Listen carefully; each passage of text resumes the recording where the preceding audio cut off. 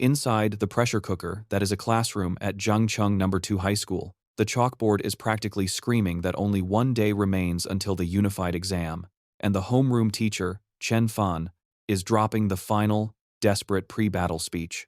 He tells the liberal arts nerds to get their pencils ready, but gives a way more hardcore reminder to the martial arts wannabes to prep their combat rigs and weapons. Teacher Chen Fan then lays the dread on thick, warning everyone about the very non-zero chance of getting permanently deleted during the martial arts college entrance exam. He pretty much begs any student with an awakened ability ranked below D level to just do everyone a favor and stay home. From his desk, a dude named Shu Jing Ming lets a trollish grin spread across his face, feeling like that public service announcement was tailor-made for him.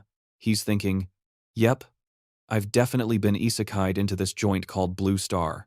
It's got all the fancy tech from his old life, but with the fun little bonus of being infested with ferocious, bloodthirsty monsters.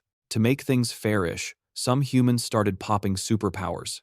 In this reality, you hit 16 and bam, you awaken an ability, ranked on a scale from a pathetic F grade to a god-tier S grade.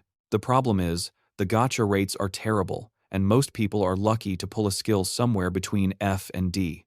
As he ponders his own so-called awesome power, a sad little spark of lightning fizzles on his finger. He lets out a massive internal sigh. His ability is a rock-bottom, E-grade weak electricity. He grimaces, knowing its output is about as menacing as a gag gift hand buzzer. While Shu Jing Ming is wallowing in self-pity, a blonde classmate, Huang Tian, smacks his desk. He sneers, asking if Shu Jing Ming is actually dense enough to still take the martial arts exam. He calls him E-grade garbage and says he'll just drag the whole school's reputation through the mud. Huang Tian then graciously suggests Shu Jing Ming should stick to liberal arts, even offering him a glamorous future as a coffee fetcher in his family's company. Before Shu Jing Ming can unleash a legendary comeback, a female classmate, Lin Qing, rockets up from her seat and tells Huang Tian to go kick rocks. Totally triggered, Huang Tian scoffs at her and vows to show everyone who the real top dog is during the exam. As he storms off, he throws one last nasty look over his shoulder, predicting Shu Jing Ming is going to become modern art splattered across the exam grounds. After the jerk finally leaves, Lin Qing turns to Shu Jing Ming, her face a mask of genuine concern. She tells him to just ignore Huang Tian's toxic rambling and gently hints that switching to liberal arts might be the galaxy brain play here. Shu Jing Ming just sits there listening, his face a perfect poker face. Deep in concentration, Shu Jing Ming stares down at his Grand Xia Unified Exam registration form. So, the official paperwork basically brands him with a bottom-of-the-barrel, E-level elemental ability in the oh-so-glorious Great Xia Kingdom. Around here, your school choices are pretty much hit the books or get hit by a beast. Folks with his kind of hand-me-down powers are expected to pick liberal arts and live a soul-crushingly average life. But the martial arts path? Buddy, that's the express lane to becoming Monster Chow. To even get a shot at a decent university, students have to dive into a monster-infested death trap and, try not to get permanently deleted. No biggie. Once you're in, after years of getting your face rearranged in training, the story goes that even a complete nobody can supposedly power up into a total legend. So yeah, Shu Jing Ming gets why his teacher and Lin Qingli are having a collective meltdown. They're convinced he's just RSVP'd for his own funeral. But hey, it's not like he can just cower in a basement until the monster apocalypse blows over. And just the thought of it brings back a wonderfully pleasant memory of a little event called a Beast Tide, where he was just a little kid, ugly crying over his parents' cooling corpses. Ah, the good old days. That little trip down trauma lane really lights a fire under his butt. He is 100% done being the helpless NPC in his own life story. Brimming with newfound resolve, he shoves his registration form in the air and pretty much declares, "I'm choosing the exam that might send me to the forever box." Flash forward to sunset, and we spot our boy Shu Jing Ming in a training hall, going absolutely beast mode with a long spear. He's trying to pump what little juice he has into his weapon, managing to get some snazzy blue lightning to dance along the shaft, and with a heroic grunt, he unleashes one mighty swing. And just like that, his mana bar is completely empty. He lets out a huge yawn, whines about being totally gassed, and then executes a perfect faceplant onto the mat. His spear clatters down right beside him. Splayed out on the floor like a human starfish, Shu Jing Ming starts to reevaluate his so-called training. He's been grinding this spear thing for 2.5 years, and after all that time, his skill proficiency is still firmly stuck on beginner. He even dropped 300,000 big ones on a fancy pants spear technique called lightning gale break, which, in his own head, makes him times less of a joke than the average E-class fodder. As he's lying there, questioning every decision he's ever made, a seriously grim thought smacks him right in the brain. He's painfully aware that the "see you in the next life" rate for students below D-class in this exam skyrockets every single year. And that fact just makes him even more bullheaded. To get into one of those top-tier, awakened universities, he knows he has to be ready to risk it all. He scrapes his body off the floor and drags himself over to a machine, balling up his fist. As his knuckles get close to the machine's panel, kablum! A blue holographic screen materializes from nothing, flashing the two magic words every reader lives for. System activating. Shu Jing Ming's eyeballs are about to pop out of his skull, his brain doing the blue screen of death as he tries to figure out what the heck is happening. The system finally finishes its boot-up sequence, and a glorious new window pops up, basically asking if he wants to unbox his starter pack. Lying there on the floor like a wet noodle someone just yeeted against the wall, it finally clicks. This has to be the legendary cheat system, the golden ticket for every isekai protagonist. And just like that, his shock does a 180 into pure, unadulterated hype. A grin so wide it threatens to tear his face in two plasters itself on his mug as his mind races with fantasies of god-tier items in that little gift box. And the system, which clearly has no concept of taking it easy, just goes ahead and drops the mother of all bombshells on him. One S-rank super ability and a whopping 200 ability points. My dude is completely gobsmacked. An S-rank ability? That's the stuff of legends, a total unicorn. In a powerhouse nation like Xiaowa, anyone rocking one of those gets headhunted by the most elite academies and basically fast-tracked to becoming a national treasure. Shu Jing Ming is absolutely thunderstruck by this ridiculous jackpot. This single revelation injects him with a lethal dose of pure, unfiltered hope. He gets it now. Even though he started this life as the lowest of the low, a certified E-rank scrub, this system is his one-way ticket to completely rewriting his pathetic destiny. A determined, almost feral grin stretches across his face as he holds out his hand, his sad little E-rank sparks fizzling pathetically, and bellows, "Claim." He absolutely demolishes the accept button. Immediately, 3 system windows bombard his screen like he just clicked on a pop-up ad from a very questionable website. Newbie gift package. Claimed. 200 ability points have been successfully transferred to your account. And now, the system is initiating the download for his brand spanking new S-rank ability, the Purple Cloud Thunder God's Lightning. The power slams into his core with the force of a runaway freight train. And oh boy, let me just say, the installation process is what you might call pants-wettingly agonizing. An absolutely insane amount of energy detonates from inside him as savage purple lightning arcs across his body, instantly vaporizing his shirt into dust. A progress bar appears out of nowhere, inching its way forward as the power raging within him goes completely supernova and utterly demolishes the interior of his room. The shockwave is so powerful, it blasts his apartment window straight out of its frame. Of course, this little impromptu light and sound festival doesn't exactly fly under the radar for the folks down on the street. Some lady is pointing up at the crazy energy vortex, and her kid is just like, "Mom, what's that light doing?" Meanwhile, some dude is having a full-blown meltdown on his phone, screaming at someone to get the fire department over to the Shu kid's place, like, yesterday. Back inside, Shu Jing Ming is doing the electric slide from hell, convulsing in pure agony as the integration progress bar crawls past the 50% mark. Down below, every head is tilted up as the sky abruptly goes dark, looking like it's in a seriously bad mood. And then, hovering over the apartment building, a gigantic freaking dragon made of pure, crackling blue lightning just shows up. You know, as you do. A spectacle of this magnitude is basically a giant, flashing neon sign for every powerhouse in the city. Some rich guy in a swanky penthouse is staring out his window, wondering if a high-level monster just decided to invade.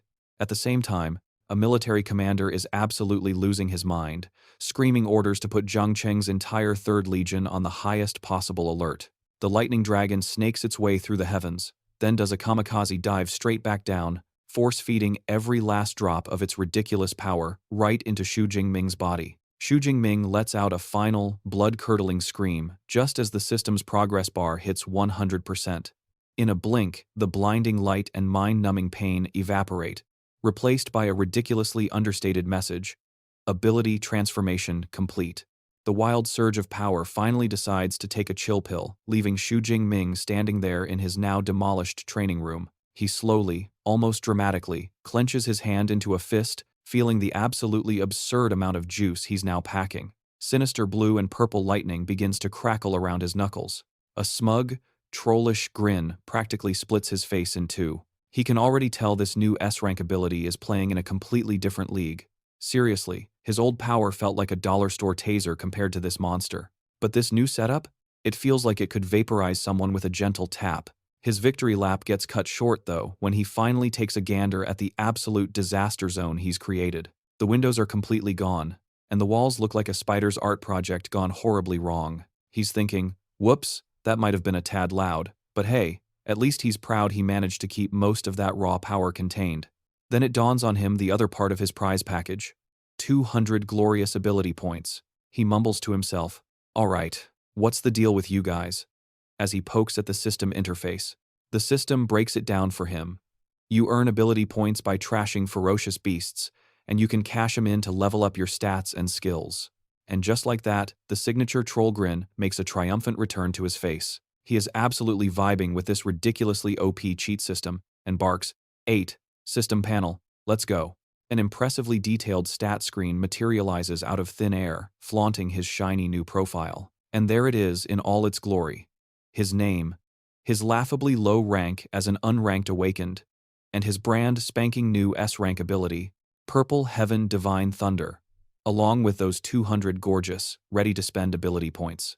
With the massive unified exam just one day away, a dangerous glint appears in Shu Jing Ming's eyes. He knows he's got to min-max these 200 points perfectly to get the biggest bang for his buck on exam day. Lightning arcs around his clenched fist as he orders the system.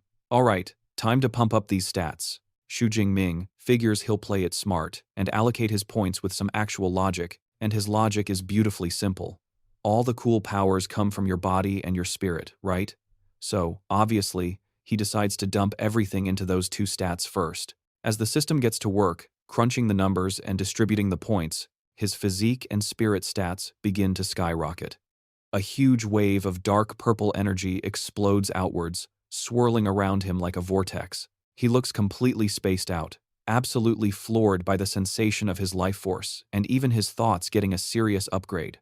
Clenching his fist once more, he can feel the raw juice just surging through him. So, just for the heck of it, he throws a little jab, and a whole-ass vortex of blue and purple lightning explodes from his knuckles, unleashing a light show of pure chaos that makes his old power level look like a sad little party popper. He just gawks at his own hand, watching arcs of raw energy crackle between his fingertips like he's some kind of god. And then it hits him by pumping up his basic stats. He's basically supercharged all his combat skills and abilities. The system panel, right on cue, dings to confirm this absolutely sick upgrade, flashing that his physique is now a beefy 141, and his spirit is a mind-blowing 160. The system, ever so helpful, also points out that each ability point was worth a neat 0.2 units of either life force or spirit juice. A smug grin just spreads across his face. He's thinking, dude, with this much power on tap, crushing the entrance exam for an Awakener University is going to be an absolute breeze. But then a thought hits him. How does he actually measure up against the other 700,000 wannabes in the province? Especially against those so-called prodigies who've been training since they could barely walk. Only one way to find out. He nonchalantly kicks his spear up from the debris, snags it out of the air like a pro, and slings it over his shoulder. His mind's made up. It's time to roll up to the martial arts hall and see what this new and improved version of him can really do. But right as he's about to bounce, his apartment door gets blown clean off its hinges. A squad of 3 firefighters bursts in, decked out in full gear like they're walking into an inferno, leaving Shu Jing Ming utterly flabbergasted. The fire captain scans the trashed apartment, notices a serious lack of actual fire, and just looks completely baffled. He sputters out that they got a call about a massive blaze at this location. Meanwhile, our boy is just standing there in the middle of his own personal disaster zone, and Shu Jing Ming, playing it super chill, just explains that the noise was him practicing a few moves and that everything's totally under control now. The fire chief just kinda stares for a second, then nods, just rolling with it. Honestly, for him, dealing with the weird crap awakened people pull is just another Tuesday. He radios his crew to call it off. As he and his team are leaving, He throws a look back at Shu Jing Ming, a mix of awe and disbelief on his face, muttering to himself, "Geez, the kids these days are on another level, if this is what they call practice." A little while later, the fire engine rumbles away. Shu Jing Ming, now decked out in his school uniform with his spear slung on his back, is casually walking down the street when a neighbor he calls Uncle Yang flags him down. The old guy yells out, asking if he's okay after all that commotion with the fire truck. Shu Jing Ming just gives a casual wave, telling him it was no big deal. Uncle Yang's gaze falls on the spear, and he flashes him a big thumbs up for being so studious, grinding away at his practice even with the huge exam just 1 day away. And yeah, in this world, martial arts halls are basically a necessity. See, for an awaken to get stronger, they've got to level up both their physical and spiritual stats. And these halls? They're pretty much the perfect high-tech gyms for that exact grind, which is a total lifesaver. 'Cause, let's be honest, not everyone has a trust fund for their own personal training montage. In this town, you've got two main gyms duking it out, the Thunder Hall and the Brutal Bear Hall.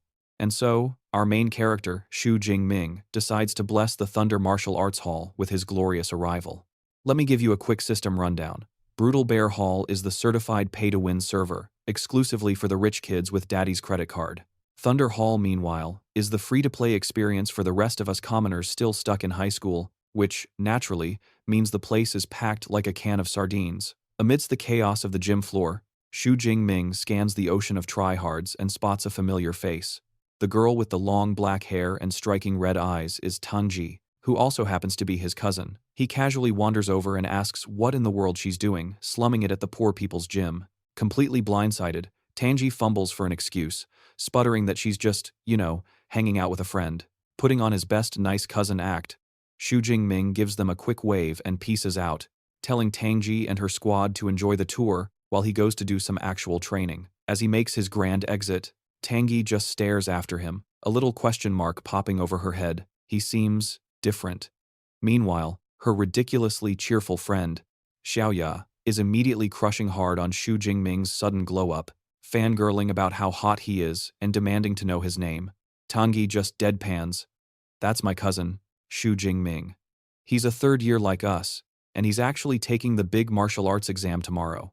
Xiaoya practically turns into a puddle, declaring he is 100% boyfriend material. Some dude in their posse starts roasting her for falling so fast, but she just completely owns it.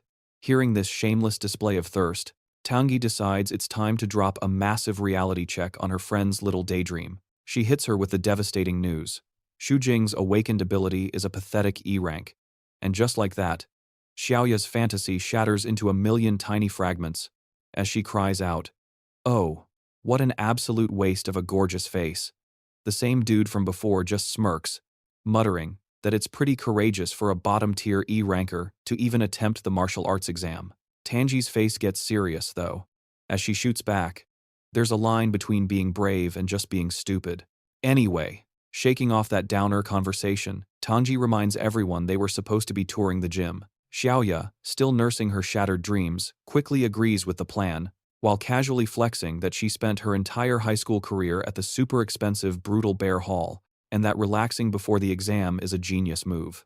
Meanwhile, our boy Shu Jing Ming has already managed to snag an empty training room all for himself. He faces off against a giant target, spear at the ready, but the second he grips it, the weapon feels as light as a toothpick. And then it dawns on him, the spear hasn't changed, he has. His stats have absolutely skyrocketed. He realizes this old piece of starter gear probably can't handle his newly buffed up build, but with the exam literally happening tomorrow, he has absolutely zero time to go on a gear grinding session. Okay, first order of business. Let's see what this upgraded chassis can do au naturel, no zappy zap powers included.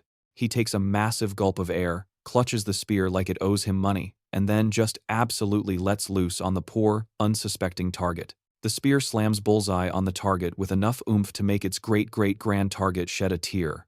A gorgeous spiderweb of fractures blooms across the face of this supposedly indestructible high-tech training dummy. The scoreboard lights up with a respectable 321.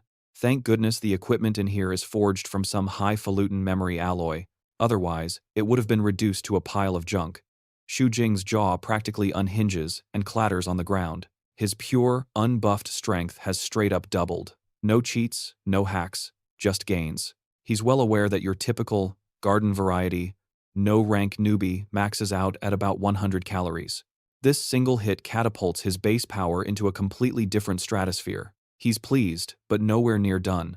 Now it's time to play with the new S-rank toy. His peepers ignite with a blinding blue light as he begins to channel the purple heaven's divine thunder. Erratic bolts of purple and blue lightning start doing the electric slide all over his frame. He launches himself into the air like gravity is just a suggestion, then brings the spear down with all the fury of a ticked-off Zeus. The collision unleashes a colossal thunderclap that rocks the entire room. He peaks at the new score, a frankly absurd 3,021 calories. Shu Jing is practically vibrating with excitement. This S-rank power is no joke. Just to give you some context, the passing grade for a certified first-tier awakened is a pathetic 1,000 calories.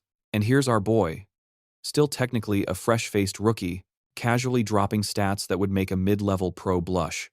This just proves how ridiculously broken his potential is. But hold on, 'cause he's not finished yet. With that purple lightning still crackling around him, he pretty much goes, "You think that was impressive? Adorable." It's time to unleash his actual ace in the hole, a technique that layers his amped-up physical prowess, his completely busted ability, and every ounce of his combat experience into one magnificent, over-the-top haymaker. He channels every last bit of mana he's got into that spear, which is now practically screeching under the strain of all that condensed purple lightning. He rears back and swings the spear in a gigantic, sweeping arc. And right before the tip makes its grand entrance, all that wild energy collapses into one single, blindingly bright sphere of pure, unadulterated, get wrecked. With a bellow of break, he unleashes the whole shebang. The spear finds its mark, and the aftermath is a world-ending kaboom of purple energy that utterly obliterates the target's concept of personal space. The raw power of the explosion sends a shockwave tearing through the entire martial arts building. Meanwhile, over in the main stadium, students are getting their cages rattled, with some random dude screaming, "Is that an earthquake?" Back in the training area, Tangyi, Xiaoya, and the rest of their posse are sent scrambling for dear life. Their pal instantly recognizes that bonkers energy signature, shouting that this is the kind of juice you only see from a times legit times awakener. They're all scratching their heads, wondering if some new S-ranker just logged on, since all the known heavy hitters train in the other hall. Totally obsessed with the mystery, Tangyi blurts out, "Dude, we have to go see what that was." The crew follows the thrumming energy trail down the hallway, and as they whip around the corner, they slam right into Shu Jing Ming. He's just casually strolling away from the scene, his spearhead now sneakily muffled in cloth, when Tangyi yells his name, completely stunned to see him. Shu Jing Ming, playing it smoother than butter, just says he's heading home to cram for the big test, acting like he didn't just detonate a small nuke. His friend wishes him luck, but then immediately writes him off, telling the group to just ignore that guy, and pointing to the room Shu Jing Ming just bailed from. "The explosion came from in there," he says, as the squad creeps toward the door like it's a boss room. Peeking inside, they're met with a scene of absolute, jaw-on-the-floor devastation. The crazy, expensive, state-of-the-art memory metal target has been completely vaporized, and the reinforced wall behind it? It's now a freaking crater of rubble. The whole room is a disaster zone. Tangyi, Xiaoya, and the others can only stare in pure, unfiltered disbelief.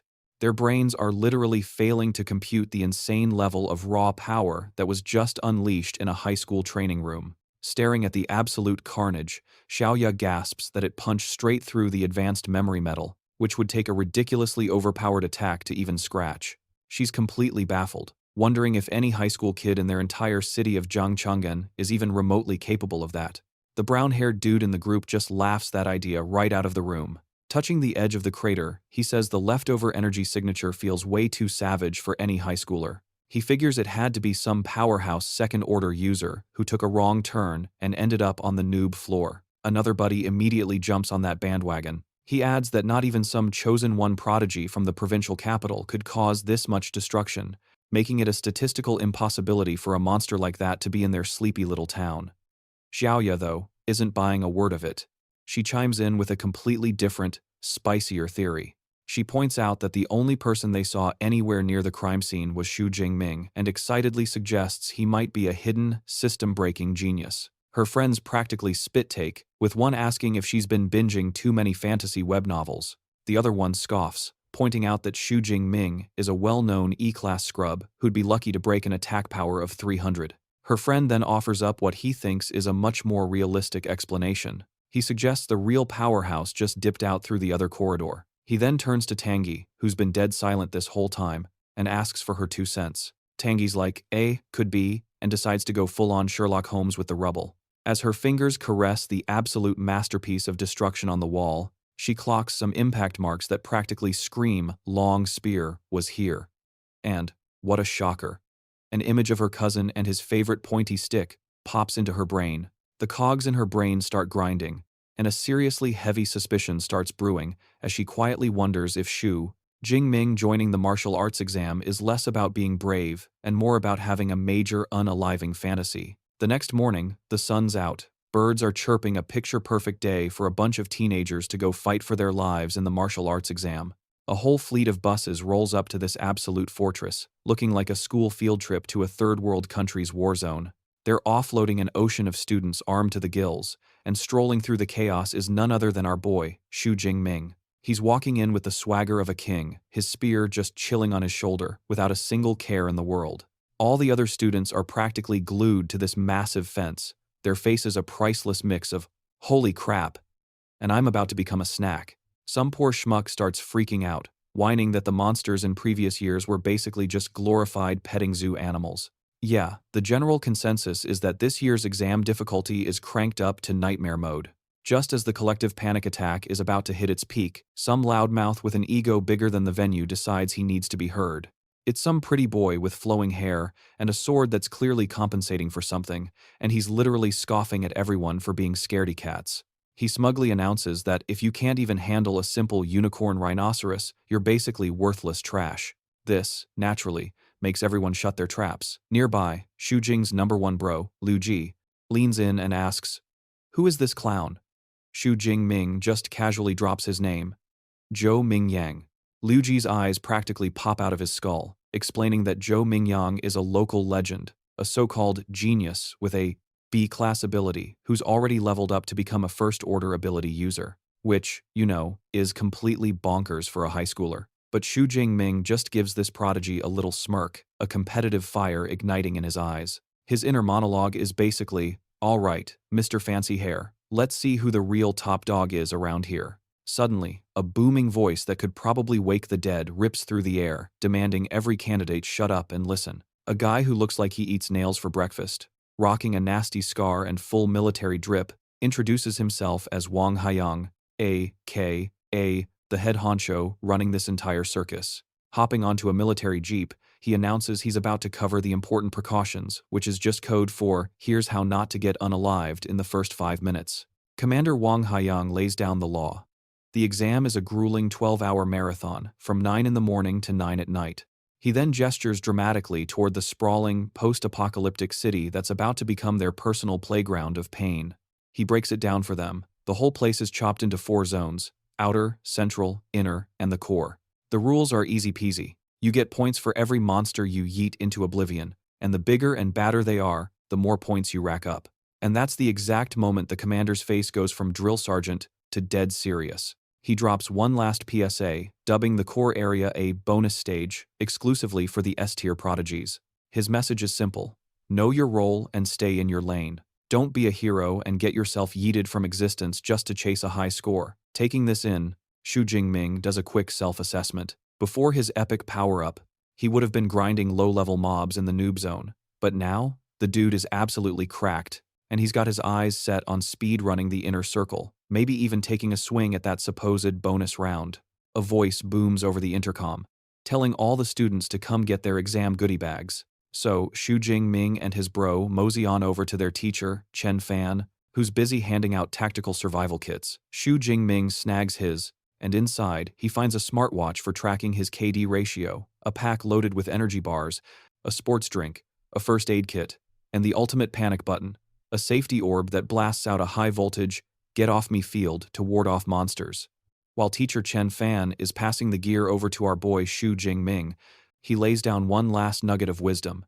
Dad style. He tells Shu Jing Ming that survival is the name of the game, even if hitting that eject button means an automatic F on the test. Shu Jing Ming gives a solid nod and thanks his teacher. Right on cue, a voice he knows calls his name. He spins around and sees his classmate, Lin Qing, jogging up to him. Super nicely, she offers him a spot on her squad, which already includes their class president, Liu Qin, a legit class heavy hitter who swears he'll keep Shu Jing Ming safe and sound in the exam zone.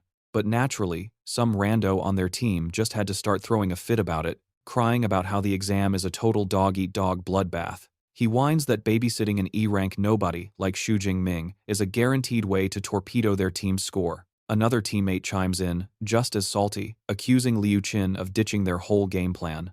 The two haters basically spell it out. They're not about to carry any dead weight. This trash talk instantly triggers Shu Jing Ming's pal, Liu Ji, but Shu Jing Ming, cool as a cucumber, holds him back. Rocking a smile that's all politeness on the surface but pure murder underneath, Shu Jing Ming turns down the offer. He tells Liu Qin and Lin Qing that he's grateful for the thought, but he's going to be running this mission solo. A concerned Lin Qing doesn't love it, but she accepts his choice, just making him promise to be careful. The whiny student smirks, saying they should just go find the top dog, Huang Tian, to team up with instead, letting out a nasty laugh as they peace out. Shu Jing Ming just watches them leave, a legendary troll-face smirk spreading across his own face. Dude's absolutely certain he can solo this whole thing and snag the #1 spot. All of a sudden, some booming announcer voice echoes from the sky, declaring the exam has officially kicked off. A whole swarm of drones zips into the air, ready to livestream the absolute carnage for everyone back home. The colossal gates swing open, letting loose a tidal wave of students who charge into the ruined city, shouting about their epic destinies. Lost somewhere in that sea of tryhards are Tang Chi and her squad, some chick who looks way too serious lugging a ridiculously huge sword, and the #1 golden boy, Zhou Mingyang, who's already flexing his wind powers to literally yeet himself ahead of the entire mob.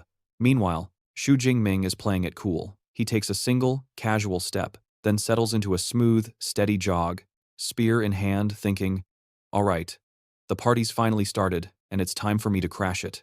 As he's just cruising along, he gives his fancy smartwatch a quick tap. A holographic screen pops up, confirming his ID and flashing the live leaderboard. The top 3 spots are already filled, with Zhou Mingyang hogging first place with a measly 7 points, followed by a couple of other overachievers.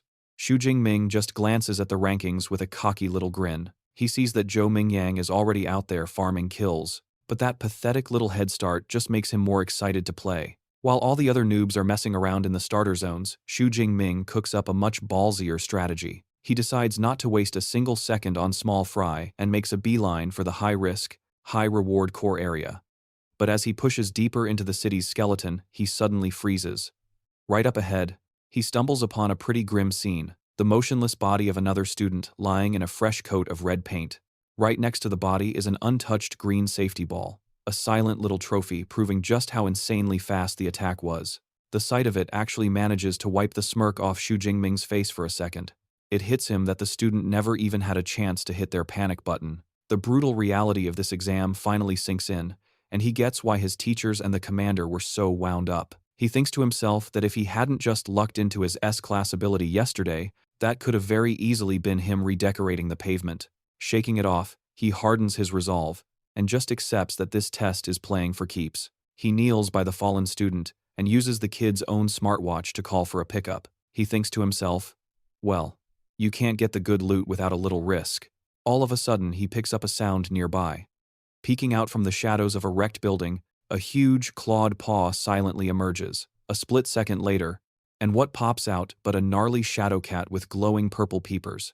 Shu Jing Ming immediately cracks the code on this so-called horrifying setup. So, the critters use the dead student as bait. Real original, guys, it's a trap. As expected, the overgrown house cat makes a leap for him.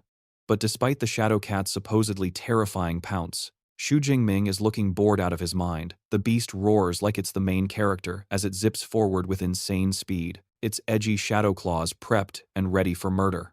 But here's the gag, Shu Jing Ming is even faster. With a flick of the wrist so lazy it was almost an insult, he just sidesteps the whole thing, letting the beast go soaring right past him. The shadow cat totally sticks the landing, 10 out of 10 for style. Its glow-in-the-dark purple eyes are locked on him. He'd heard about its rep, something about an agile body, sharp claws, and a bite force of over 1,000 kilograms. A well-earned newbie stomper title for sure. It lets out a huge roar, really trying to sell the whole intimidation package to Shu Jing Ming. As he stares the thing down, Shu Jing Ming casually wonders what's supposed to be so scary about these mobs anyway. He knows they've got this special fear-inducing debuff that's supposed to stun-lock their prey. He'd heard the tea that most freshly awakened noobs, when they face a real monster for the first time, just completely lag out from the pressure. They can't even use 30% of their stats and just stand there waiting to get one-shotted. He idly thinks about how rich families hire mercs to take their little darlings on guided tours through the wilderness, just so they can build up a resistance to this aura from a young age. A classic pay-to-win feature he couldn't afford. And now, in his first real-world boss fight, he lazily readies his spear as the Shadow Cat lunges at him for round 2. The monster closes the gap in an instant, its mouth wide open for the finishing move. But Shu Jing Ming just stands there, looking completely and utterly over this entire performance. Arcs of purple lightning start to sizzle along his spear as he puts in a sliver of effort. Then, in one clean motion, he thrusts the spear forward, its lightning-infused tip piercing the Shadow Cat's dome for an instant kill. He looks down at the corpse, a thoughtful expression on his face. He realizes that whole intimidating aura stat check didn't even register for him. A moment later, a blue holographic window pops up from his smartwatch, looking just like a game notification. Kill confirmed. You have defeated one unranked fierce beast, a Shadow Cat. Ability points +3. A little tutorial window explains that fierce beasts are ranked from 1 to 9, and anything below rank 1 is considered unranked, basically on the same tier as unranked awakened humans. Shu Jing Ming just glances at the area map on his watch, already bored and looking for the next EXP farm. So, he quickly deduces that smoking these critters is how he farms ability points, but the payout is so laughably bad he's practically insulted. Realizing these no-rank scrubs are worth less than pocket lint, he also clocks that the supposedly terrifying aura from these beasties is about as scary as a fluffy kitten, which leads Shu Jing Ming to the brilliant conclusion that hanging around this tutorial level is a complete waste of his precious time. His new mission is crystal clear: ditch this kiddie pool and make a beeline for the real action in the high-danger central zone, pronto. And with that, he starts carving his way deeper into what's basically his personal playground for this exam. He blitzes through the trash mobs, effortlessly, one-tapping everything from shadow cats to iron-furred pigs, and a whole pack of what can only be described as generic wolf-type things. While he's bagging a consistent 3 to 5 ability points for each kill, it dawns on him that his so-called strategy has one massive, glaring hole in it. Sure, the points are rolling in, but he's gaining exactly 0 real-world fighting experience. His brand spanking new S-rank ability is so busted that it doesn't even fight these unranked monsters, it just hits the delete key on them. That's a fantastic boost for his ego, but absolutely terrible for learning how to throw down for real. Then another thought hits him: the absolutely bonkers energy drain from his new toy. I mean, it's a well-known fact that the higher the rank, the more juice and ability guzzles down. His trusty old E-rank skill could go for hours on a single charge, but this S-rank beast, he'd be lucky to keep it running for a solid hour. And considering this whole exam is scheduled to last a grueling 12 hours, he realizes he can't just burn through his entire mana pool before the real fun even starts. Time for a new strategy. The plan is to go back to basics, just use his spear techniques to take down beasts, grind some skill XP, and conserve his energy. Of course, the moment he has this flash of genius, a much bigger problem literally stomps onto the scene. It's some kind of colossal, two-legged unicorn rhino monstrosity, and it looks royally ticked off as it lets out a roar and charges straight for him. The thing casually swats a wrecked car out of its path like a child's plaything. But does our boy run? Nope. Shu Jing Ming just digs his heels in, ready to take this freight train of a monster head-on. The bone-shattering impact from the rhino's horn launches him backward, sending him flying through the air like a ragdoll. But with some impossibly slick acrobatics, Shu Jing Ming masterfully uses the momentum to twist his body around mid-flight, ending up perfectly poised directly above the beast. Before the poor thing's tiny brain can even register what just happened, he plummets down, lands squarely on its back, and drives his spear straight through its skull in one flawless, lethal blow. The gargantuan creature collapses in a heap, its rampage brought to an unceremonious end. Without so much as breaking a sweat, Shu Jing Ming finds himself a little shocked at how much faster his kill time has become. He even notes that a beast of that caliber didn't even count as a decent warm-up. And that's when a truly wild idea pops into his head, and he starts wondering if his spear skills just hit a legendary evolution behind his back. He pulls up his status window, and, What do you know? The system basically gives him a digital thumbs up. His spear mastery has officially leveled up to intermediate, and his ability points just skyrocketed to a delicious 256. He has a galaxy brain moment. Forget strategy. The real cheat code to becoming god tier is just spamming this spear move. As he savors the buttery smooth flow of his upgraded spear game, a mischievous little idea pops into his head. What if he just juiced it up some more? With a fat stack of points burning a hole in his virtual pocket, he decides to YOLO it and dumps all his points into another spear skill upgrade. The effect? Immediate and overwhelming. An entire encyclopedia of S-tier spear arts and insanely intricate maneuvers gets mainlined directly into his cranium, embedding itself deep within his muscle memory. He clutches his head, staggering from the sheer mental data dump, completely blown away by the volume of expertise he just injected into his system. Now, packing a frankly absurd arsenal of new techniques, Shu Jing Ming's confidence goes through the freaking roof. He clenches his spear, a newfound power thrumming in his grip, and stands amidst the wreckage with a smirk that practically broadcasts, someone's about to have a very, very bad day. He's practically vibrating with the need to find a first-rank monster, like, immediately, to use as his new test dummy. Meanwhile, over in another section of the outer zone, Lin Qing and her squad are carefully navigating the ruined streets. Out of nowhere, Lin Qing just stops dead in her tracks, completely bewildered. Far off in the distance, she could swear she just glimpsed a silhouette that looked uncannily familiar. Breaking the silence, she speaks up, muttering under her breath that she's pretty sure she just saw Shu Jing Ming. One of her teammates practically laughs at the thought, asking if she's seeing things or maybe just needs her eyes checked. He's all like, "You're trippin'. There's zero chance that was Shu Jing Ming. A scrub with his garbage E-rank stats would be begging for a swift kick to the afterlife this deep in the exam zone." Lin Qing isn't so sure, but she can't shake the nagging feeling that it was, in fact, her classmate. A wave of genuine concern washes over her, but her thoughts are shattered when another squad member shouts for them to get a move on. The entire team rushes over to his position, only to find him standing before a gargantuan and an extremely times freshly slain unicorn rhinoceros. They can literally see the blood is still glistening, meaning this beast was put down mere moments ago. They examine the kill shot, a surgically precise piercing wound right through its skull, clearly the work of some kind of polearm. One of the guys exclaims, "Holy crap, that's a spear wound."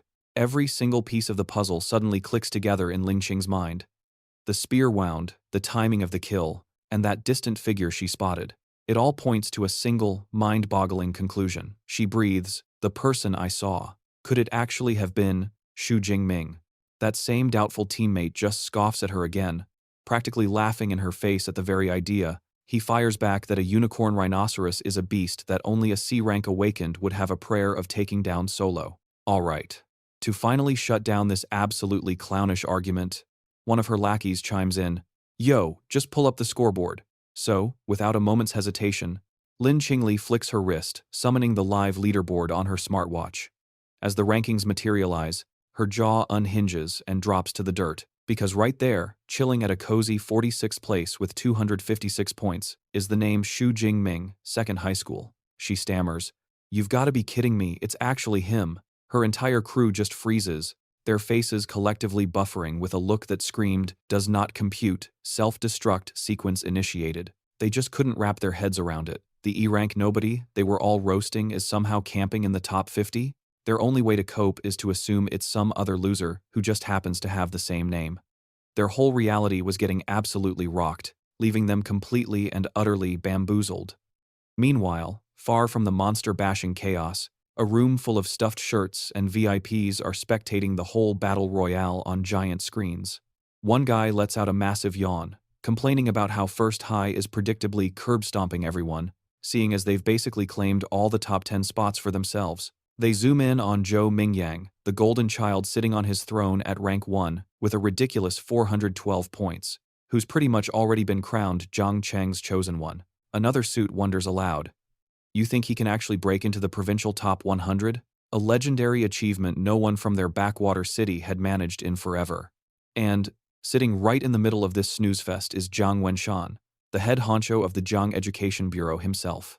He's wearing a smug grin so wide it could probably generate its own electricity, and pipes up that Zhou Mingyang is their city's pride and joy. betting his entire career that the kid will absolutely body the provincial top 100. He then swivels his comfy chair to face the principals of first and third high and starts slathering them with praise. The principals, naturally, just bow their heads and mumble some generic thank yous. But after schmoozing the top dogs, Director Zhang Wen pivots to the principal of second high, the one and only Xiao Yao. He practically looks down his nose at the guy, saying his school really needs to get its act together, pointing out that their best student is barely hanging on at 18th place. The poor principal starts leaking sweat like a faucet, bowing and stumbling over his own words to agree with the big boss. On the inside, though, Principal Xiao Yao is absolutely fuming. He's painfully aware that out of the entire top 50, a measly 8 students are from his school. He starts mentally scrolling through his list of so-called star players, including Shu Jing Ming. He's internally screaming at all of them to wake up and start playing, but then he hits the brakes. Hold on a sec. Shu Jing Ming? Who in the 7 hells is that? He actually blurts out, "Who is this kid? Why does that name not ring a single bell?" And whips his head around to the teacher next to him, who just so happens to be Chen Fan, demanding to know the identity of this phantom student, Shu Jing Ming. And when Chen Fan hears that his officially certified, rock-bottom ranked student is somehow in the top 50, his face contorts into a masterpiece of pure, unadulterated shock. He's got to force himself to breathe before he completely flips out, wiping away the beads of cold sweat pouring down his face. He's trying to wrap his head around it. Shu Jing Ming's a measly E-ranker. Is the kid a secret master hiding his power? Nah, that's just nuts. Staring daggers at the monitors, he's about to blow a gasket because it hits him that only the top 10 prodigies get their own personal camera angle, which means he has zero clue how in the hell Shu Jing Ming is pulling off this ridiculous, off-the-charts score. Meanwhile, back in the combat zone, Shu Jing Ming has already cakewalked through the outer perimeter and is taking a leisurely stroll into the main event, a place that's supposed to be way, way more dangerous. He's just ambling down the street, nonchalantly crunching a bottle under his heel before stopping for a quick snack break. Huh, he thinks, kinda sparse on the cannon fodder around here. He guesses it's 'cause the higher-tier mobs actually have a couple of brain cells to rub together and stake out their own turf, which honestly just makes them more annoying to farm. And then, asterisk ping asterisk. His god-tier senses go off. His eyes glint as he smirks. Finally, my next plaything decides to show up. Not even a heartbeat later, a hulking striped monster bursts out from a heap of twisted metal. This ain't no small fry, it's a genuine first-rank killing machine. An arm-blade tiger, so named for the literal bone swords jutting from its arms. And our boy Shu Jing Ming? He's just standing there, looking bored out of his mind. He lets out a little laugh, thinking how lucky he is to find a first-rank boss this early in the game. With a grin so wide it's practically criminal, he readies his spear, declaring that this kitty is the perfect test dummy for his newly buffed spear arts. The arm-blade tiger unleashes a window-shattering roar and charges, its giant claws ready to turn him into confetti. Shu Jing Ming, though, looks like he's waiting for a bus. He brings his spear up, and with an almost insultingly casual twirl, he bats away the tiger's initial attack, perfectly redirecting the beast's ferocious lunge with the pole of his weapon. The raw power of the blow actually sends the tiger skidding back a few feet. Shu Jing Ming, however, looks like he could fall asleep at any moment. A smug smirk starts to creep across his face as he mocks it. Is that seriously all a first-rank monster can do? He sighs, saying, it'd take a Tiger King to at least make things interesting. His little disc clearly gets under the beast's skin. Recess is over, he announces. Time to log you out. With that, Shu Jing Ming goes on the attack, dashing forward in a flash, his spear moving so fast it's just a silver streak as he carves a clean, deep wound into the tiger's shoulder, blood spraying instantly. The beast is screaming its head off in pain and fury, but Shu Jing Ming isn't about to call a timeout. He's playing it cool, but his little poke seems to have seriously set off this rank 1 beast. Oh, fantastic. Its eyes are now blazing with a sinister teal light as it gets up on its hind legs. It towers over Shu Jing Ming and unleashes a roar that could shatter windows, clearly about to go full beast mode. The armblade tiger brings down its colossal, bladed paws in an apocalypse-level swipe, but Shu Jing Ming, with some downright insane reflexes, ducks the attack and uses the momentum to swing around a freaking lamppost like some parkour-crazed action hero, effortlessly dodging the death claws and positioning himself for a nasty little comeback. Sticking the landing like a 10.0 gymnast after his slick acrobatic escape, Shu Jing Ming has to give it to this Tier 1 beast. It's a stubborn one. He can tell that despite being all busted up, the Armblade Tiger is still trying to put up a pathetic, last-ditch fight. Deciding playtime is over, he basically lets it know that any more struggling is completely useless. He begins to power up his signature spear technique. Lightning Gale Break. A wicked vortex of blue energy erupts around his weapon as he lets out a savage battle cry. He unleashes the move, his body turning into a total blur as he executes a devastating spin attack. The raw power pouring from his spear creates a tempest of slashing light arcs that hit their mark perfectly, forcing one last agonized shriek from the tiger as the attack tears it to shreds. The unbelievably massive beast crumples to the ground, totally and utterly dominated.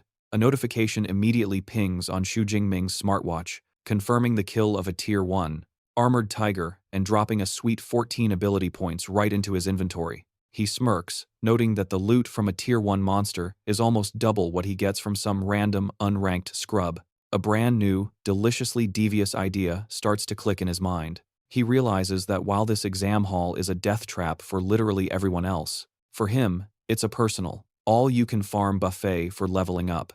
With a fresh burst of ambition, he swears to grind out as many ability points as possible by hunting down the biggest and baddest mobs in the building. Back with the spectators, the mood is incredibly tense as the officials and teachers are glued to the live rankings. The leaderboard flashes, showing Shu Jing Ming is now tied for 32nd place with 328 points. An official whips his head around to look at teacher Chen Fan, demanding to know if this surprise powerhouse is actually from his class.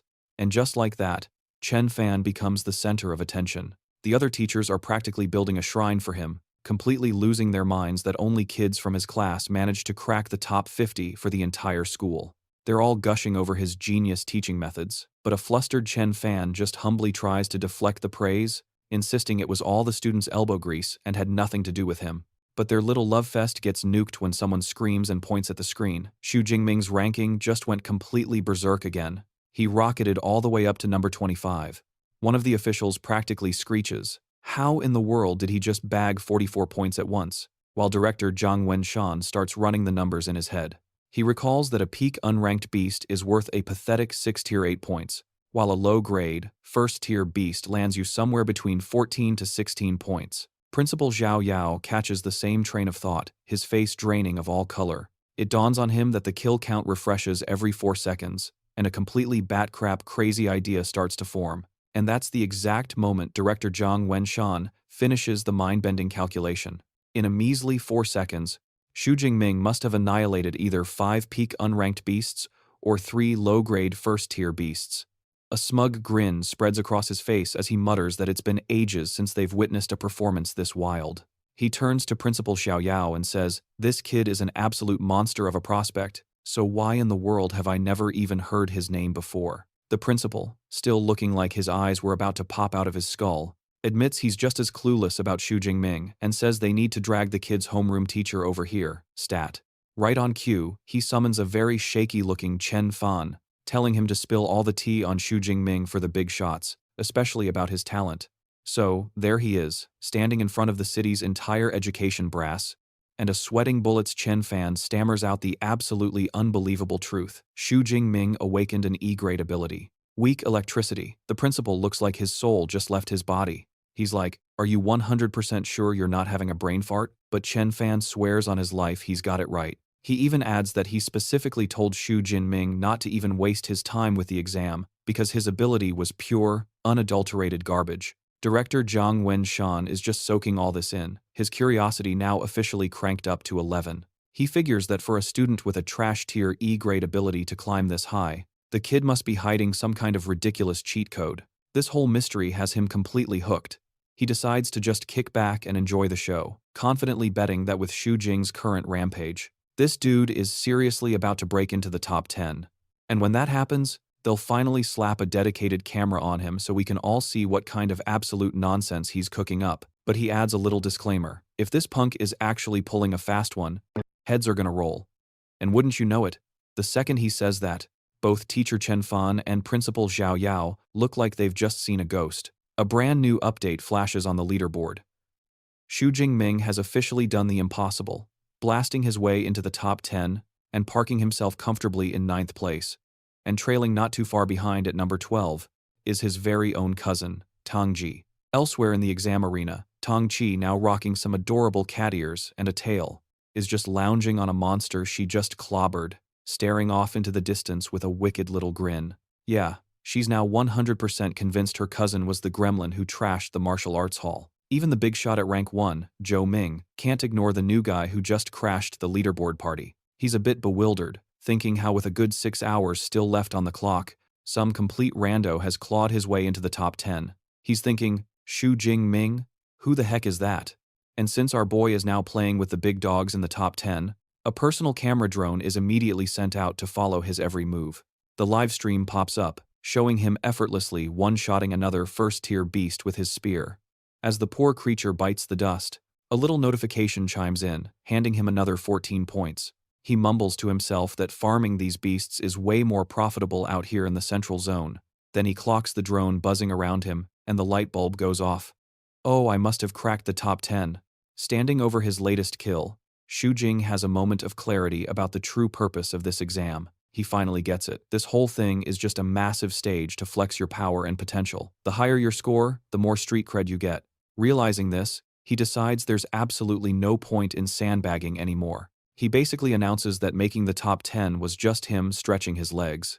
But before he dives into the real danger zone, the core area, he figures it's time for a quick power-up. He opens his system window, which shows his spear mastery has already hit the advanced level, and he's got a cool 312 ability points just sitting there. He's a little bummed, though, that his class is still stuck on awakened. He deduces that the only way to get a proper class promotion and become a legit ability user is to learn one of those fancy cultivation techniques, which is a big no-no during the test. And since a class up is off the table, he just decides to pump all those points straight into his base stats. Why not, right? He just casually dumps some stat points, boosting his physique by a cool 40 and his spirit by 22, feeling that glorious power-up coursing through him. With a satisfying crack of his knuckles, he figures it's high time to mosey on into the core area. In no time at all, he's at the entrance to the core zone, the very place with invisible noobs not allowed signs plastered all over it. And man, what a welcome wagon. A brutal tableau is laid out before him. A crew of 9 armored tigers is feasting on the remains of some massive rhino-like beast. From what any sane person would call a very safe distance, Shu Jing Ming starts sizing up the competition. You don't need a high INT stat to spot the head honcho chilling right in the center of the pack. The one that's way bigger and practically has Final Boss tattooed on its forehead, the Armored Tiger King. But is he scared? Pfft. As if. All he sees is a walking, breathing, loot piñata, full of EXP. He's just about to make his grand entrance when he senses another player in the instance. Without missing a beat, he calls out, "Okay, show's over. You can come out from your hiding spot now." And who pops out from behind a boulder but Zhou Mingyang, who looks legitimately shocked. He has to give Shu Jing Ming credit for his insane perception, admitting, "So you're the prodigy who blew up the top 10 rankings. I gotta say, I didn't see you coming." Shu Jing Ming, our main character enjoying the attention, doesn't even flinch. He immediately recognizes the #1 ranked student and fires back. "And what, pray tell, would make you think you know who I am?" Zhou Mingyang explains that he makes it a point to know every big shot who has the balls to wander into the core area. And seeing as Shu Jing Ming was the mysterious new player who rocketed up the leaderboard from out of nowhere, it was pretty elementary for him to connect the dots. Zhou Mingyang then confesses he's been staking out this tiger pack for a minute, his hand already drifting toward the handle of his sword. Shu Jing Ming's gaze instantly sharpens. "Hang on a second. You're not thinking about trying to poach my mobs, are you?" Zhou Mingyang throws his hands up in surrender, quickly clarifying, "Whoa, easy there. I'm not here to try and kill steal." He points out that the Armored Tiger King is the real deal, a seriously tough mid-grade first-tier monster. Plus, with its personal posse of 9 other tigers, it's a one-way ticket to the graveyard for any solo player. He presents the most logical plan. They should party up and tackle the pack together, but, naturally, Shu Jing Ming just hits him with a 2-word combo. Not necessary. The confidence practically radiating off him is blinding. He's basically broadcasting that he's more than capable of handling this little pest problem all by his lonesome. Without even entertaining Zhou Mingyang's offer, Shu Jing Ming just casually waltzes out into the open, straight into the lion's, well, tiger's den. His sudden and utterly unbothered arrival immediately puts the entire pack on high alert. A chorus of warning growls fills the air, and the Tiger King, still lounging on its kill, lets loose a thunderous roar, a clear, "this is my turf" announcement. Shu Jing Ming's eyes narrow, practically running a diagnostic scan on his new toys. He thinks to himself, just what you'd expect from a mob with a king. They're clever enough to form a basic front line, pushing their tankiest units forward. The entire pack is going feral, looking like they want to turn him into a chew toy. They were about to jump him all at once, but one overeager kitty just couldn't hold back and shot forward like a rocket, belting out a huge roar mid-air. All the while, from his cozy little hiding spot, Zhou Mingyang is staring at this whole mess, thinking, dude, seriously? He decides to grab some popcorn and see how this disaster movie ends, because he's got to know if Shu Jing Ming is just crazy or if he actually has the skills to justify that god-tier confidence. With the furry heat-seeking missile closing in, Shu Jing Ming doesn't even blink. He's just standing there, cool as a cucumber, casually prepping his spear. And then, faster than you can say, oh snap, he starts spinning that spear so fast it becomes a literal blur, the weapon disappearing into a glowing circle of pure nope as he charges up his special skill. And bam! He unleashes a ridiculously wide area of effect spin, blasting out a massive energy wave that tears through the air and slams into the charging tigers with absolutely zero mercy. In a single, brutal sweep, his spear carves through a whole group of them at once, giving the pavement a fresh, crimson paint job. Ding, ding, ding. The system alerts start popping off, confirming the takedowns and dropping that sweet, sweet XP. The now deleted tigers drop like flies, piling up on the freshly painted street. Yep, the entire first wave of mobs, completely cleared with a single, lazy swing. You just know, the final boss, the big armored Tiger King, is absolutely raging that his trash mobs got insta-wiped. And Shu Jing Ming's reaction? He's looking at the carnage with the disappointment of someone who just got a C on a pop quiz. He actually complains out loud that it's a pity his strength stat is so low, because he didn't even manage to one-shot the entire pack. The remaining tigers, rallied by their seriously peeved king, begin to swarm him, ready to get some major revenge for their fallen comrades. The Tiger King unleashes a roar that could curdle milk, a sonic blast meant to turn his brain into scrambled eggs. This thing is so loud it literally blows out the windows on all the nearby buildings, raining glass down on the street. Even our guy Zhou Ming, hiding way back, gets hit by the shockwave and clutches his head like he's suffering from the worst hangover in history. But our boy Shu Jing Ming? He's just standing in the middle of a glass hurricane, completely unbothered, like he's enjoying a gentle spring shower. He knows this is supposed to be a debuff skill, and he just shoots the Tiger King a look that screams, "That's it? Pathetic." He then says out loud that while the big kitty's roar might scare some noobs, it doesn't even make his give a crap meter twitch. As the rest of the enraged fluffballs launch themselves at him from all sides, Shu Jing Ming flows like a river, meeting their assault with zero effort and deadly precision, casually parrying a tiger's lunge like it's a joke. Then he pulls an absolute pro-gamer move, using the beast's own freaking body as a springboard to launch himself sky-high, effortlessly weaving past the chompers of another one. The Tiger King, thinking it's got a free shot, goes charging in for the kill, but our boy Shu Jing Ming is playing 5D chess. While still suspended in mid-air, he lines up the perfect game-ending blow. With a comically overpowered overhead smash, he slams his spear straight down onto the Tiger King's noggin. The absolutely bonkers force just splits the beast's skull wide open, a one-shot KO. He sticks the landing like an Olympic gymnast, scoring a perfect 10, just as a system notification pops up confirming the kill of a high-rank, first-order Armblade Tiger, netting him a sweet 20 ability points. Meanwhile, peeking from the bushes, Zhou Ming is absolutely bugging out, sweating buckets with his eyes practically popping out of his skull, literally unable to compute the utter smackdown he just watched go down. He's just mumbling to himself, "There's no freaking way.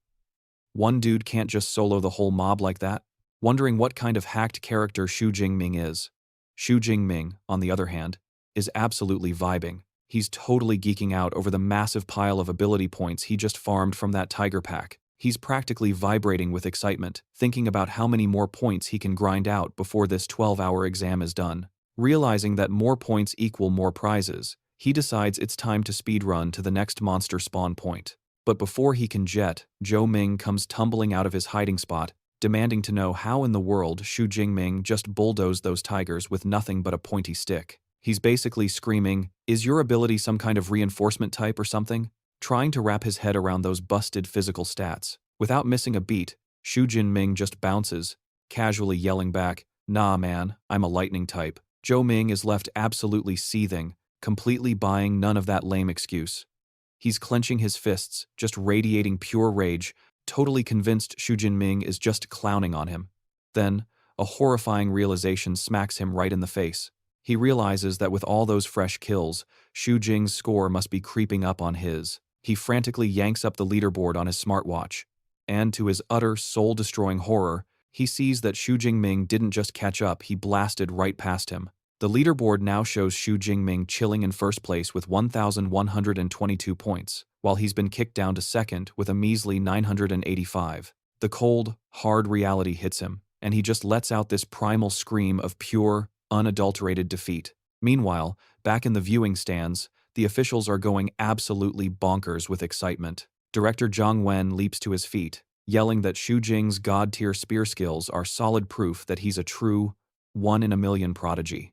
He gives a grinning principal, Xiao Yao, a hearty, proud pat on the shoulder.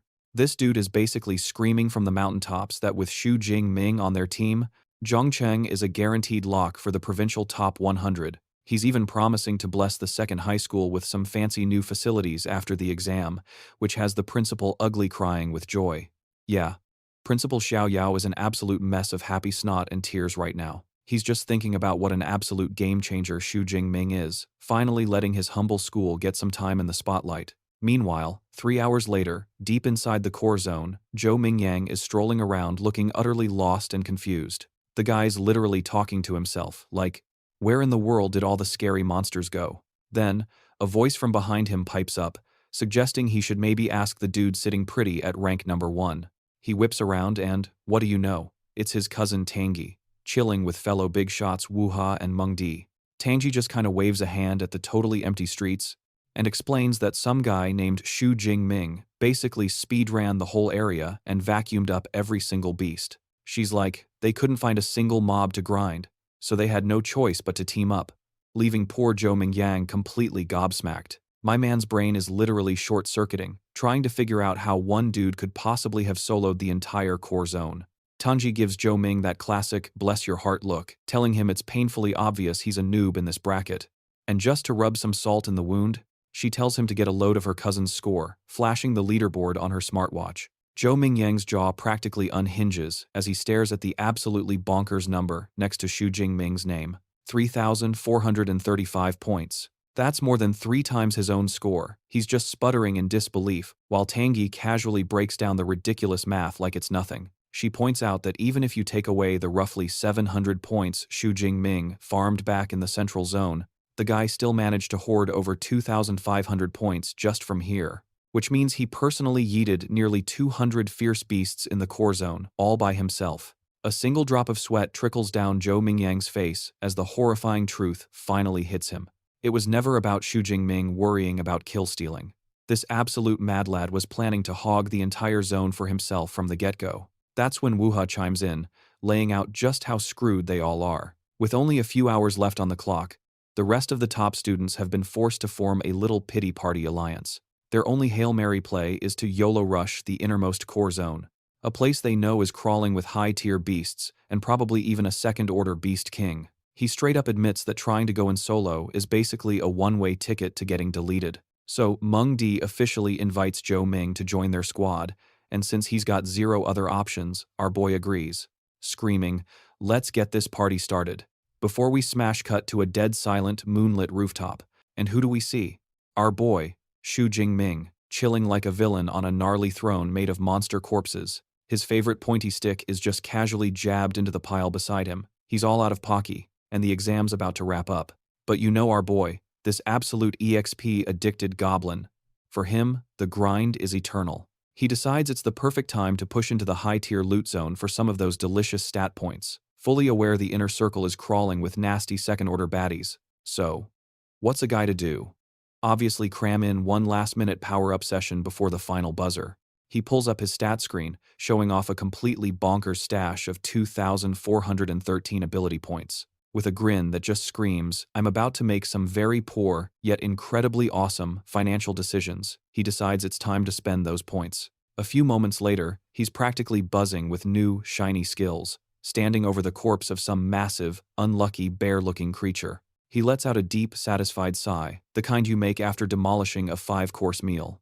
Oh yeah, he's feeling pretty confident that this last-second stat dump will be more than enough to breeze through this year's final exam. Meanwhile, the other chumps, the top students, are wheezing their way towards the final zone. They're in a mad dash to the finish line, but little do they know, deep inside that very same area, something utterly gigantic and horrifying is clawing its way out of a pile of debris. It's a massive, white-furred wolf beast with glowing red eyes and a back covered in spiky red crystals. Yep, the final boss has officially entered the chat.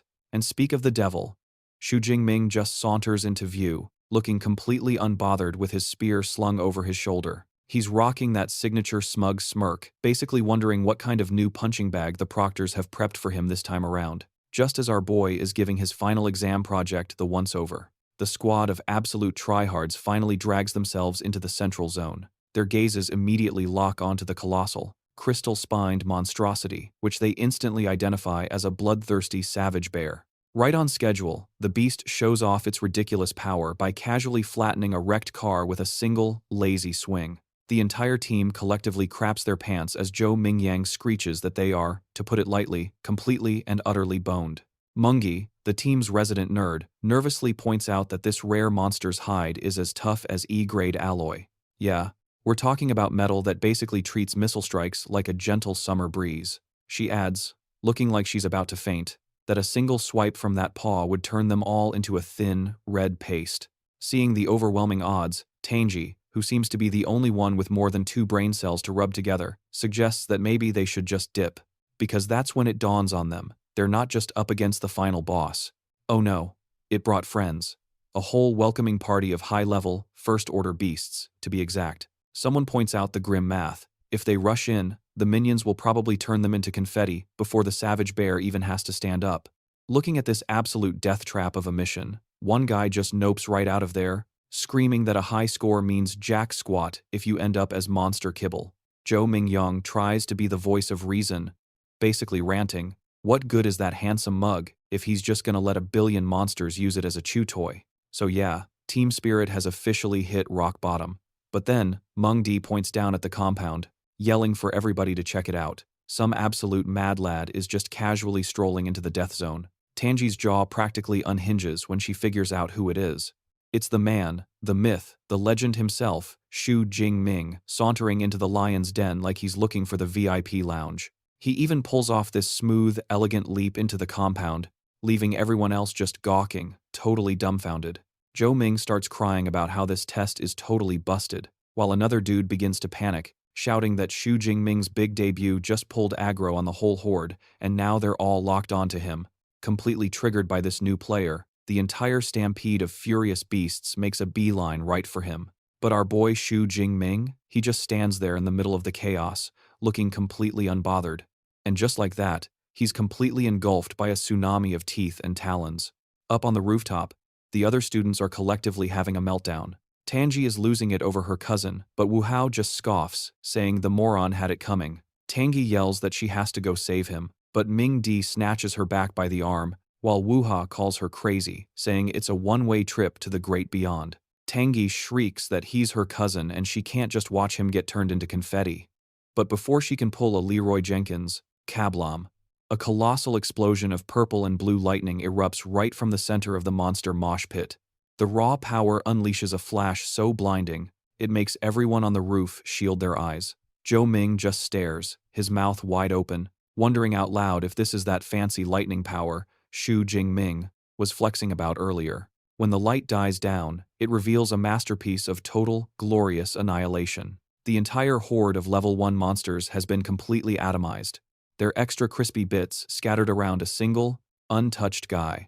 Shu Jing Ming is just standing there in the middle of the carnage, with purple lightning still dancing around him. He casually mentions that his physical stats alone weren't going to be enough, so he had to break out the big guns. A self-satisfied smirk crawls across his face as he basks in the sheer, broken power of his S-grade ability. With the small fry taken care of, he finally sets his sights on the main course. And there he is, the main event. A savage bear flexing over the bodies of his own flunkies. This absolute unit of a furball lets out a roar that could shake the heavens. But our boy Shu Jing Ming? He's just standing there, cool as a cucumber, mentally measuring his next victim. His internal monologue is basically, alright, this dude's a certified tank, built like a brick house, but I bet he moves like a snail in molasses, which means my awesome thunder powers are about to turn him into extra crispy barbecue.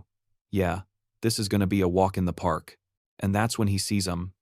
Turns out the big boss didn't come alone, he brought a posse of smaller but super irritating little ankle biters.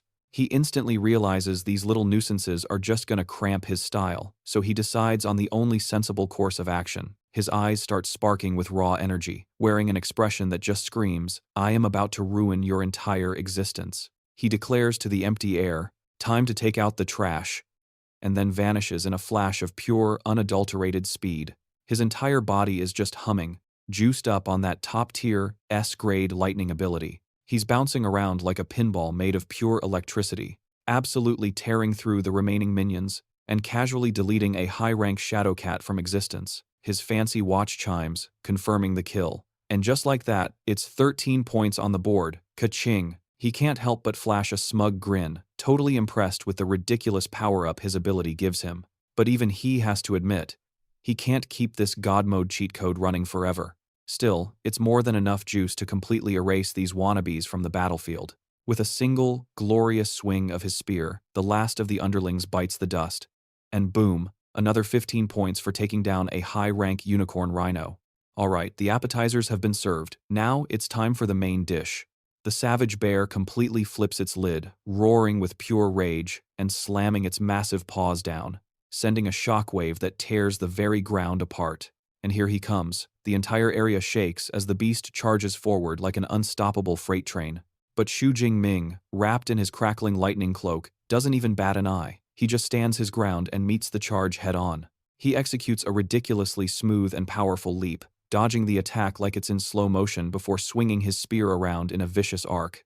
Smash! One of those giant red crystals on the bear's back gets instantly pulverized into a cloud of shiny dust. The battle turns into an absolute blur, with Shu Jing Ming effortlessly dancing around the bear's lumbering swings and landing one clean shot after another. He's just popping those crystals one by one like a kid with bubble wrap, slowly but surely whittling down the big guy's HP. His watch is going absolutely berserk, racking up points while he methodically dismantles the Beast King's defenses piece by piece. Meanwhile, the giant bear is throwing a full-on temper tantrum, bellowing as it watches its minions get deleted from the game.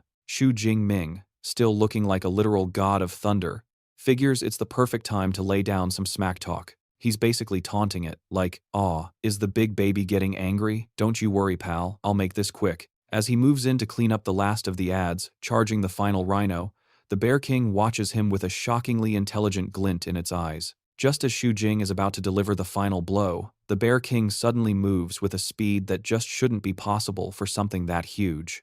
And it straight up sacrifices its own minion, completely annihilating it just to block his attack. I mean, that's one way to play defense. Shu Jing Ming's eyes nearly popped out of his skull. He couldn't believe this giant furball actually read his mind. The Bear King then unleashes a ridiculously dramatic clap with its monster-sized paws, sacrificing its very last goon to blast out a gnarly shockwave that completely trashes the pavement and any cars unlucky enough to be nearby. The final rhino gets turned into a fine red mist. But the attack completely misses the guy it was actually aimed at. Shu Jing Ming, looking like a human lightning storm, just casually backflips through the air and sticks a perfect 10-point landing without a single scratch from that massive kaboom. With all the trash mobs cleared off the field, it's just the two main bosses left. A seriously wicked grin stretches across Shu Jing Ming's face, his whole body just sizzling with raw power. He announces that with no more meat shields to hide behind, it's time to find out if that thick, furry hide of his can handle a little static shock. Then, in one single, explosive lung, Shu Jing Ming jams his lightning-wrapped spear directly into the bloodthirsty savage bear's noggin. The impact sets off a massive explosion of purple energy, completely overwhelming the drone that was tailing him, and the camera feed just goes to snow. Up on the rooftop, the students get blasted by the aftershock, forcing them to throw their arms up to block the blowback. Meanwhile, down in the VIP section, the officials are just gawking, completely dumbfounded, at the static-filled screen. A stunned director Zhang Wenshan spins around to face Principal Zhao Yao and just starts screaming. You're telling me that was an E-class ability? Are you pulling my leg right now? Another official, equally gobsmacked, chimes in that Shu Jing Ming just one-shotted a high-tier rank 1 beast and is now going toe-to-toe with a rank 2 boss, a feat that even a veteran A-class user would find insanely hard to pull off. Principal Xiao Yao, sweating bullets and completely speechless, can only stammer that it must be some kind of bizarre ability mutation. Regardless, Director Zhang Wenshan just bursts out laughing, declaring that after this performance, the entire Great Xia nation is going to know the name Shu Jing Ming. Back on the battlefield, the aftermath of Shu Jing Ming's ultimate attack is painfully obvious. The bloodthirsty savage bear is definitely hurt, rocking a nasty new gash on its head, but it's nowhere near out of the fight. The beast lets out a roar and just swats Shu Jing Ming away like a fly, sending him flying. He can't believe it. His big finisher barely even tickled the thing. He smashes into the ground but pops a skill for an instant recovery. Okay, time for a new game plan. He quickly deduces that the savage bear's hide has some insane resistance to piercing attacks and is a complete dead end for electricity. He's forced to admit that with his current stats, trying to one-shot a tanky boss like this is going to be a real pain in the neck. The seriously pissed-off savage bear starts powering up with some gnarly dark energy, and as Shu Jingming senses that insane power surge, he just deadpans, thinking to himself, so we're doing the second phase power-up thing now, are we? And what do you know, the homicidal fluffball goes completely berserk, wrapping itself in a shroud of pure malice, and then barrels forward like a demonic bowling ball, utterly flattening anything that gets in its way. The very earth shatters from the raw power. Meanwhile, Shu Jingming nonchalantly leaps onto a chunk of debris, letting his signature purple lightning crackle to life, looking like he's about to drop the hottest track of the century. He's honestly a bit shocked the beast threw its tantrum this early. Man, this thing must have a personal vendetta against him. A system window dings into existence. Berserk state. A monster's desperation move, similar to a human's ultimate ability. The enraged beast, now glowing with some seriously emo dark aura, gets into a low stance. It unleashes a shriek that could crack diamonds, then lunges forward with a massive speed boost and an even bigger dose of murderous intent. Not half bad, Shu Jingming muses with a cocky grin. This roid rage mode is actually kind of impressive, but he also knows that going full-on beast mode like this always has a serious drawback. The bear's higher brain functions have officially left the building, leaving it operating on pure, unadulterated rage. A perfectly mischievous plan instantly forms in his mind. It's time for a little game of catch me if you can. He just needs to sidestep its painfully obvious attacks and use his fancy footwork to kite the overgrown brute. And so the dance begins. He weaves around the bear's wild frenzy with such ease, it's like the world is moving in slow motion for him. He's simply playing for time, looking for that perfect moment to slam the brakes on this out-of-control furry freight train. The instant the beast makes its move, he supercharges his spear with lightning and thrusts it forward, unleashing a powerful shockwave that slams right into the creature's side mid-charge. The impact momentarily paralyzes the massive beast, freezing it solid for 1 critical second. Its entire frame convulses from the electric shock. Gotcha. That's the window he needed.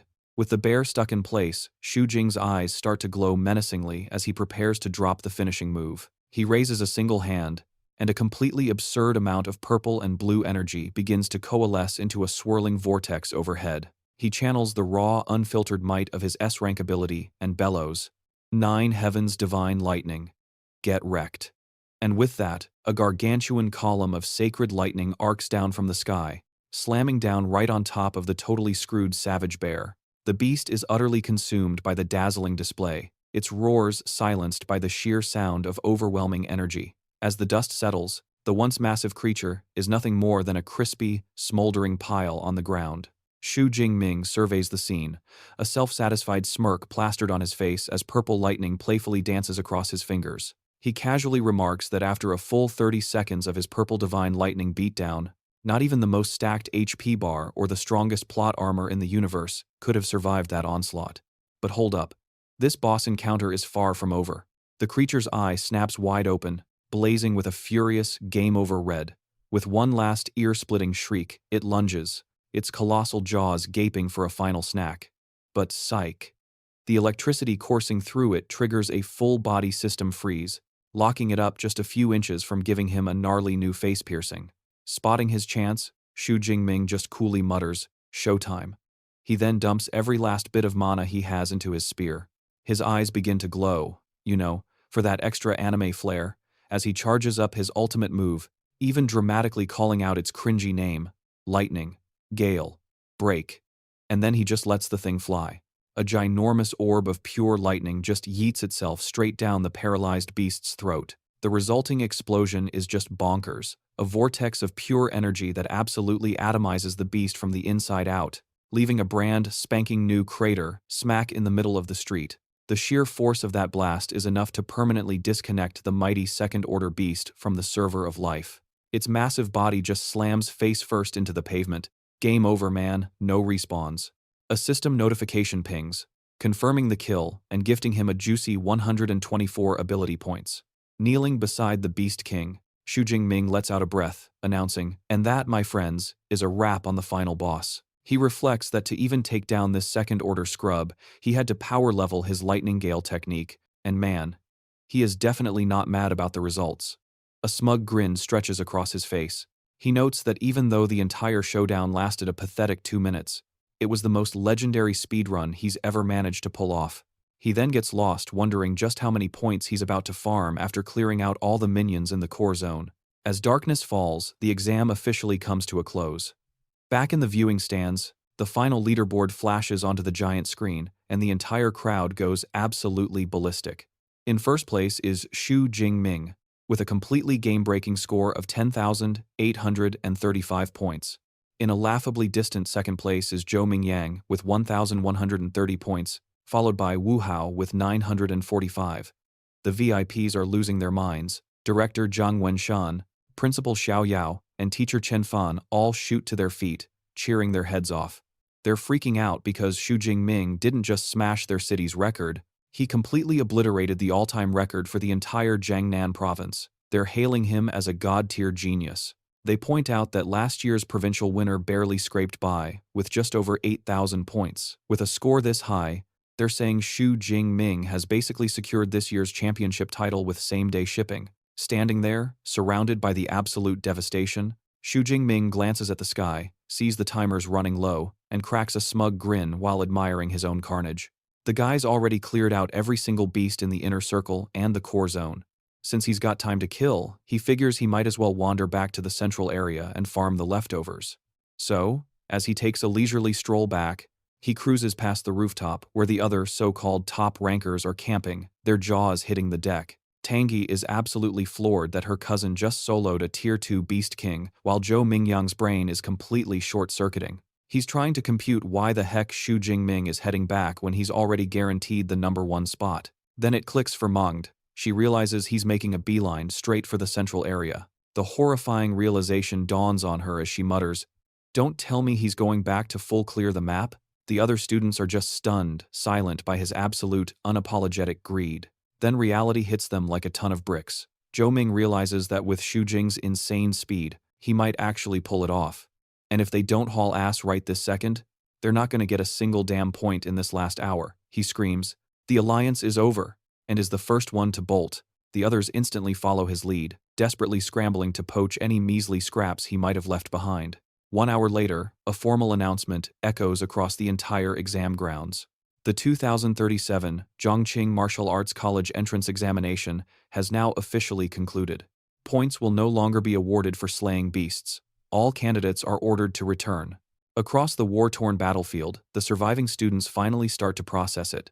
An exhausted Tangji mops the sweat from her forehead, sighing, "Thank goodness, it's finally over." Meanwhile, elsewhere, one poor soul is having a complete meltdown, just one beast short of passing, while another is celebrating like they won the lottery for barely making the cut. But right in the center of the carnage, Shu Jing Ming stands over his latest kill, looking bored out of his mind and wondering why they had to end the exam so early. He felt like he was just getting started. As the students finally drag themselves out of the exam venue, they're greeted by guards, their faces a perfect storm of absolute exhaustion and pure, unadulterated relief.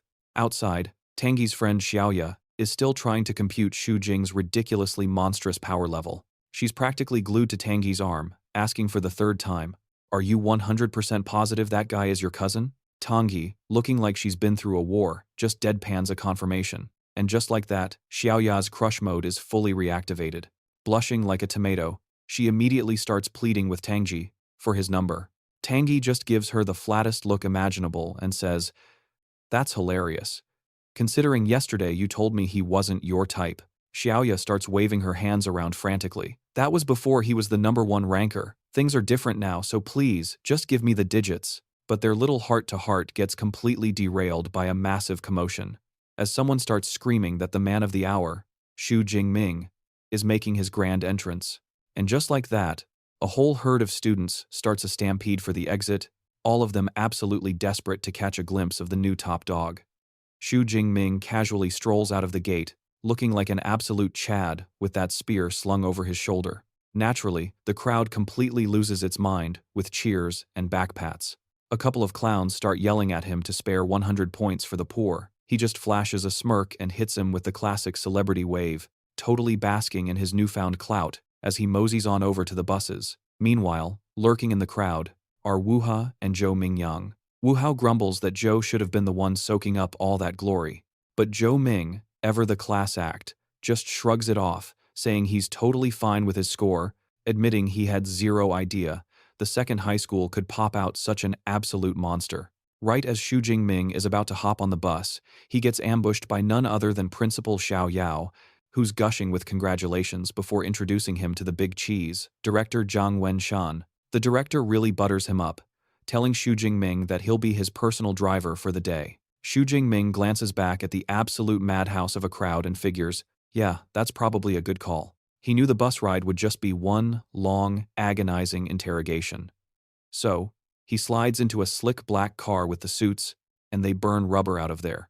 Inside the car, Director Zhang cuts right to the chase, asking Shu Jing Ming which superpower university he's planning to grace with his presence. Shu Jing Ming basically confesses he's been way too busy grinding his stats to even think about college applications. The director just lets out a chuckle, promising him that with a score like his, pretty much any university would be on their knees begging him to enroll. However, he advises that half the country's S-tier espers come from the big 3 universities, so he should probably be aiming for the top.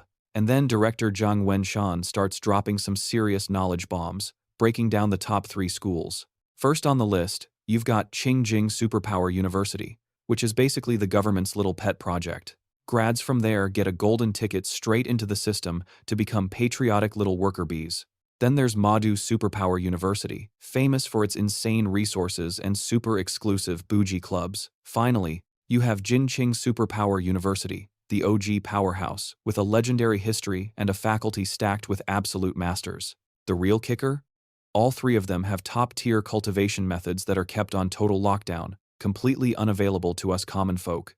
Shu Jing Ming is hanging on his every word, soaking all this information in. He gets the picture awakened. Folks need these secret techniques to actually evolve into real-deal espers. So he asks what's so special about a top-tier method. Anyway, the director lays it all out for him, with some basic, bargain bin cultivation method. You're looking at a 3 to 4 year grind just to rank up once. With a top-tier method, though, it'll only take about 6 months. He tells Shu Jing Ming that, with a score like that, he's practically guaranteed special admission into even the top 3 universities. After seeing the officials off, Shu Jing Ming finally gets back to his apartment late that night. The next day, he hits the shower, feeling totally refreshed. He pulls up his system panel and sees he's got 2,534 ability points left, which he figures is plenty for a top-tier superpower university. As he towels off, he's already wondering if they'll have beast-slaying competitions after he enrolls. He decides he'll have to hit the wilderness again to keep leveling up. Meanwhile, his cousin Tang Qi rocks up to his apartment with her mom, Shu Qingwan, in tow. Tang Qi spots the busted door and thinks it's the perfect opportunity for a sneak attack. They slip inside, and Tang Qi belts out a massive surprise. Her timing is, shall we say, absolutely catastrophic. Shu Jing Ming is standing there in nothing but a towel, having just stepped out of the bathroom. He's completely frozen, staring at his aunt and cousin. His aunt, equally flustered, stammers out, "What are you doing?" While Tang Qi is just a blushing, speechless mess. Then, his aunt's eyes land on the absolute disaster zone that is his apartment, and she furiously demands to know how it got so trashed. A quick flashback shows that after his parents passed away, his aunt was the one who stayed by his side, taking incredible care of him and making the place feel like a home. She totally aced her guardian duties, even occasionally cooking up his favorite meals. Back in the present, after the initial chaos dies down, Shu Jing Ming is sitting with his aunt and cousin. His aunt, Shu Qingwan, finally breathes a sigh of relief. She admits she was an absolute nervous wreck when she heard he was taking the martial arts exam. Now that she can see he's in one piece, she's finally able to relax. She tells him his score doesn't matter, which leaves Shu Jing Ming confused, asking if Tang Qi didn't tell her the results. Tang Qi just gives him a sly wink, saying it's way more fun if he tells his mom himself. Rocking a bashful smile, Shu Jing Ming tells his aunt that he, did pretty well. As in, he scored over 10,000 points. The news is so wild his aunt does a literal spit take. She starts coughing, asking him to say that again. Tang Qi jumps in to confirm it's the real deal, telling her mom he scored a whopping 11,124 points. His aunt is completely floored. A moment later, she just bursts into happy tears and pulls him into a suffocating hug, sobbing that the Shu family finally has a genius in the ranks. His parents must be beaming down from heaven. Meanwhile, in some swanky high-tech boardroom, a bunch of university headhunters are freaking out over the latest exam scores. One woman pulls up the data on Shu Jing Ming, pointing out his age, his supposedly trash-tier E-class ability, and his status as a complete nobody, an unranked awakener. One recruiter is adamant, saying they have to grab this kid if the score is legit, but another one is calling total BS, arguing there's no way some E-class scrub could possibly rack up a score that high. The argument blows up, with some claiming his ability has to be at least A-class, maybe even a hidden S-class. Another recruiter just scoffs, suggesting he obviously pulled a fast one and cheated. Before a full-blown brawl can break out, a senior executive tells them all to shut it. Then, a woman with some serious boss energy makes the call. She tells the team to tentatively list Shu Jing Ming as an S-class special recruit. And as for whether the score is the real deal, she declares she's personally flying down to Zhangcheng to find out. The very next day, Shu Jing Ming's phone pings with a notification. The Jiangnan Province Martial Arts exam rankings are officially live. It tells him he snagged the top spot in the entire province with a completely bonkers score of 11,124 points. A ridiculously smug grin spreads across his face as he kicks back, celebrating his new title as the top scholar of Jiangnan Province. Naturally, word of his victory blows up online, completely dominating all the trending topics. The internet is in an uproar, debating how some random dark horse from Jiangqing could just waltz in and become the provincial champ. Everyone's asking, who the heck is Shu Jing Ming? And is it even possible for an E-class to post a score like that? The haters are screaming fake news, while everyone else is demanding the receipts and want to see the exam video for proof. In response to all the drama, they hold an awards ceremony where Principal Xiao Yao steps up to face the media circus. A reporter gets right to the point, asking him to come clean about the authenticity of Shu Jing Ming's results. Principal Xiao Yao, cool as a cucumber, just announces that the school has already uploaded Shu Jing Ming's entire exam video to their website, basically telling everyone to see for themselves that the exam was 100% legit. As people scramble to watch the video, their minds are collectively blown. They're all shouting that Shu Jing Ming skewered a Tier 1 rhinoceros's skull in a single shot, showing off power way beyond a Tier 1 superhuman. They're all baffled, wondering how that's even possible for someone with a dinky E-class lightning ability. Principal Xiao Yao, beaming like a proud papa, assures everyone the video is the real deal, verifies the scores are the real deal, and starts singing the praises of Shu Jing Ming, the first ever top scholar to crawl out of Zhangcheng. And right on cue, Director Xiao Yao rolls up to steal the spotlight, whipping out a ridiculously oversized check for 1 million yuan made out to Shu Jing Ming and slapping on a fake smile for the cameras. He bellows that this fat stack of cash, plus some super-secret training scrolls they probably printed yesterday, is a special little present from the city's education bureau. But wait, there's more. The city government is also tossing in another huge bonus and a swanky luxury villa, all while the paparazzi go absolutely nuts, their cameras flashing like a strobe light.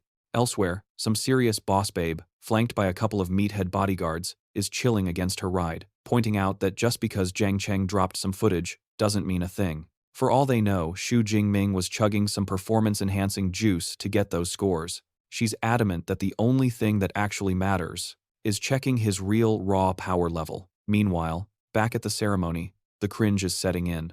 A frantic director Xiao Yao pins teacher Chen Fan against a wall, demanding to know why their golden boy, Shu Jing Ming, decided to ghost his own party. Teacher Chen Fan just flashes a cheeky grin, explaining that he was literally just on the horn with Shu Jing Ming.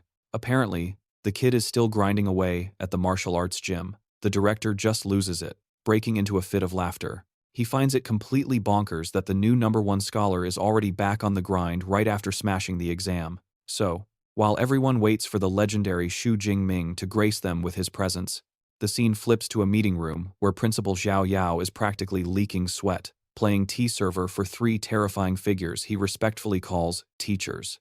But when one of them gives the tea a dismissive little hand flick, like it's gutter water, Principal Xiao Yao starts sweating buckets, totally crushed by the insane pressure radiating from these top-tier powerhouses. It's so intense his heart is trying to beatbox its way out of his ribcage.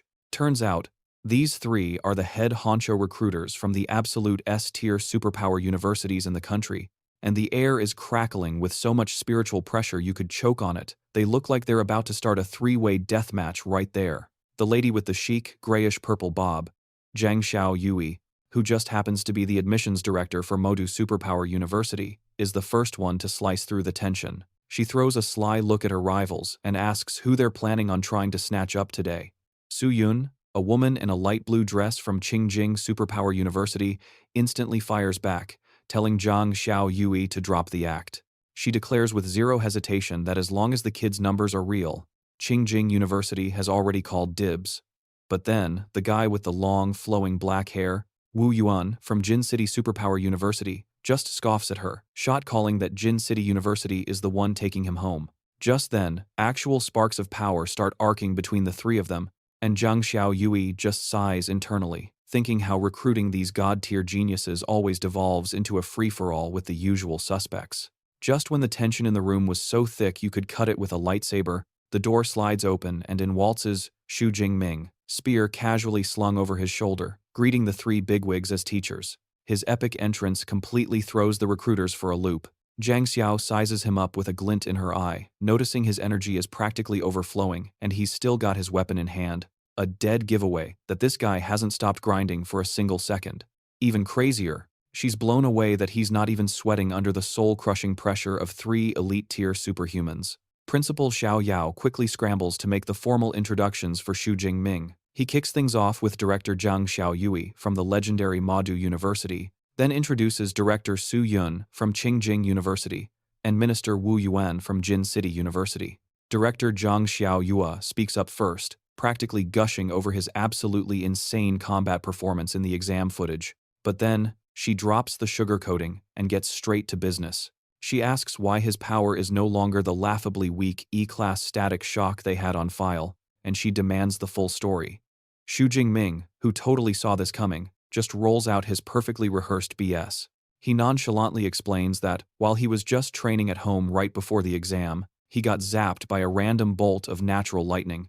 And, whoops, his superpower got a bit of a glow-up. Wu Yuan and Su Yun eat it right up, immediately concluding it's a classic case of a superpower mutation. Zhang Xiaoyu then chimes in, pointing out that Shu Jing Ming probably has no idea what rank his newly mutated power even is. And oh, how convenient, she just so happens to have a power-level scouter with her and offers him a free test run. She holds out a glowing, disc-shaped gadget, telling him to just let it all out. Shu Jing Ming places his hand on the device and completely opens the floodgates. A ridiculously massive and violent storm of purple and white lightning erupts from his entire body, completely and utterly overwhelming the poor machine. Su Yun's jaw practically unhinges at the sight of that raw, untamed power. The scanner manages to finish its scan, identifying the power with the absurdly cool name Purple Cloud Divine Thunder. But the moment it tries to assign a rank, the machine starts freaking out, beeping erratically as cracks spiderweb across its casing. In a blinding flash of golden light, the instrument gives up the ghost and shatters into a million pieces. The explosion sends arcs of electricity zapping across the room, making everyone jump. A completely stunned principal, Xiao Yao, stammers out, "What in the world is going on?" But Wu Yuan and Su Yun, they look like they've just hit the jackpot. They both declare that the situation couldn't be clearer. His power didn't just break their little toy, it completely annihilated it, which means his ability has to be S-class, minimum. The second Shu Jing's S-class potential is locked in. Director Zhang Xiaowei cracks this wicked smug grin, like she's thinking, yes, we totally backed the winning horse on this one. That confirmation instantly sparks a full-blown bidding war, and Wu Yuan from Jin City University is the first one to dive in head first. The dude practically bellows that his university will drop a fat 4 million bonus on Shu Jing Ming, on top of a full set of class starter gear to get him going, and an all-you-can-train pass to their superpower methods for all 4 years. But Su Yun from Qingjing University just scoffs at his sad little offer. She shoots Shu Jing Ming this devastating smile and smoothly slides in with her own counteroffer.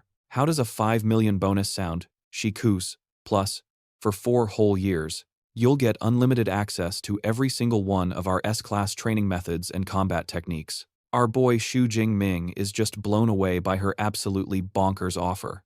And then, the final boss enters the chat. Zhang Xiaoyue from Modu Superpower University steps up to the plate. She straight up declares that Modu doesn't mess around with chump change or basic gear, but says she can match their training methods. And that's when she drops the ultimate bombshell. She adds that they'll also hook him up with a fresh S-class cultivation resource every single year. Just hearing the words S-class resources makes Wu Yuan and Su Yun's jaws practically unhinge and hit the floor. Meanwhile, our boy Shu Jing Ming, completely out of the loop, just goes, what the heck is an S-class cultivation resource? Zhang Xiaoyue lays it all out for him, kicking things off with, kid, you ever heard of dragon-type fierce beasts? She explains they're pretty much monsters born with built-in cheat codes, starting at a high tier 4 or even 5, which makes every other beast out there look like a total scrub in comparison. Then she drops the absolutely mind-shattering details. The S-class resource is the heart's blood of an 8th tier adult dragon. Once you down this stuff, your body gets a ridiculous stat boost. And your physical strength will be jacked to the same level as an actual dragon-type beast. She drives the point home, saying every S-class resource is on that legendary tier. The other recruiters are just completely shattered. Even Su Yun can't help but admit she's tempted, muttering about how stupidly rich Modu University has to be. Wu Yuan, totally flustered, starts sputtering that S-class resources are supposed to be for the top dogs, and that chucking one at a brand new freshman is completely nuts. It finally hits them both that it's game over. They can't even compete. With all the cards on the table, the 3 recruiters lock eyes on Shu Jing Ming, basically telling him it's time to pick his poison. Sporting a confident, troll-tier smirk, Shu Jing Ming lays down his answer without a single moment of hesitation, announcing that his final choice is the one and only Modu Superpower University. With the decision locked in, Shu Jing Ming breaks down why he picked Modu Superpower University. It wasn't just because their offer was stacked, though that was a nice bonus, but because their combat training is the undisputed king of the entire university alliance, with a boatload of founders hailing from Modu. He then gives Su Yun and Wu Yuan a respectful bow, thanking them for playing but ultimately getting second place. The two of them look absolutely crushed, which only seems to make him more pleased with his choice. A smug director, Zhang Xiao, materializes a glowing admission letter and hands it to Shu Jing Ming, officially welcoming him to the big leagues. She tells him that, while the regular peons have to enroll on September 1st as a VIP recruit, he gets to skip the line and register early, and they'll even set him up with his own digs. Already itching to grind, Shu Jing Ming asks if he can get early access to the library's juicy superpower training methods and combat techniques. Zhang Xiaoyu is like, say no more, agreeing without a moment's hesitation. She even throws in that the school can hook him up with a private study room for maximum grinding. She slides him her personal contact card, telling him to hit her up the moment he sets foot in Magic City. Gripping his shiny new admission letter like a winning lottery ticket, Shu Jing Ming gives the beaming director a look that says he's ready to start yesterday. A little while later, there's Shu Jing Ming, posted up at the train station with his luggage, looking like a hero about to start his journey. He's practically buzzing with hype as the announcer calls for all passengers on the G91 train to Magic City to get on board. Over at the family farewell committee, his aunt, Shu Qingwan, is a total emotional wreck. She's busting out the waterworks, while her husband, Tang Daini, plays the role of supportive rock. He's beaming with pride, saying their kid's all grown up and that once Xiaoming leaves, the kid's gonna fly. All while Tangji just watches. Her dad seizes the moment to remind her that it's about time she started filling out her own university choices. He not so subtly suggests that since her superstar cousin is going to Magic City Superpower University, She should probably try to pick a university in the same city. Shu Wan is all for this plan. She adds that it would be great for them to keep an eye on each other, for family reasons. A totally flustered Tanji just quietly agrees. Meanwhile, on the train, with 6 hours still on the clock, Shu Jing Ming is already deep in study mode. He's thinking to himself that the real jackpot from the exam wasn't the admission, but the universal C-rank training method he scored. See, just like superpowers, training methods have their own ranking system. You've got your beginner, intermediate, advanced, and then the legendary top-tier stuff. A graph pops up, breaking it down. The higher the level of the method you use, the faster you level up and the more OP you become. All this, while our hero is just on a train ride. Shu Jing Ming decided to slum it by grinding out the basic universal C-tier training method. He knew it was a pretty mediocre technique, and honestly, with his spiritual power at a beefy 180, it still took him a whole half day to lock it down. He remembered that if he just played by the book, he'd start picking up on the world's weird energy vibes on the very first try. That little maneuver made a shiny new plus sign pop up on his system panel, right next to his level, which was basically the game's way of screaming that he was ready to evolve from awakened normie to a legit superpower wielder. But, psych, he decided to hit the brakes on leveling up just yet. He recalled the instruction manual's big disclaimer: the more high-end the method for your class change, the more epic the payout. And since he was about to snag some S-tier methods at the university, there was zero chance he was going to burn his first major power-up on some bargain bin skill. The second he rolled into Magic City, Shu Jing Ming's jaw practically unhinged when he saw the university campus. Even from inside the car, the school grounds seemed to stretch on for hundreds of meters into the horizon. Just then, Director Zhang Xiao pulls up in a ridiculously slick red sports car, greeting him like a superstar. She told him to hop on in, saying she'd personally handle all the boring admission stuff for him. While they were cruising through a campus that looked like it was ripped from a cherry blossom anime, Director Zhang Xiao couldn't resist flexing about its bonkers size, casually mentioning it covered 40,000 mu. She even bragged that you couldn't tour the whole place even if you had an entire day. Shu Jing Ming was completely floored, admitting that the legends he'd heard were a massive understatement. After they speedran the entire registration process, Director Zhang Xiao handed him a brand new student ID, a skeleton key that opened everything, including his new dorm. As they neared his new living quarters, Shu Jing Ming's mind started flashing back to his past life. He'd lived in everything from sardine can, 4-person rooms, to pretty decent 3-bedroom apartments. But absolutely nothing in his past or present could have prepared him for the sheer insanity he was about to lay eyes on. He just stood there, speechless, staring at his new dorm, which was actually a mind-blowingly magnificent, over-the-top luxury villa. Director Zhang Xiao nonchalantly explained that every student at Modu gets a villa, with the level of luxury directly tied to their test scores. And since our boy was the undisputed champion of the entire province, Shu Jing Ming had snagged the platinum tier package, a massive pad that was over 800 square meters. She told him the villa was a 2-person joint, complete with an entire upper and lower floor, which meant he and his eventual roommate would each have their own private kingdom. Shu Jing Ming just figured, hey, having a roommate probably wouldn't suck. It was definitely better than rattling around this giant palace all alone, anyway. He mulls over his lonely orphan past and, get this, admits he'd still take a cozy 4-person dorm over this any day. So, as he's trailing the director up the stairs of this ridiculously fancy villa, Director Zhang Xiao Yui sits him down, ready to drop the main quest info about how this university actually works.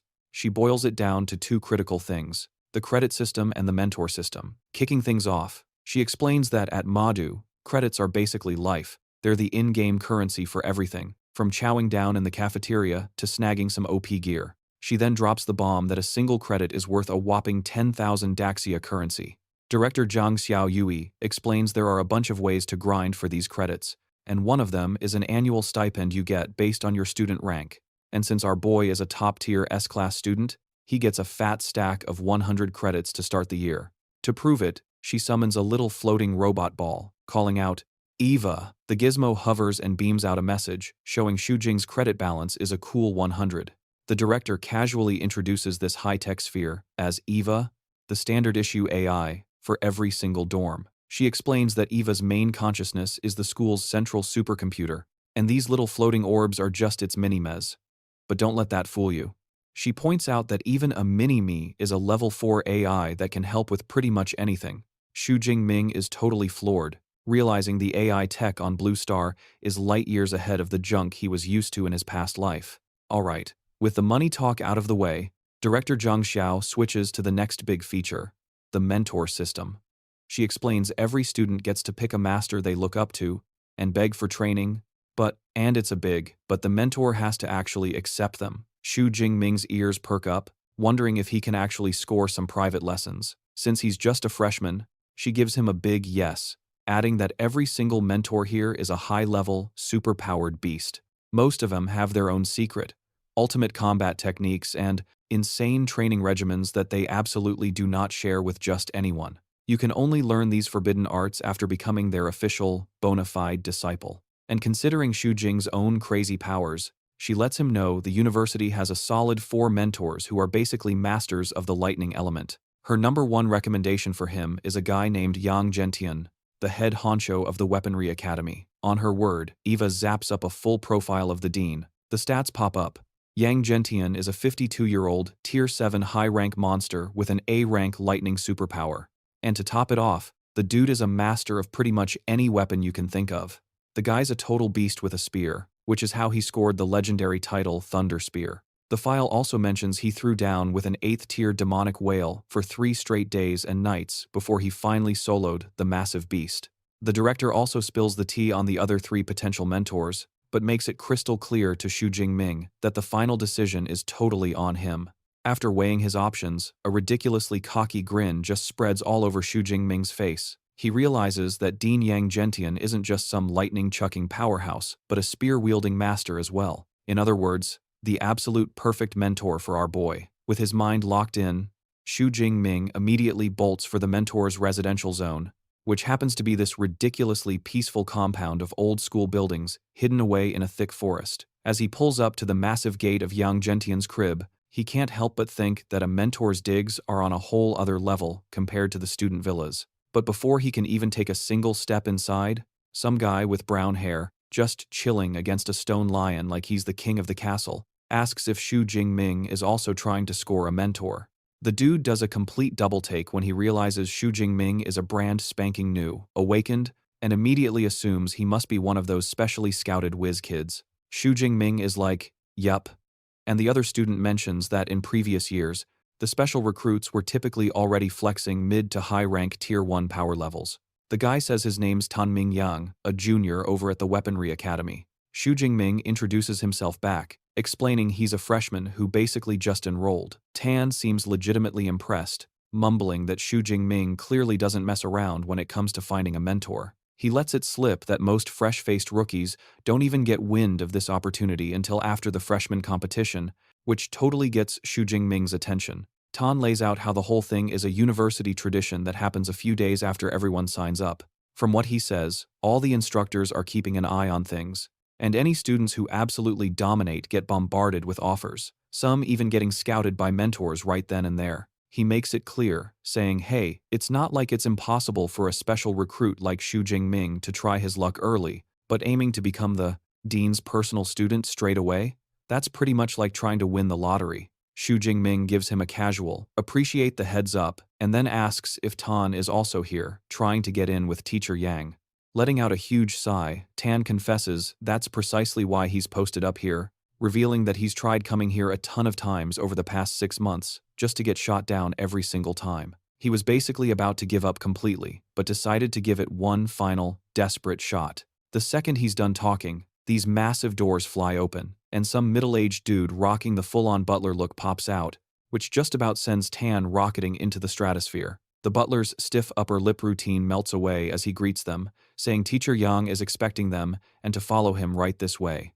Tan is absolutely losing his mind over this red carpet treatment, thinking that with the dean waiting in person, maybe, just maybe, he's not a total lost cause. The butler ushers them into a room, and bam, they're face-to-face with a couple of dudes. Shu Jing Ming instantly gets hit with this insane pressure radiating from the old-timer, who's standing there like he owns the place, rocking a majestic gray beard and eyes that look like they could drill a hole through a mountain. He clocks him immediately. It's the dean of the Weaponry Academy, the one and only Yang Zhentian, and standing next to him is some younger dude with long, flowing locks. Dean Yang Zhentian's gaze completely bypasses Tan and locks onto Shu Jing Ming, and he's like, so you're the prodigy director Zhang Xiaoyu wouldn't shut up about. Leaving Tan to question his own existence, he tells Shu Jing Ming to follow him to the training room. They step into a traditional dojo that's basically an armory's fantasy, just loaded with weapons. Dean Yang Gentian tells Shu Jing Ming he's already peeped his martial arts exam tape, giving him major props for his slick combat skills and dead-on accuracy. But, before he signs off on anything, the dean says he needs a live demonstration of that S-rank ability, the legendary Purple Heaven, Divine Thunder, with his very own eyeballs. Shu Jing Ming just gives a cool, calm, bet. As the dean leans in, not blinking, Shu Jing Ming starts flexing his mana, and these wild arcs of purple lightning start snaking up and down his arms. Then he just lets loose this absolutely monstrous blast of purple and white energy that completely engulfs the entire room. You can practically taste the raw power zapping through the air. And Dean Yang Gentian? Dude is seriously impressed. A massive grin splits his face as he soaks in the pure, unadulterated juice of an S-rank ability. He's already doing the mental math, comparing it to his own piddly A-rank ability, and has to admit, the chasm between A-rank and S-rank is a freaking uncrossable abyss. He sees some major league potential in this kid, figuring if Shu Jing Ming really puts in the work, his future could be just as legendary as his own. With the light show wrapped up, the dean announces that with potential like that, taking him on as a disciple is a no-brainer. But then, he hits him with a pretty serious warning, laying out how he's made a ton of friends but even more enemies over the years. He can't guarantee his enemies won't come after his disciples, so he asks if Shu Jing is still down to take him as a master, knowing exactly what kind of mess he's stepping into. Without even a split second of hesitation, Shu Jing Ming hits the deck, dropping to his knees in the ultimate show of respect. Sporting a massive, determined grin, he practically shouts that he's all in. He gushes about how he's a total fanboy for high-level users who've clawed their way to the top through absolute carnage. To him, the massive body count his new master has racked up is the ultimate proof of his insane fighting skills. Totally digging this answer, Dean Yang Gentian lets out a booming laugh and officially takes him on, declaring that from this moment on, Shu Jing Ming is now his 32nd disciple, and more importantly, his very first S-rank student. He tells the kid to get off his knees and drops the first round of welcome gifts on him. First up is a top-tier ability training manual, the Extreme Ability Training Method. And for the main course, a body-forging combat technique called the Thunder Indestructible Body. Yeah, you heard that right. The dean cooked up both of these himself. Shu Jing Ming is so stunned by this insane loot drop he can barely function. He gets it now. A technique that literally beefs up your physical body is a total game changer. Way more valuable than some run-of-the-mill skill. The dean, probably enjoying the kid's shocked face, starts explaining that while the Ability Training Manual is one of only 3 top-tier methods in the entire school, the real main event is that Thunder Indestructible Body technique. It's basically his magnum opus, the culmination of his entire career. He casually adds that it's been certified by 2 major martial arts halls, and, oh yeah, it's officially rated as S-rank. This little tidbit completely fries Shu Jing Ming's brain. He's never even heard of an S-rank combat technique actually existing. See, combat techniques, just like abilities, are ranked on a scale from F all the way up to SSS.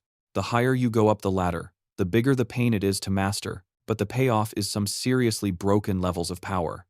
Shu Jing Ming's gears start turning as he finally starts to grasp just how ridiculously stacked his new master really is. He knows that most 7th-level masters are considered geniuses if they can whip up a single A-rank technique in their lifetime. But for his master to have casually created an S-rank technique, the guy's martial arts talent is just on another plane of existence.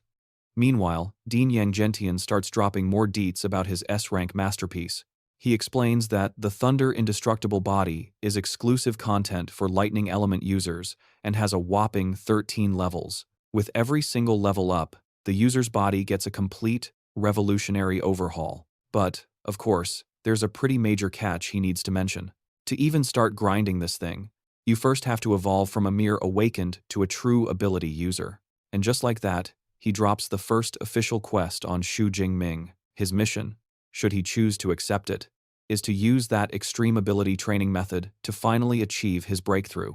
The terms were straight-up legendary. Once Shu Jing Ming hit the next level, he was to report back, and the dean himself would personally forge the foundation for his Thunder Indestructible Body. Absolutely gobsmacked by this insane proposal, Shu Jing Ming practically scrapes the floor with a bow, thinking to himself, holy crap, Having a top-tier mentor is a total cheat code. But just then, the dean hits him with a personal nuke, revealing he'd only managed to claw his way to the 10th level of the technique. He stared at Shu Jing Ming with eyes burning with hope, admitting that if he couldn't smash through the ceiling to become a full-blown martial saint, then our boy Shu Jing Ming was their final Hail Mary to unleash this technique's true, world-shattering potential. A flicker of glorious insanity danced in his eyes as he unveiled his ultimate conspiracy theory.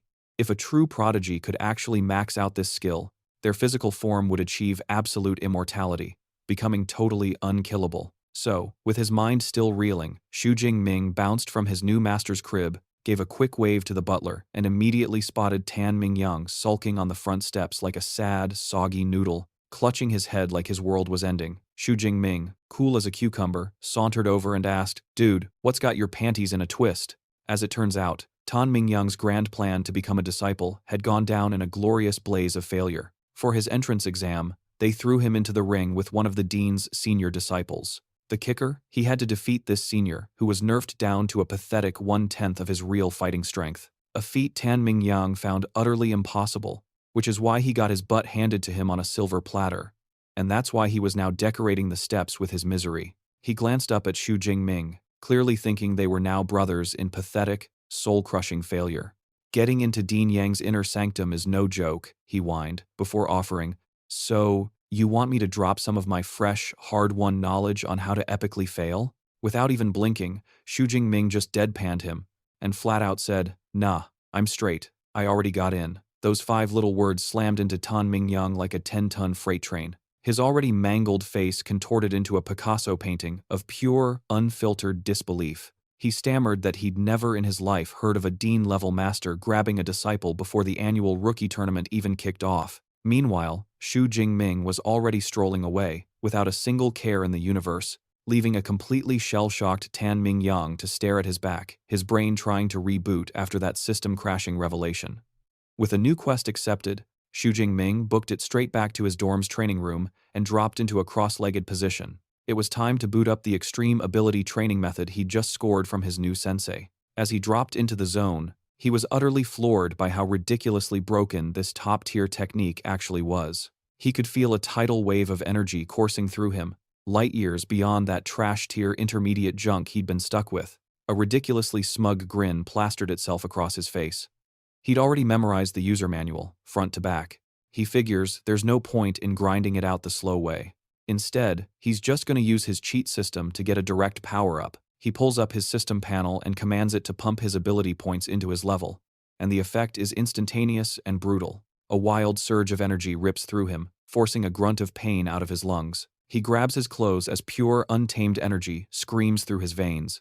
The power then detonates from his body in a massive explosion of light and force that makes the whole room tremble.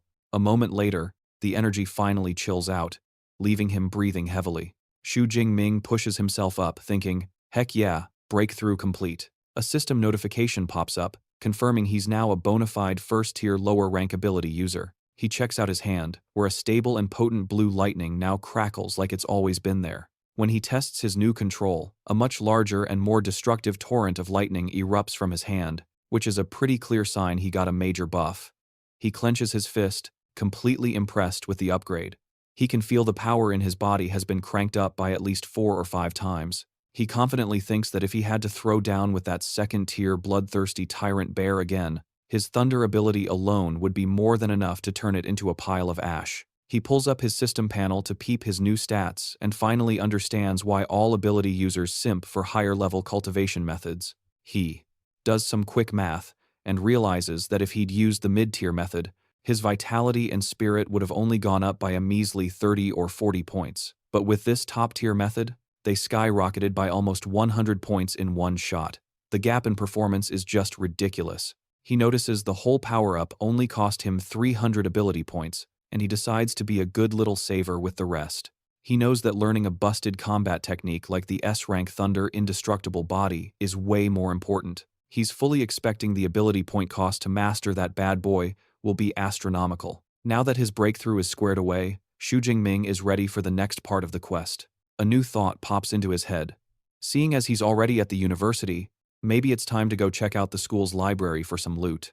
The next day, Shu Jing Ming casually drops by his master's residence, and Dean Yang Gentian is absolutely flabbergasted to see him. The dean is basically shouting, "How did you level up so dang fast?" while pacing back and forth. He's rambling that in his 20 years of teaching, he's seen countless geniuses, but this kid is on another level. But even the certified prodigies took a ridiculously long time to awaken their powers. He's pointing out it hasn't even been a full 24 hours since Shu Jing Ming got the manual. With a totally not-so-humble grin, Shu Jing Ming admits that, hey, maybe the only thing he's got going for him is his insane leveling speed. He tacks on that when he first tried to fire up the Thunder Indestructible body technique. Even the tutorial level felt like a boss fight. The dean just soaks it in and then breaks it down for him. To forge your foundation, you gotta use the blood of a lightning element beast. As a starter, mix it with your own sparky boom man powers, and basically barbecue your own muscles and bones. Then, he drops a super critical pro tip. The final OP level of the technique depends entirely on how high grade the beast blood is. Now that Shu Jing has leveled up, the dean declares they're gonna forge that foundation right here, right now. He lets it slip that top-tier lightning beasts are crazy rare, and his original, budget plan was to use some 7th-tier storm giant bear blood. However, after he found out Shu Jing Ming gets a free S-rank resource coupon every year, he decided to pull some strings. The man decided to cash in all his chips and basically went crying to the university's principal for an even sweeter SS rank resource. And with a grand flourish, he whips out a little vial filled with some angry, glowing red liquid, the primo essence blood of a ferocious 8th-tier beast, the one and only Thunder Tyrannosaurus. Shu Jing Ming is absolutely floored that his new master and the head honcho would go to all this trouble for him. He snags the vial and swears he'll pay back this favor 1,000,000 times over. Super pleased, the dean's like, "All right, no time to waste." And they zip over to a training room where a shirtless Shu Jing Ming is already kneeling. The dean pops the top and just starts dumping the ridiculously potent, glow-in-the-dark red blood all over Shu Jing Ming's head and back. Shu Jing Ming is already gritting his teeth, groaning the second the stuff hits his skin. The dean just tells him to suck it up, buttercup, explaining that the blood is basically super toxic for noobs, and the "I think I'm dying" level of pain is a feature, not a bug. Next up, the dean gets ready to jump in with his own powers. He tells Shu Jing Ming he's about to blast him with his A-rank Windfire, True Thunder, to forge the foundation, adding that how much power he can actually sponge up is totally his problem. Then the dean just lets it rip, a whole-ass torrent of violent red lightning, and channels it straight into Shu Jing Ming's body. A tidal wave of raw power floods his system, making these wicked red tattoos light up all over his back and chest. And let me tell you, it hurts like heck. So Shu Jing Ming just throws his head back and lets out this gut-wrenching scream as the insane power literally forges his body anew. A whole 5 days into this hardcore makeover session, his senior, Liu, is just casually sipping tea with the dean's butler, Uncle Fu. Liu's like, "Man, this new kid is a real tank, lasting a full 5 days in there." He gets a little salty, remembering how he tapped out after only 2 days during his own glow-up. And that was with the bargain bin 7th-tier beast blood. He has to admit, Shu Jing's performance totally earned him that premium 8th-tier dragon-type juice. Plus, with that S-rank lightning ability, Liu's actually hyped to see what kind of Thunder Indestructible body his new junior cooks up. And right on cue, a massive crash from the training room makes them both jump out of their skins. Liu bolts upstairs, thinking, did the kid finally finish his power-up sequence? He takes a little peek through the door and is immediately greeted by a nightmare. There's Shu Jing Ming, shirtless and looking like he just wrestled a blender, with glowing red eyes and this wild aura of dark energy and blue lightning crackling all around him. Yeah, he's totally lost it. The dude looks less like a person and more like a rabid animal. Liu is completely frozen stiff, getting major final bosses vibes from Shu Jing Ming's terrifying aura, which sends a shiver right down his spine. Stuck in this berserker mode, Shu Jing Ming spots Liu in the doorway and immediately lunges, ready to turn him into a smear on the wall. But before he can land the hit, the booming voice of Din Yang Gentian echoes through the hall, yelling at Jing Ming to snap out of it. The dean's shout cuts right through the crazy, and Shu Jing slams on the brakes, his fist stopping just inches from his senior's terrified face. Dripping in sweat, a super confused Shu Jing Ming asks his teacher, what just happened? Why did I suddenly want to break everything?" The dean breaks it down for him, explaining that the 18-8 fancy essence blood from that Thunder Tyrannosaurus probably messed with his head a bit. He points out that the creature was known for being super aggressive, and since Shu Jing Ming's body was, like, perfectly in sync with it, he basically got a dose of its bad attitude and experienced this gnarly side effect. But the dean tells him not to sweat it. As long as he keeps his cool and doesn't get too emotional, he'll be totally fine, and the whole going feral thing will fade away as he keeps leveling up. A massive wave of relief just crashes over Shu Jing Ming as he stares down at his own hands, totally freaked out that he almost let his emotions go completely berserk. With the crisis officially over, Dean Yang Gentian's whole vibe flips to pure hype. He tells a bewildered Shu Jing Ming to wipe that look off his face, because the forging wasn't just a success, it was a flawless victory with an insane 98% absorption rate. He puffs out his chest, explaining that out of all the disciples who've ever leveled up the Thunder indestructible body, the highest score on the leaderboard was a measly 92%. With this one move, Shu Jing Ming just shattered a long-standing high score. His senior disciple, Lu Wu, strolls over with a grin, looking like he just won the lottery. He tells his brand new junior that since he's laid the foundation, his whole martial arts career is basically on easy mode from here on out. The dean makes it official, introducing him as senior disciple Liu Ming, an absolute beast of an ability user at the peak of the 3rd tier. He then tells Shu Jing Ming to hit up Lu if he ever gets stuck on his cultivation grind. Shu Jing Ming gives his senior a proper greeting, and the guy immediately whips out his phone. Lu's just like, "My bad, dude. I didn't get you a welcome gift, so I'll just Venmo you some credits." Shu Jing Ming's phone buzzes, and his jaw hits the floor when he sees a 200 credit transfer. He practically shouts, "Whoa, whoa, whoa, that's way too much." His brain does a quick calculation and realizes the gift is worth a staggering 2 million Great Xia coins.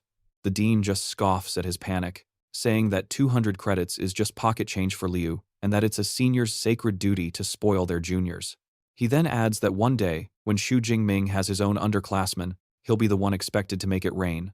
A lesson Shu Jing Ming takes to heart with a nod. With the tutorial stage complete, the dean tells Shu Jing Ming that after 5 straight days of no food or water, he seriously needs to go home and crash.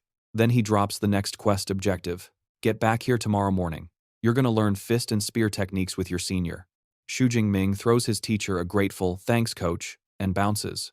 Back at his swanky, over-the-top villa, Shu Jing Ming spots some guy with spiky white hair and red eyes glued to a video game on the couch. The gamer dude turns, finally noticing he's not alone, and gives Shu Jing Ming a nod. "Oh, you must be the new roommate," he guesses, introducing himself as Lu Wentao. The second Shu Jing Ming says his own name, Lu Wentao's eyes practically bug out of his head. He excitedly points a finger and yells, "No way! You're the Times top scorer from Jiangnan province." When Shu Jing Ming asks how he knew, Lu Wentao puffs out his chest, bragging that his nickname is basically Mr. Know-It-All since he's got the scoop on almost every freshman. He casually admits he didn't even have to look up Shu Jing Ming specifically, because the guy caused such a massive uproar that the gossip just found its way to him. He's totally freaking out that the legendary Dark Horse, the top-scoring genius, is his new roomie. Throwing a chummy arm around our boy's shoulder, he unleashes a non-stop barrage of questions, grilling him about whether he's really from Young and if he seriously awakened his powers during the exam. He then adds that there's no way his ability is just a measly E rank. Despite the endless interrogation, Shu Jing Ming finds himself actually liking this hyperactive chatterbox. It gets him thinking about how he's always hated the feeling of being alone. Cue the tragic backstory montage. Growing up in an orphanage, never feeling like he belonged anywhere. School was an improvement because he had friends, but his absolute best memories were from his college days, just goofing off and gaming with his roommates. He even remembers getting his master's and PhD. He never, in a million years, thought that after getting a little too wild at his graduation party, he'd pull the ultimate cliché and wake up in a completely different world. He can't help but chuckle at the cosmic irony of getting transmigrated just to be an orphan all over again. But with a roommate like Lu Wentao, he gets the feeling he won't be lonely this time around. Meanwhile, Lu Wentao is back to flexing, proudly announcing he's a top student from Sichuan province with an A- rank ability and is already a first-tier, middle-rank user. He then goes on to declare, his ultimate life goal is to major in college tactics, command an entire military region, and just delete every single ferocious beast from the face of Blue Star. Swiftly changing the subject, Shu Jing Ming mentions he's on his way to the martial arts hall, which immediately gets his new roommate's attention. Lu Wentao instantly decides to tag along, confessing that he hasn't gotten around to checking out the university's hall yet. They show up at the absolutely massive Thunder Martial Arts Hall, the official magical university branch. Inside, it's a scene of beautiful chaos, with students training and showing off their powers left and right. The resident AI, Eva, materializes and explains that they're currently in the public training room, a massive area that can hold a whopping 300 people. The hall is built with a C-rank alloy mixed with memory metal, which basically means it can take a ridiculous amount of punishment. Eva also points them toward the more exclusive private training rooms, but Shu Jing Ming is cool with the public area. Lu Wentao, however, is already getting sucked into the competitive vibe. He's yelling with excitement while pointing out some guy who's an A-rank enhanced werewolf user. Shu Jing Ming deadpans that his roommate isn't exactly the quiet type himself. Shu Jing Ming then turns to Eva, asking what the heck is up with the giant numbered pillars in the middle of the room. Eva explains they're the Punch Power Challenge boards, and there's a grand total of 5 leaderboards, one for each of the 5 tiers of ability users.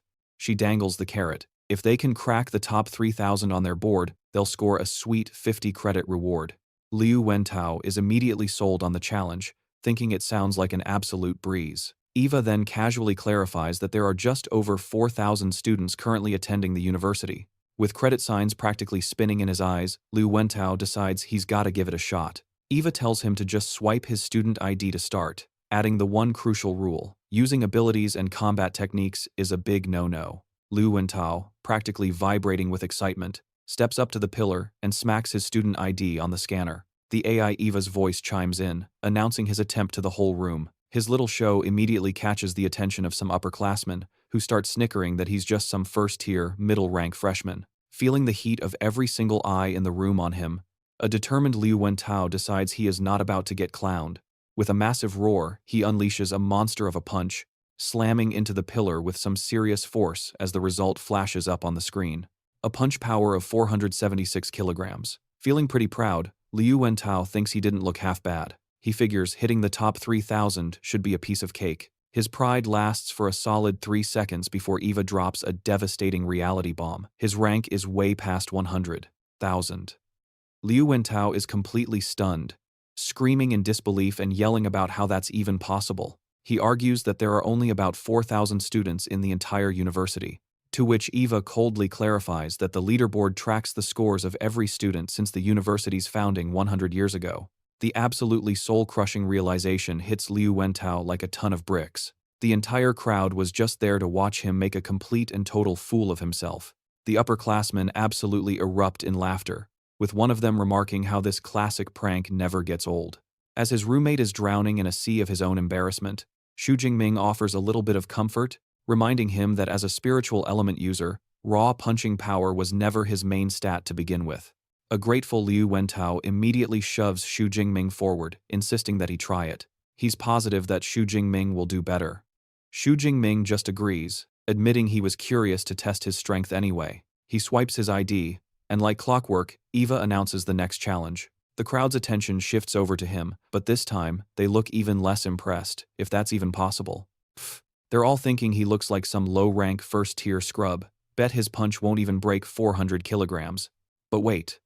One guy in the crowd thinks that name, Shu Jing Ming, sounds suspiciously familiar. Meanwhile, Shu Jing Ming is brimming with confidence. Just thinking about his recent power-up, he just hit first tier and spent 5 straight days and nights tempering his body to lock in his new techniques. A quick glance at his system panel is all it takes to confirm his shiny new stats.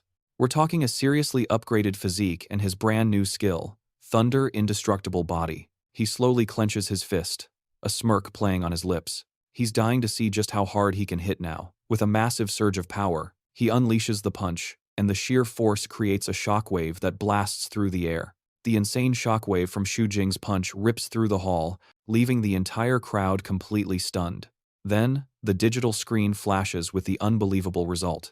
A fist power of 45,589 kilograms. This score doesn't just land him in first place. It completely obliterates the long-standing record for all first-tier ability users.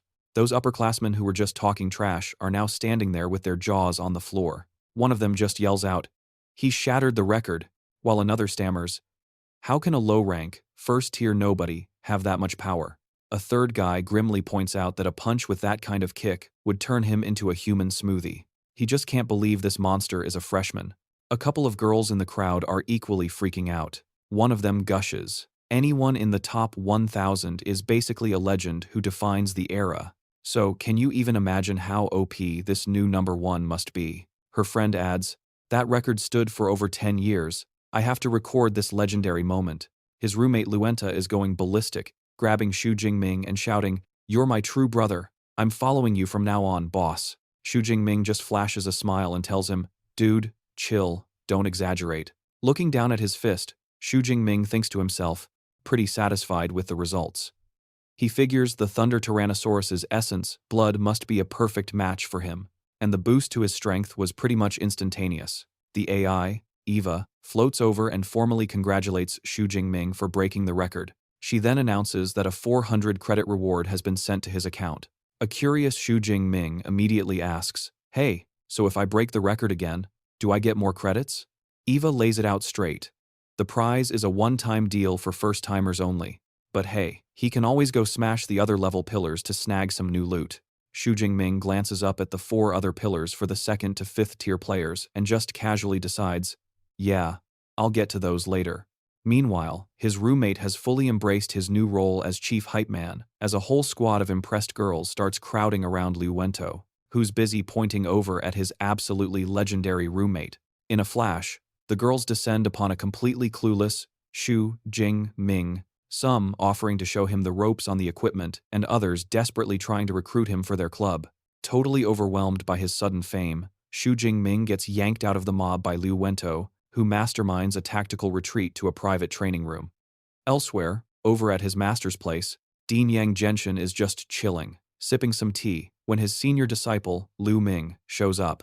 He shoves his phone in the dean's face, reporting that their junior brother Shu is blowing up the campus forums. Dean Yang Genshin just stares in awe at our boy's ridiculously overpowered stats, wondering why on earth the kid ran off to shatter records instead of, taking a nap. This gets Liu Ming thinking, taking a little trip down memory lane. He remembers back when he was a top dog, first-tier user, and had just barely mastered the first level of the Thunder Indestructible body. Back then, his punch was packing just a little over 3,500 kilograms. He realizes with total shock that his new junior brother isn't just a little stronger, the kid is on a completely different planet. Cut to some swanky, high-end apartment where some dude with dark hair and a brown jacket is glaring at his phone.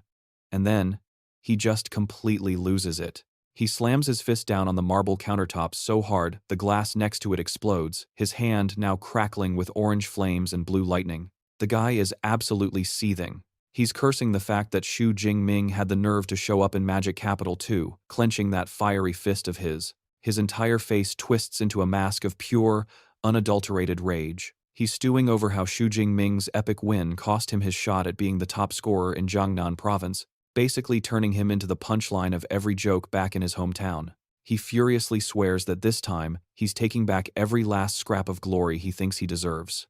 Meanwhile, back at the university training room, Shu Jing Ming is just sitting there, calm as can be, fiddling with a small knife. He's just contemplating the awesome perks of his new Thunder Indestructible body technique. He's amazed that even after 5 straight days of intense tempering, with 0 food or sleep, he's still bursting with energy. So, to test out his new tank-like durability, he just casually drags the sharp blade across his own hand. Asterisk, clang.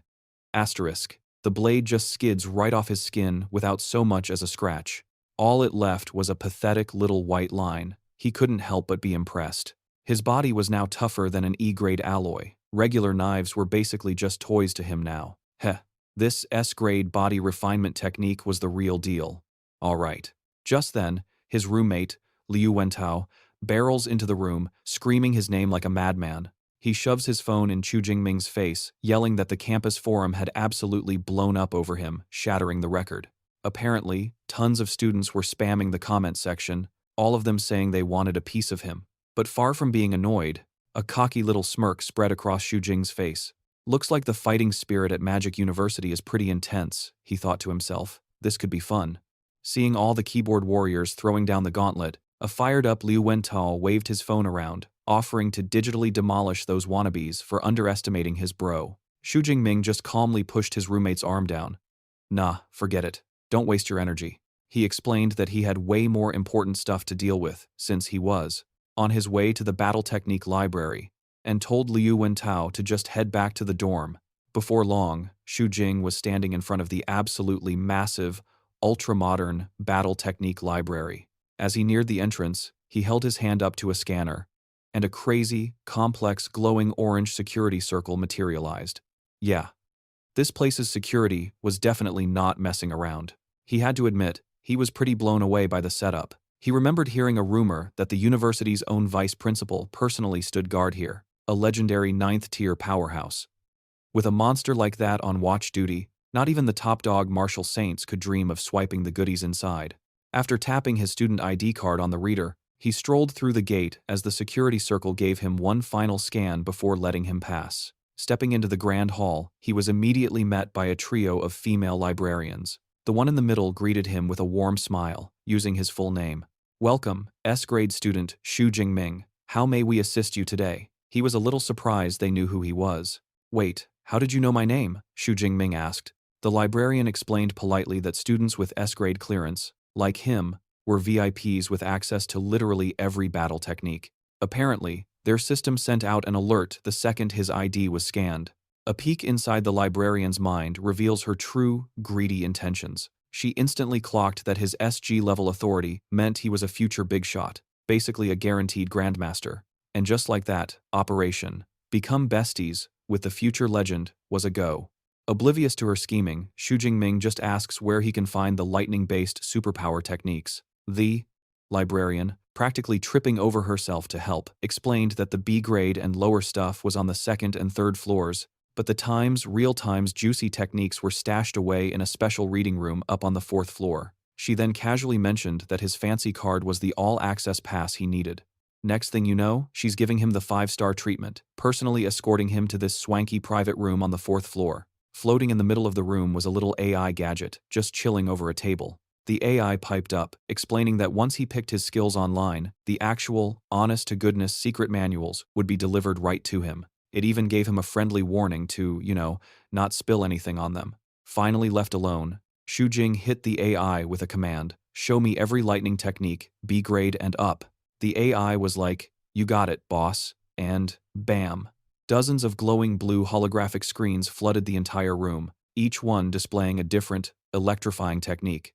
As he scrolled through the insane menu of options, 2 in particular practically jumped out and slapped him in the face. First up was an absolutely bonkers SSS-grade technique called 10,000 Prisons Heavenly Thunder Guidance. This bad boy could create a whole thunderstorm domain. The catch? You had to be at least a 5th-tier user to even look at it funny. The next one was a slightly less insane SS-grade skill named Wrath of the Thunder God. It let you call down some seriously angry lightning from the sky.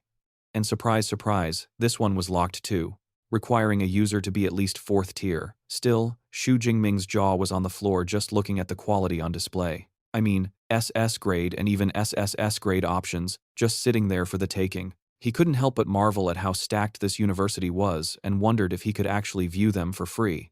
But that hype train came to a screeching halt as he realized the cultivation of these god-tier techniques came with some ridiculously strict requirements. With his current status, looks like he was stuck window shopping in the A-grade section for the time being. He saw endless A-grade options, realizing picking one without his master's guidance would be a total nightmare. But luckily for him, he didn't come in flying blind. He whipped out a cheat sheet, a recommendation list straight from his master, Dean Yang Gian, saving him a massive headache. With his master's picks in hand, he started tapping away at the holographic displays, pointing out his top picks like he's ordering takeout.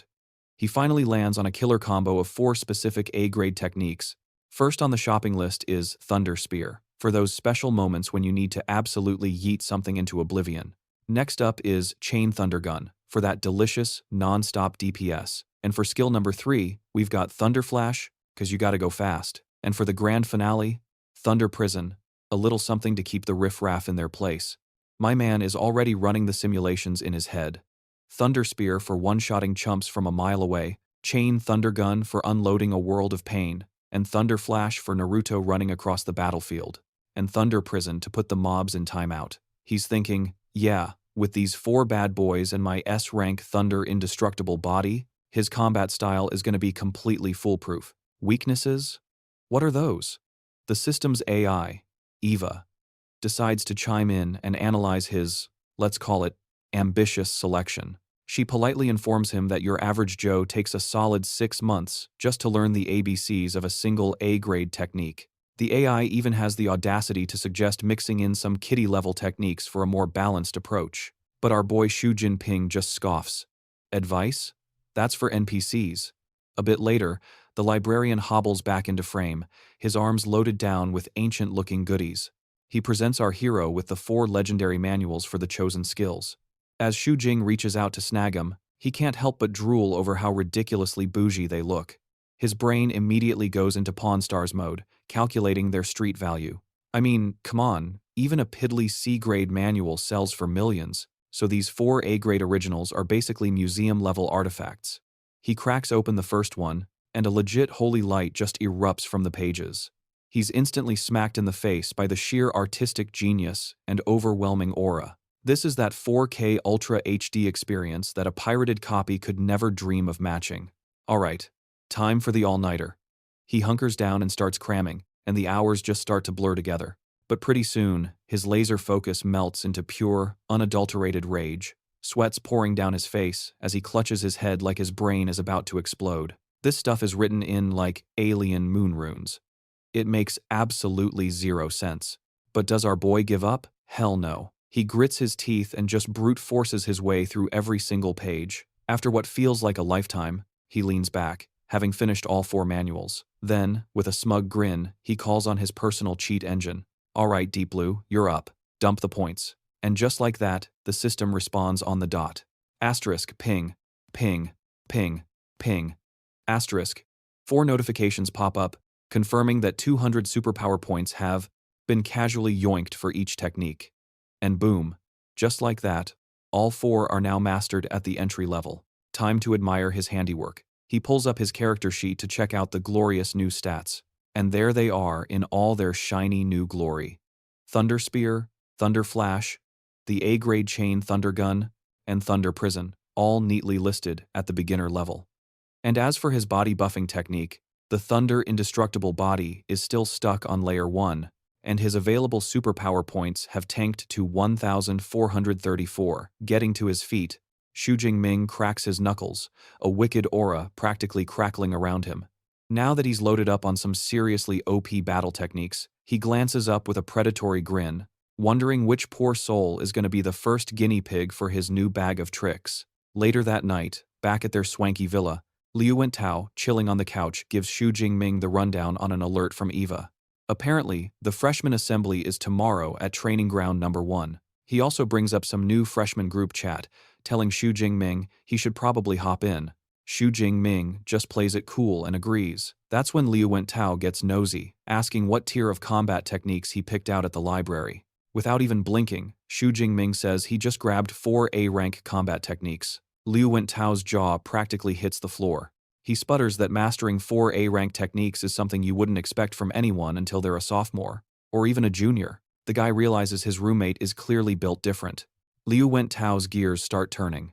He figures that to even look at A-rank techniques, Shu Jing Ming must have A-rank clearance, but Shu Jing Ming just smirks and corrects him, saying his clearance level is actually S-rank. The bombshell absolutely floors Liu Wentao, who shoots up from the couch, practically screaming in disbelief. He's yelling about why the school would even have a clearance level above A-rank.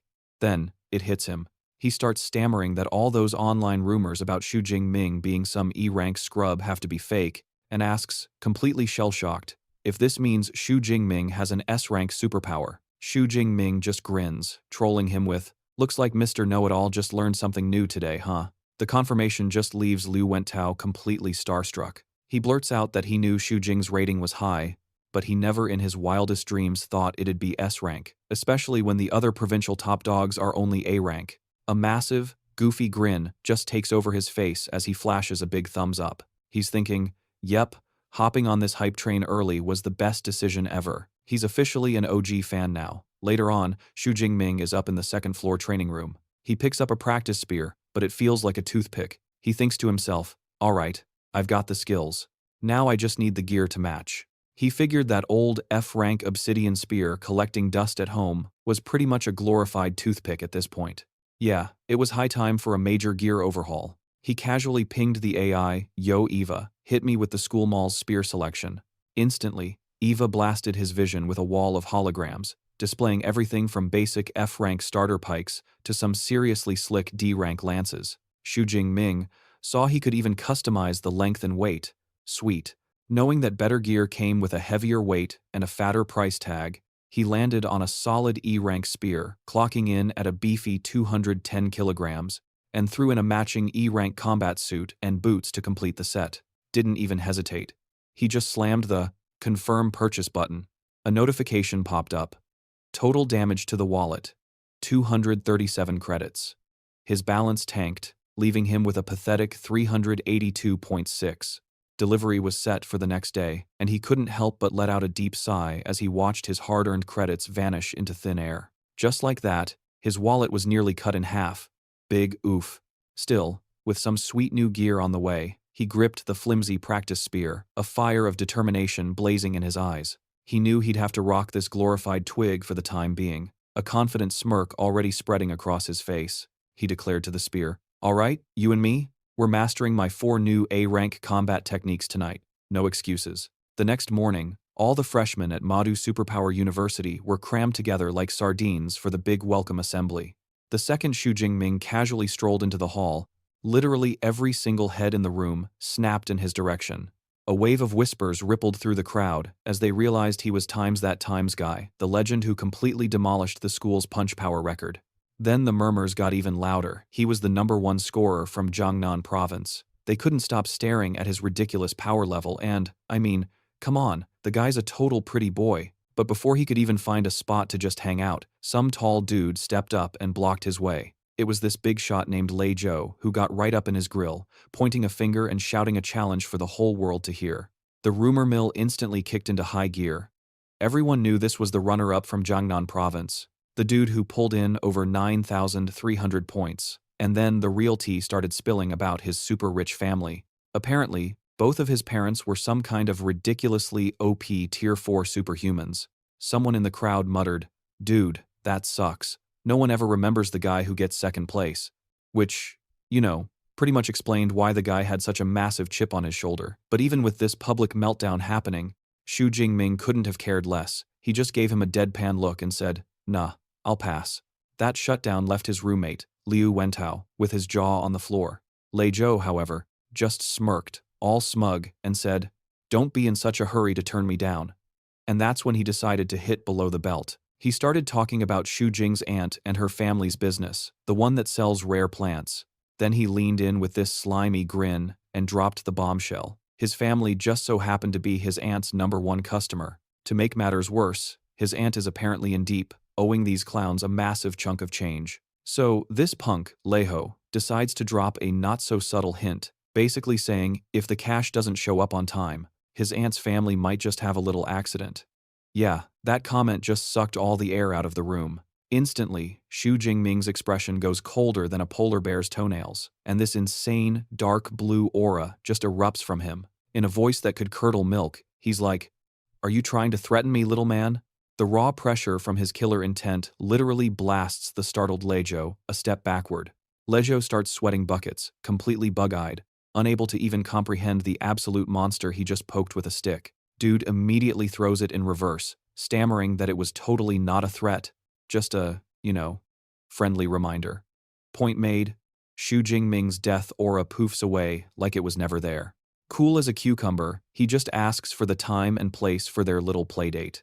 After Lei Zhou pulls himself together, he puffs out his chest and declares the beatdown is scheduled for 7 days from now, high noon, on Broadcast Platform 3. Shu Jing Ming's just like, sure, whatever, warning his brand new punching bag not to cry about it later. This whole showdown sends the rumor mill into overdrive, with everyone hyped to see the upcoming curb stomping. Fast forward a bit, and the big school assembly finally kicks off. Some old dude with a Gandalf-level beard steps up to the podium. He gives the classic welcome to the freshmen, saying this is just a Q&A about how the university's systems operate. But then, he drops the bomb that the first thing on the agenda is the school's official combat power ranking. He breaks it down. Students hop into a virtual dive pod for some full-on holographic combat, and your rank depends on how many stages you can wreck. The old guy actually gets the crowd pumped, telling them to go ham because the rewards for climbing the ladder are absolutely stacked. After the 1-hour-long snooze fest finally wraps up, Shu Jing Ming lets out a yawn big enough to swallow a car. He's thinking to himself the only part that didn't put him to sleep was that virtual dive pod. Definitely gotta check that out later. But for now, the main quest for the next few days is hitting the training grounds hard with his senior, Liu Ming, and his mentor. So, for 7 straight days, Shu Jing Ming enters a hardcore training montage, grinding like a madman under his senior Liu Ming and his master, Din Yang Gentian. When the training blitz is over, Liu Ming comes up to Shu Jing Ming, his jaw practically on the floor. He points out that his junior brother has already skyrocketed to the mid-level of the first tier and is demanding to know how in the heck he leveled up that fast. Shu Jing Ming just hits him with a smug little smirk and blames it all on good luck, but his inner thoughts tell us the real secret to his cheat code level growth. Turns out, our boy was just chilling for a few days, letting his system points marinate before cashing them in for a level up. This little trick dropped the advancement cost to a laughably low 380 superpower points. He's pretty sure if he'd ranked up any faster, he would have sent his senior into cardiac arrest. Anyway, Liu Ming switches topics to the duel, asking Shu Jing Ming if he's still down for their little get-together at high noon. Shu Jing Ming just flashes him a smirk that screams, "You already know." Liu Ming slaps his shoulder, promising to hold a 3-minute moment of silence for the poor sucker he's about to dismantle. Obviously, he's coming along to get a front row seat for the chaos. We jump over to broadcast platform 3, a massive arena already jam-packed with a roaring crowd. Leiho struts into the ring, his whole crew trailing behind him. One of his lackeys smirks. This is a perfect chance to see what the top scorer is really made of. But another one of his boys just scoffs, calling Shu Jing Ming's score a 1 in a million fluke and betting everything on Leijo. When someone mentions how Shu Jing Ming absolutely obliterated the punch power record, Leijo just laughs it off. He claims some meathead physical record means jack squat when superpowers are the only game in town. And speak of the devil, Shu Jing Ming himself strolls in, making his grand entrance with Liu Ming as his hype man. Decked out in a slick new black coat and wielding his brand new spear, his arrival definitely snaps a few necks as he walks toward the ring. Liu Ming can't help but snicker to himself, thinking that with his junior's poster boy looks, the dude is gonna have every girl in school swooning once he becomes famous. In the ring, Leijo scans his opponent's aura, noticing Shu Jing Ming's rank has shot up, but he ain't sweating it, not even a little bit. He figures he's got a few nasty surprises of his own. Wanting to make things interesting, Leiho suggests they raise the stakes. How about they bet all their credits? Shu Jing Ming agrees without so much as a blink. He coolly announces he's sitting on 370 credits. Impressed, Leiho promises to cover any difference out of his own pocket. He proposes they both transfer their credits to an account managed by Old Master Joe. You know, a neutral party, just to keep things fair and square. The teacher refereeing the match is a blonde woman with a ponytail, none other than Jo Yoon, and she's a tier 6 mid-level healing super, an absolute monster in her own right. As he finishes the transfer, Shu Jing Ming spots the high-level healer overseeing the match. It's the one and only teacher, Jo Yun. He gets it. Fights between supes can get ugly fast, so the school brought in the top-tier insurance policy to make sure no one gets unalived. He is so ready. The crowd is going absolutely nuts, buzzing about the insane wager, now worth a staggering 3. With a whopping 7 million on the line, teacher Jo Yoon steps onto the stage to officiate this glorious beatdown. She gives the signal the cash is good to go and tells our 2 gladiators to prepare for battle. She lays down the ground rules. This thing's over when someone taps out or gets knocked into next week.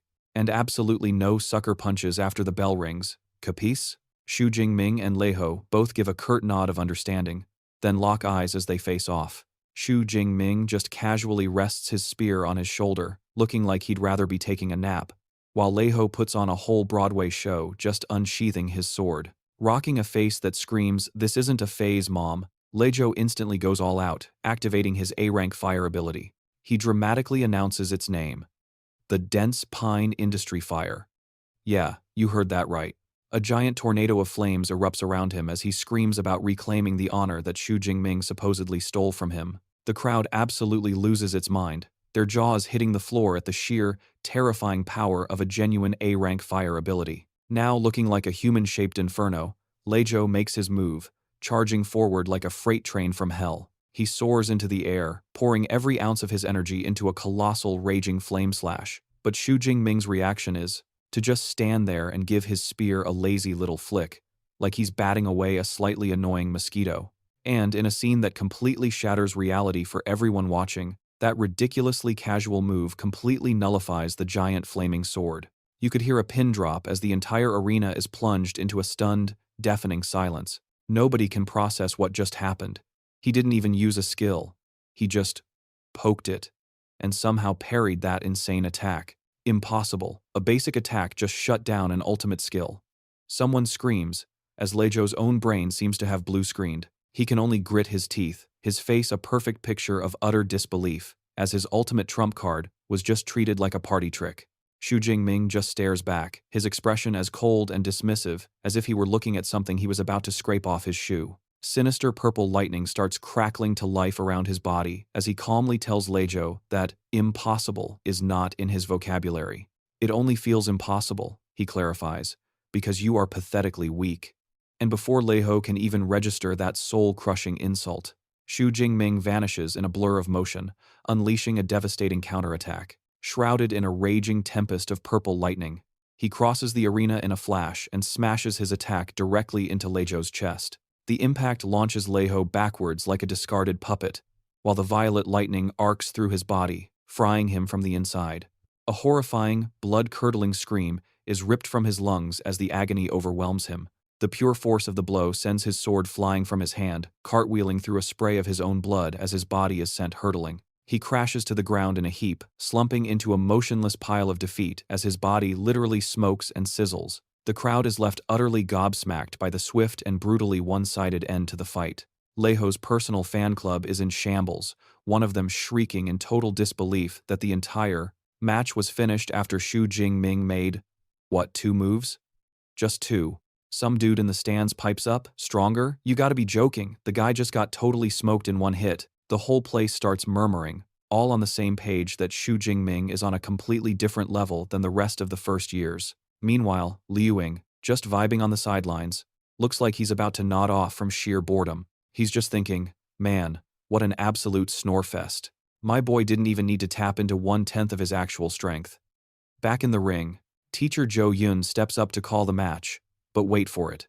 A totally wrecked Lejo somehow stumbles back onto his feet, hissing her name through a clenched jaw. He growls that he ain't lost yet, that this beatdown isn't over. Then, in a final, desperate play, he pulls out a tiny red pill. Teacher Zhou Yun's eyes practically bug out of her head. She knows exactly what that thing is. She shouts out a warning. "That's a rampaging blood pill. Don't you even think about swallowing that." She practically begs him, reminding him this is just a campus scrimmage, not something worth ruining his future over. The crowd recognizes the forbidden little power-up too. Whispers spread that, while it can give you a massive temporary boost, the comeback from that high is absolutely devastating. We're talking being bedridden for months on end. Everyone's thinking this dude must have a serious death wish, especially since the huge university tournament is only 1 month away. But Lejo just blocks it all out, declaring that whatever happens, it's on him and him alone. He's dead set on going all in on this bet, and he won't accept defeat unless he loses while juiced to the gills. From the stands, a few students, including Lu and Tao, start crying foul. They're yelling, "Isn't popping a combat drug cheating?" But teacher Zhou Yun shuts that noise down fast. She clarifies that, since this is just an informal exhibition match, there aren't any hard and fast rules. She explains that stuff like weapons, combat gear, and even special boosters are all considered fair game in a fighter's loadout. And as she's laying this out, Lejo pops the pill. She finishes her little lecture by saying that if Shu Jing Ming had a similar ace up his sleeve, he'd be more than welcome to use it too. And right on cue, that pill hits him like a freight train. Lejo's body erupts in a blazing aura, way crazier than before. His eyes glow a sinister orange as he lets out a raw, chemically fueled roar. Teacher Zhou Yun just watches this whole train wreck unfold, a look of deep concern on her face. She can tell it's a top-shelf pill, and it's already cranked Lejo's power to the low end of the second tier. She reaches one grim conclusion: Shu Jing Ming is in some deep trouble now. Faced with his opponent's desperate, last-ditch power-up, Shu Jing Ming's own battle aura just casually dials itself up to 11, going absolutely berserk as a storm of purple lightning crackles to life around him. Meanwhile, over on the sidelines, Teacher Zhou Yun is watching all this go down with a big ol' grin. He's thinking, yep, Shu Jing Ming's got that fire in him. The mindset of a true champion. Back in the ring, Shu Jing Ming tightens his grip on his spear, a cocky smirk plastered on his face. He's like, alright, finally. This isn't just me bullying a toddler anymore. He takes just one step, and the lightning crackling off his boots completely demolishes the floor beneath him. Then, faster than you can blink, he zips straight for his opponent. Li Ho's jaw just about hits the floor at that insane speed as the two of them collide right in the middle of the arena. Their souped-up attacks crash together with a massive boom. Li Ho somehow manages to block Shu Jing Ming's first jab, but the sheer, raw power behind it is just ridiculous. The impact sends Li Ho flying backwards like a rag doll, forcing him down to his knees just to handle the shockwave, his pathetic flames flickering around him. He's grinding his teeth, totally baffled. He just can't wrap his head around it. Even after juicing himself up to Tier 2, he's still getting absolutely wrecked by Shu Jing Ming. He's probably wondering what kind of demon he picked a fight with. Realizing a face-to-face brawl is a lost cause, Li Zhou switches up his game plan. He figures if he can't win up close and personal, he'll just start chucking stuff from far away. He jumps back and lobs a bunch of fireballs right at Shu Jing Ming. But honestly, Shu Jing Ming couldn't look more bored by this sad display. He just casually swings his spear in a big circle, kicking up a lightning tornado that swats every single fireball away like they're flies. He even yawns. Is that really all you got?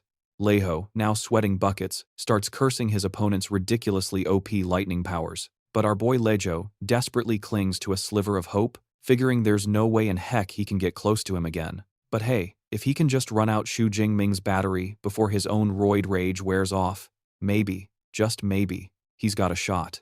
Yeah, about that. Shu Jing Ming has zero plans of letting this drag on. He decides it's time to wrap this up. He lifts a hand and starts gathering a truly insane amount of purple energy, squishing it all down into a solid spear of pure, crackling lightning. This is his A-rank technique, the Thunder Spear, and with a flick of the wrist, he yeets the thing straight at his opponent. That spear rockets through the air and slams right into Li Zhou's shoulder, punching right through whatever defenses he had left. He staggers back, clutching the new hole in his body, completely stunned. And that's when the horrifying truth hits Li Ho. Oh crap, this guy has long-range attacks too. But before Li Zhou can even process that nightmare, Shu Jing Ming is already dropping another technique on him. A massive orb of lightning just pops into existence above Li Zhou, and a torrential downpour of purple energy begins to rain down, frying him to a crisp. Zapped and utterly bewildered, he stares up, trying to figure out what kind of fresh heck this new battle skill is. With an ice-cold expression, Shu Jing Ming points a single finger and casually announces the name of his A-rank control skill, Thunder Prison. Instantly, a cage of crackling purple lightning snaps into place around Li Ho, trapping him completely. He lets out a curse, realizing he just got caught in a classic lockdown-type technique. In a last-ditch effort, he dumps all his remaining power into a flame barrier, a swirling vortex of fire to protect his sorry hide. Trapped but still trying to act tough, he taunts Shu Jing Ming, yelling that if he can't get out, then Shu Jing Ming can't get in, trying to challenge him to a boring waiting game. Shu Jing Ming, however, looks completely unimpressed, glancing at the fiery little whirlpool with absolute disdain, probably thinking that sad excuse for a barrier looks pathetically weak and wondering if it could even take one hit. So, instead of playing that little game of attrition, he just leaps high into the air, effortlessly clearing the so-called flame barrier and parking himself directly above his trapped victim. And while he's just chilling up there, he decides it's time to unleash his ultimate beatdown. He flexes his power, and dozens of massive, glowing purple spears made of pure lightning materialize out of thin air, with every single one aimed squarely at the helpless Li Ho. The lethal rain of lightning spears begins its descent. It's like his chain thunder gun, but on some serious, world-ending steroids. Staring up at this absolute overkill of an attack, Li Ho is filled with pure, unadulterated terror. He knows for a fact that if that barrage connects, he is absolutely 100% dead. With his life on the line, all that pride shatters into a million pieces, and he screams out his surrender. At the very last possible millisecond, just as Li Zhou yells that he gives up, the tip of the lead lightning spear freezes just a few inches from his eyeball. The entire storm of spears just vanishes as Shu Jing Ming lands gracefully back in the ring.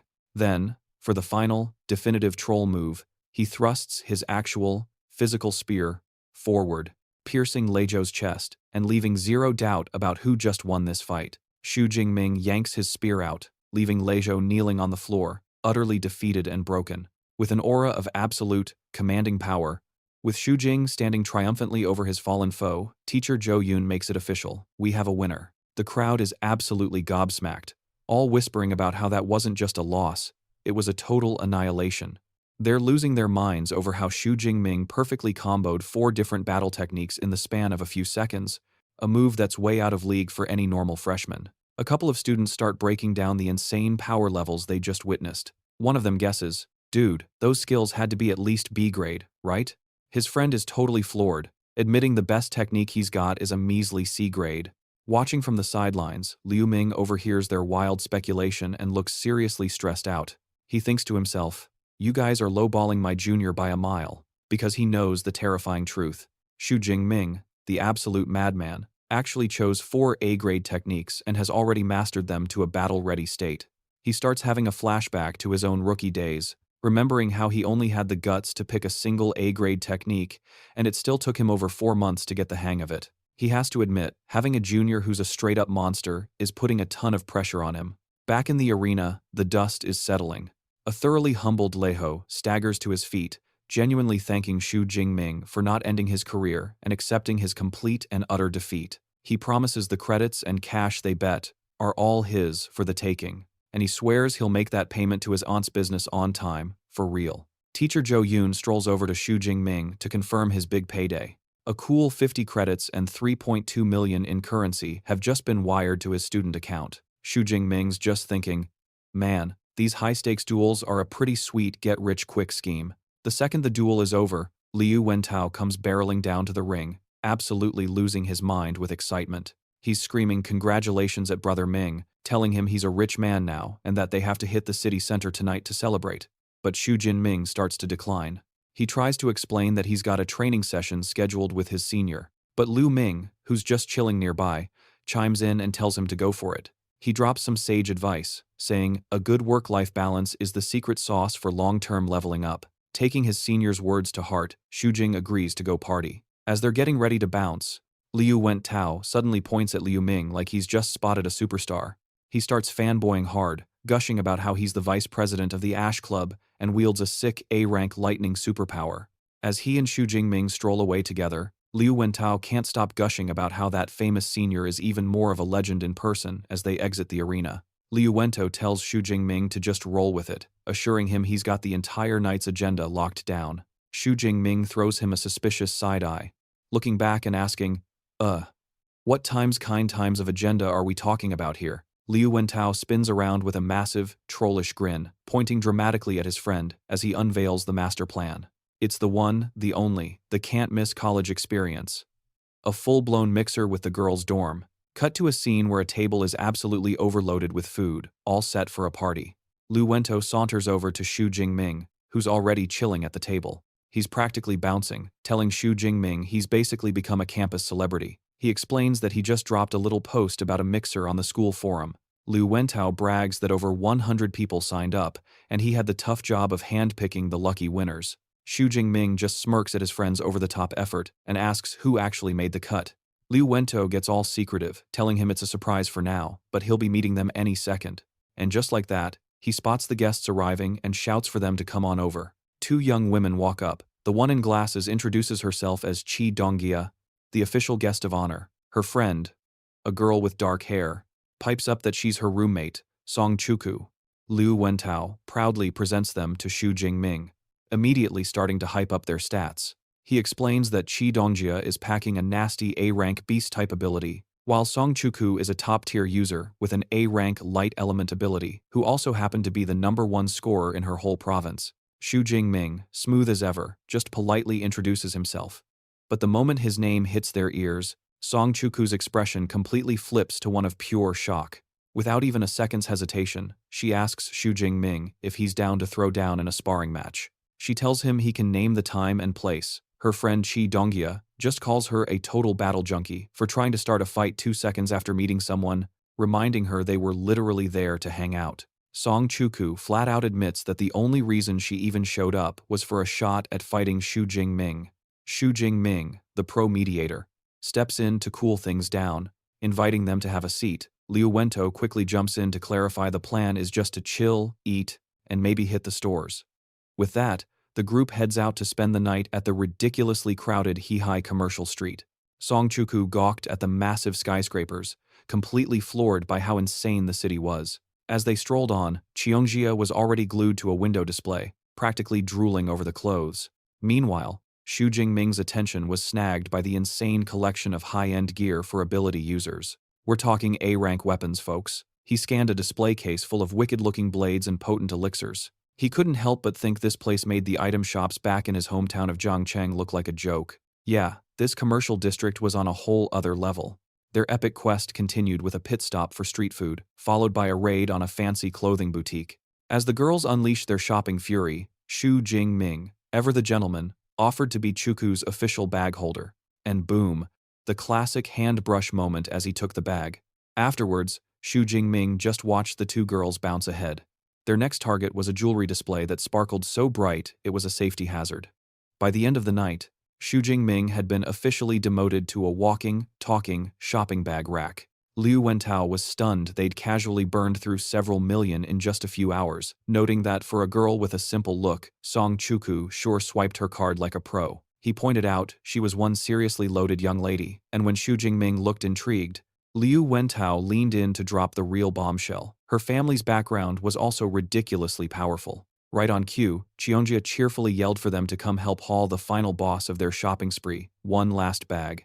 At the same time, Chuku was thinking it was probably time to retreat before they bought out the entire city. The evening concluded with Shu Jing Ming and Liu Wentao on escort duty, walking the girls back to their absolutely massive villa. At the gate, Seong Chuku admitted to the guys that she actually had a really good time. Both Shu Jing Ming and Liu Wentao waved them off as the girls started toward their fortress of a home. But just before she vanished inside, Chuku stopped, turned around, and leveled a dead serious look at Shu Jing Ming. She told him she was 100% serious earlier and made a promise that, one day, she was going to formally challenge him to a sparring match. Her sudden challenge threw Shu Jing Ming for a loop for a second, but the guy recovered like a champ. A smug grin spread across his face as he accepted her throwdown. "I'm looking forward to it," he said. That seemed to satisfy Chuku, who gave a small nod before finally heading inside.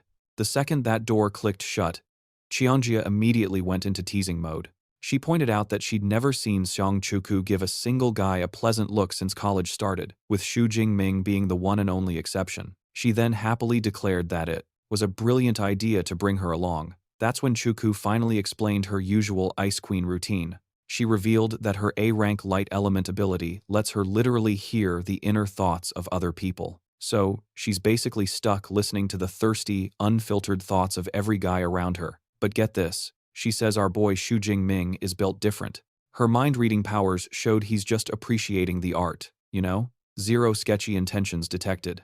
So she's all thoughtful, concluding he's a rare breed. And when she says this, Cheongjia gets this massive troll face grin and immediately calls her out, saying, Miss Song is totally crushing on him. Meanwhile, back with the guys, Liu Wentao lets out a huge sigh of relief, saying it's awesome to just chill for once. And Shu Jing Ming just quietly nods along. But our main character, Shu Jing Ming, is totally zoned out, deep in his own world. He's busy crunching the numbers on Seong Chu-kyu's insane power level, realizing he's still a total newbie by comparison. That reality check just fires him up to grind even harder. Fast forward 15 days.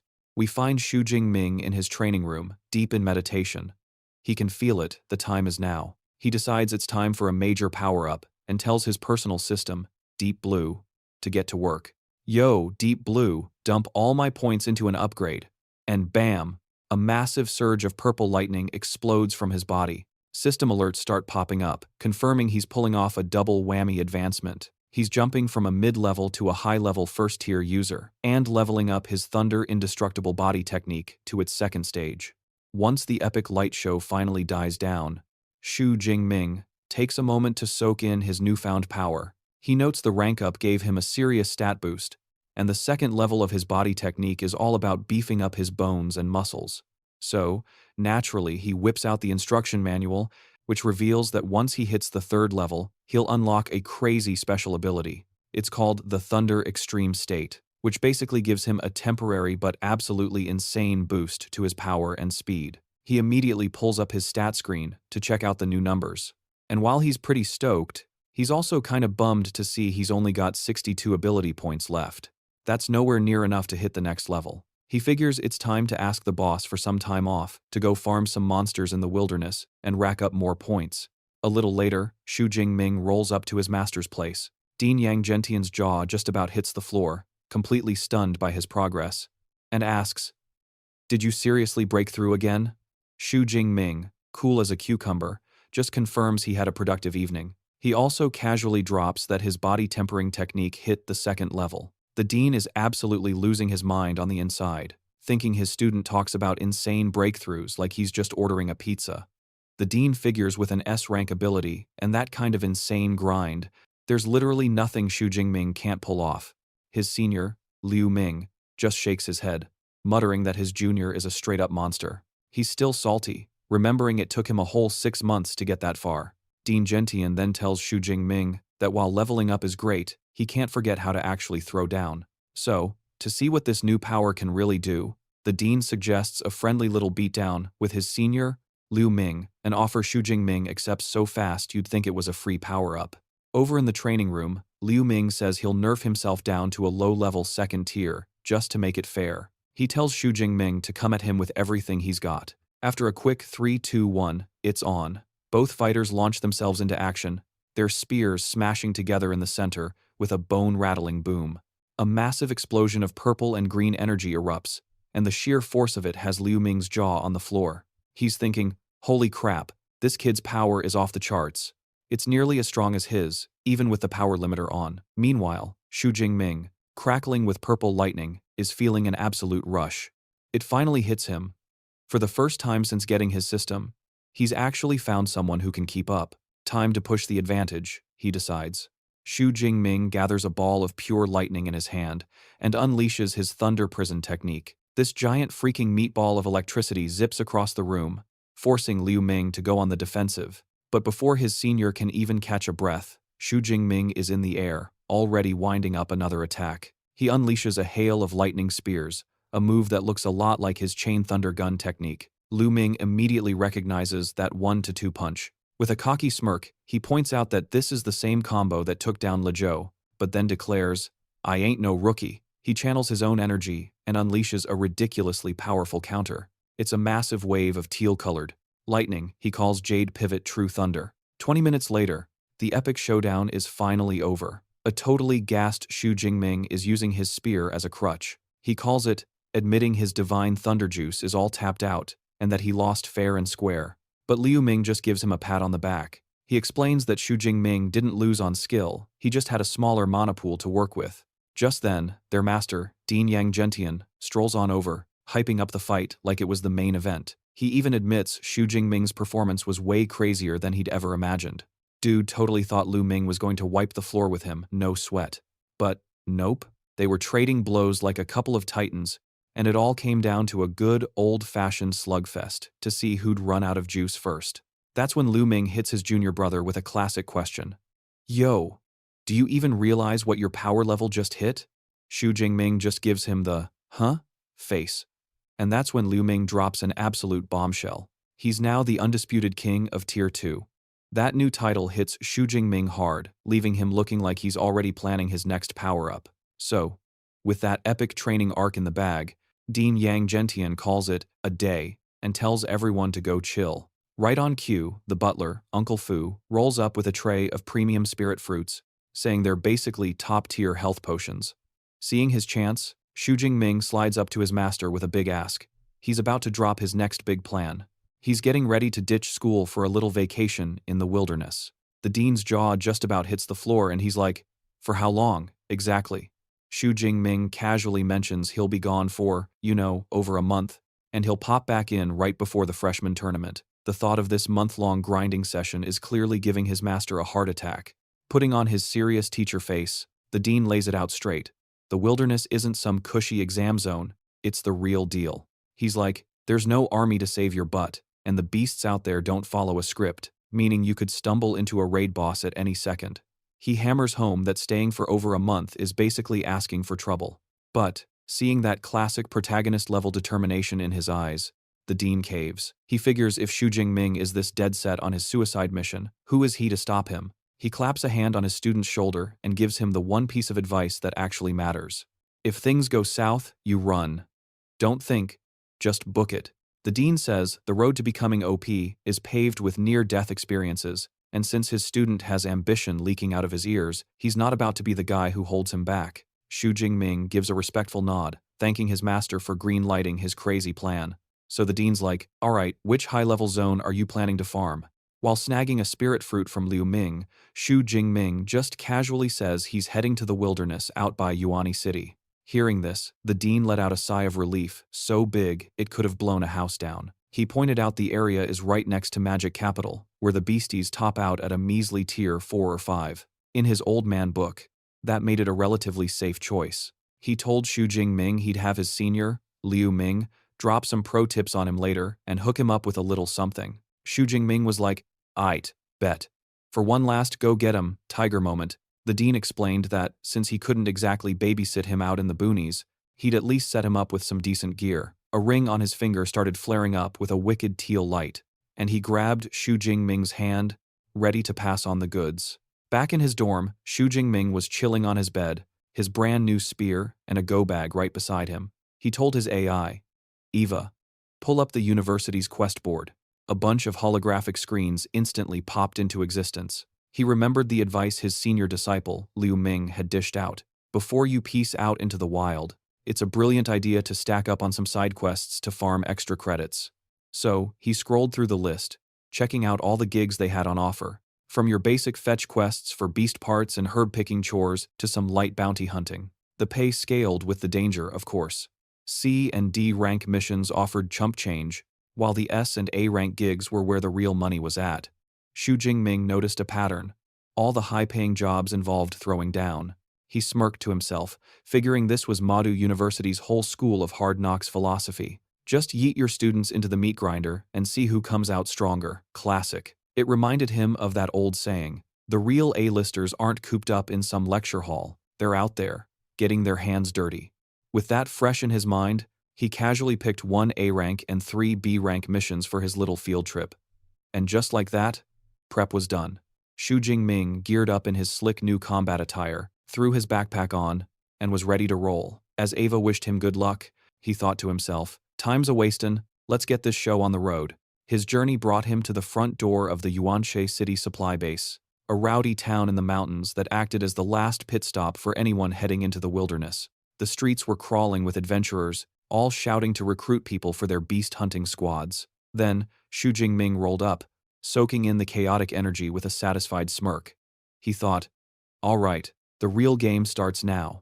Our boy strolls down the street and waltzes into a massive building, the official registration hall for adventurers. The place is absolutely packed with other weapon-toting individuals. A receptionist in a snazzy red dress flashes him a warm smile and asks how she can help him out. Shu Jing Ming cuts right to the chase. He's here to sign up and become an adventurer, plain and simple. He flashes his ID, knowing full well you can't just step foot in the wilderness without getting that nationally recognized adventurer status first. The receptionist takes a look at Shu Jing Ming's university ID and her eyes widen. He's a student from the prestigious Madu Superpower University. She comments that it's pretty rare to see a first-tier user like him trying to brave the wilderness so soon. She lets him know it's going to take a little bit to process his registration, so he should probably just chill in the hall while he waits. So, as Shu Jing Ming waits, he takes a lap around the hall, checking out the competition. All of a sudden, a huge commotion kicks off near the entrance. A whole crew of guys starts losing their minds as a newcomer makes her grand entrance. They immediately recognize her as the goddess Zhang Chuquan, fawning over her beauty and her ridiculously powerful aura. They're all muttering that a presence like that is exactly what you'd expect from a Modu University student. The center of all this chaos is a super stylish woman with long white hair and sunglasses, strutting through the hall like she owns the place.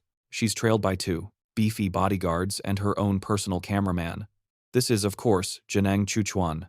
She's a second-year student from Madu Superpower University, and the rumor mill is already in overdrive. Everyone's guessing she must be here to film some new content for her online videos. They're all gushing about her content and her fame, with one dude claiming she has at least 10 million fans. Another guy immediately jumps in to correct him. He insists she has over 15 million followers and then dramatically declares he'd trade 10 years of his life just to be her boyfriend. From a safe distance, Shu Jing Ming just watches the whole spectacle unfold. He recognizes her from school and internally makes a note.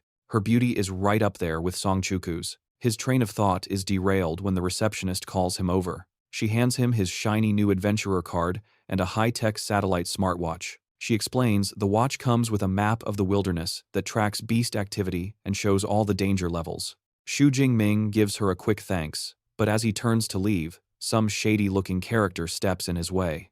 The guy sizes him up, figuring this is Shu Jing Ming's first rodeo in the wilderness, and warns him that showing up unprepared is a death sentence. So, naturally, he offers to sell him some essential elixirs. Playing along, Shu Jing Ming feigns interest and asks about the price. The dude eagerly flashes his coat open, revealing a stash of pills, offering first-grade healing elixirs for 20,000 and antidote elixirs for 15,000. He even tries to upsell him on some more potent second-grade versions, though he mentions they'll cost a pretty penny. Shu Jing Ming just casually remarks that the prices don't even seem that high. The merchant's face lights up, and he starts boasting that he's famous for his cheap and effective potions. But that's when Shu Jing Ming's whole vibe shifts. Internally, he's thinking, yeah, something's not right. He knows a standard first-grade elixir should run at least 30 or 40,000. The guy's bargain bin prices could only mean one thing. He's a low-life scammer targeting clueless newbies. But instead of getting spooked, Shu Jing Ming calmly asks how many elixirs the guy wants to sell, then immediately calls him on his BS, asking just how many other rookies he's ripped off. The merchant, realizing he's been made, drops the nice guy act. He gets all aggressive and shoves his face right into Shu Jing Ming's, snarling about whether he was just being played from the start.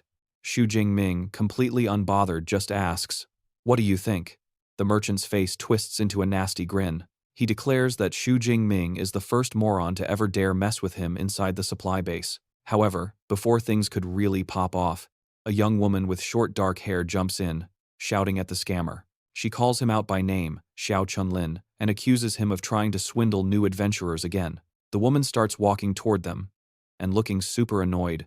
Xiao Chunlin mutters that Shu Jing Ming got lucky this time.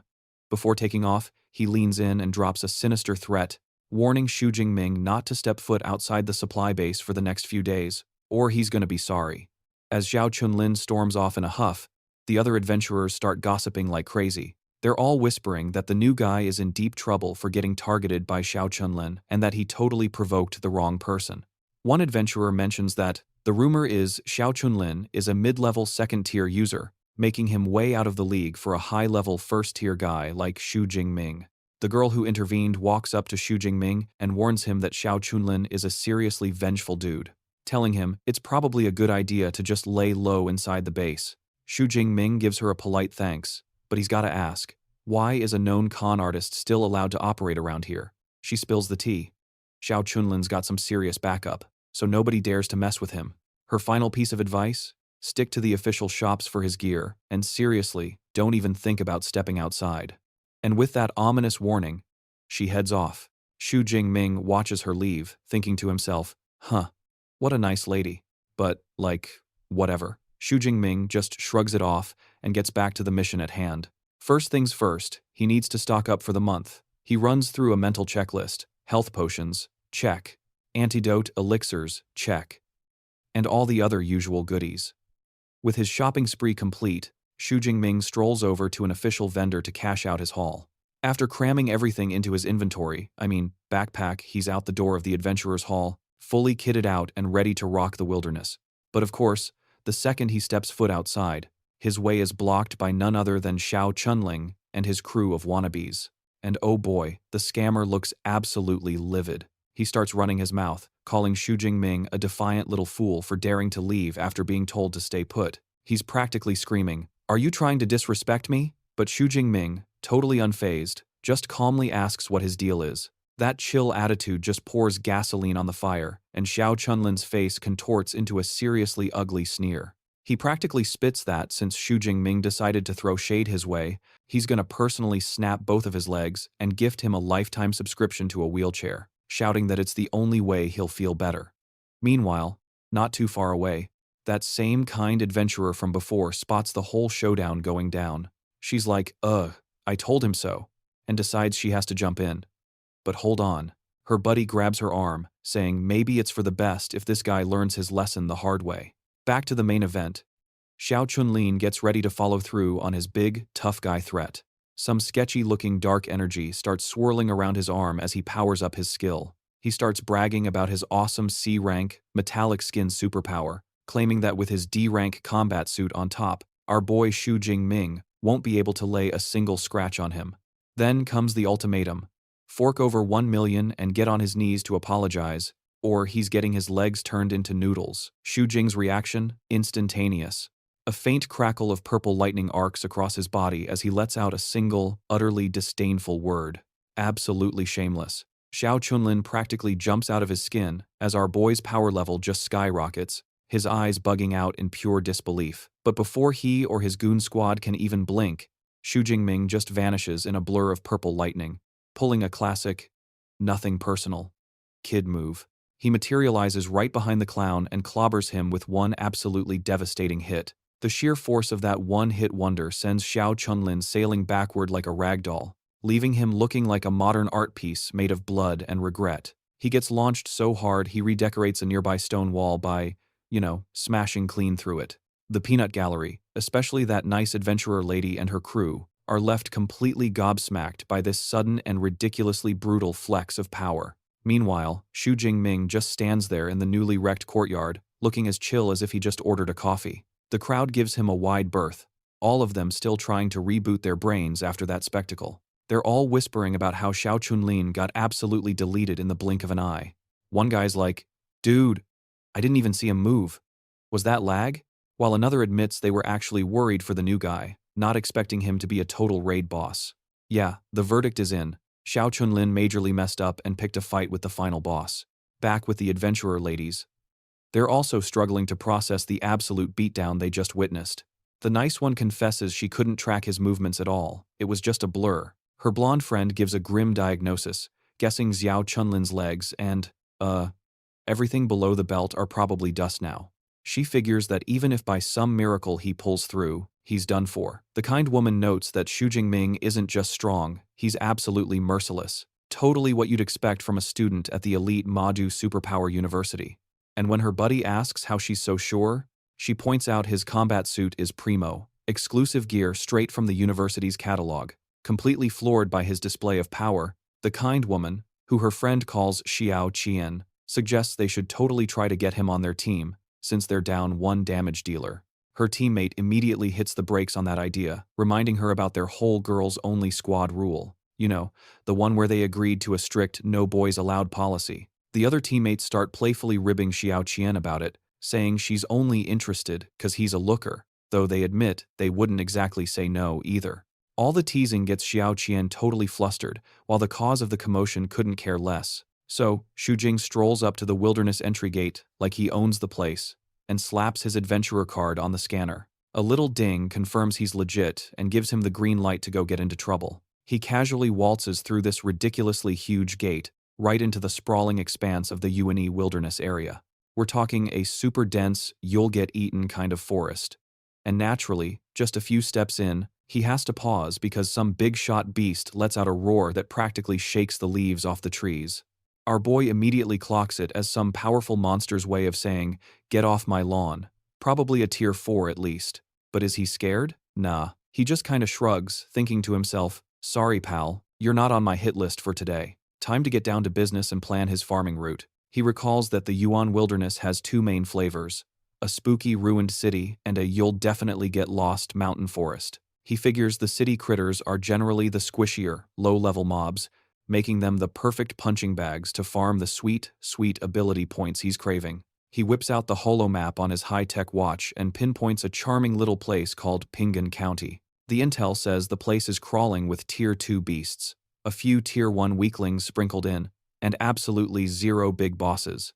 With a massive area and an estimated 500 to 600 monsters just waiting around, he basically hits the jackpot, realizing it's the ideal hunting ground. With a totally extra battle cry, Shu Jing Ming announces his grand entrance to Pingan County and then just bolts into a full-on sprint. His body is glowing with this faint blue aura as he zips through the forest like a lightning bolt.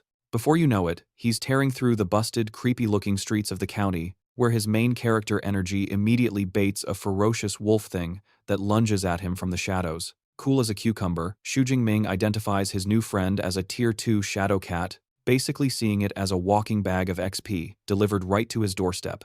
However, just as he's about to throw down, he suddenly clutches his chest like he's having a heart attack. Turns out that gnarly thunder Tyrannosaurus blood in his veins is having a bit of a temper tantrum, and it's flooding his brain with an overwhelming urge to just go absolutely bonkers. He quickly realizes that trying to bottle up this crazy impulse is like trying to hold in a sneeze. It only makes it worse. A completely unhinged, manic grin spreads across his face as he decides he's done playing nice. He unleashes a torrent of crackling purple lightning, fully embracing his inner edgelord. His sudden power-up and terrifying aura leaves the poor shadow cat frozen solid with pure, unadulterated regret. And scene. We jump forward 1 month later. A new squad of 4 adventurers is creeping through the now eerily empty streets of that very same county. One of them asks their bald buddy. The red-bearded captain's buddy whines, asking why the whole area is such a ghost town.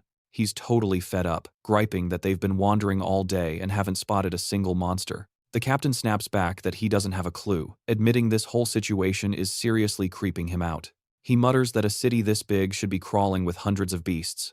Even a mass exodus wouldn't explain why it's this bone dry. But right on cue, their luck finally turns as a massive, tiger-like arm-blade tiger materializes right in front of them. The sudden appearance totally spooks the crew, but they're just relieved to finally have something to fight. "All right, boys, let's take it down together," the captain roars, rallying his men. But, before a single one of them could even twitch, a colossal spear of pure purple lightning plummets from the heavens. The crackling spear of energy slams directly into the unsuspecting beast. It's instantly vaporized in a spectacular explosion of purple energy and flying rubble. The adventurers are just left standing there, completely dumbfounded by the insane overkill attack. One of the guys nervously stammers, Was that some new kind of laser cannon?" The captain immediately shuts that down.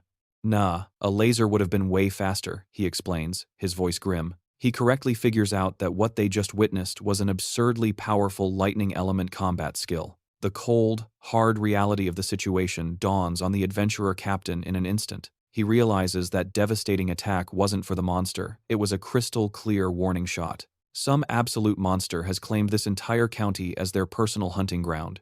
"We're leaving. Now," he hisses, and his men don't need to be told twice. One of them mutters about how utterly terrifying that lightning spear was, while another guy finally gets it. "Oh, so that's why there are no beasts left." This crazy powerful lightning user had already cleared the entire map. The captain just screams at them to move faster. He's terrified of what'll happen if they stick around and tick off whatever powerhouse is running this show. The camera then pans up to reveal our powerhouse, Shu Jing Ming, just chilling on top of a skyscraper. A system notification cheerfully pops into his view. It confirms his kill of a Tier 2 arm-blade tiger and awards him a neat 19 ability points. He thinks to himself, pretty pleased that after getting his proficiency up, his Thunder Spear technique now has a ridiculous range of over 1,000 meters. Feeling pretty good about himself, he pulls up his status panel to check out his gains from the last month. By farming up a whopping 8,000 plus ability points, he's not just a high-level first-tier user anymore, he's blasted his way up to a high-level second-tier. Plus, his Thunder Indestructible body just hit a breakthrough to the 3rd level. Talk about a glow-up. And get this.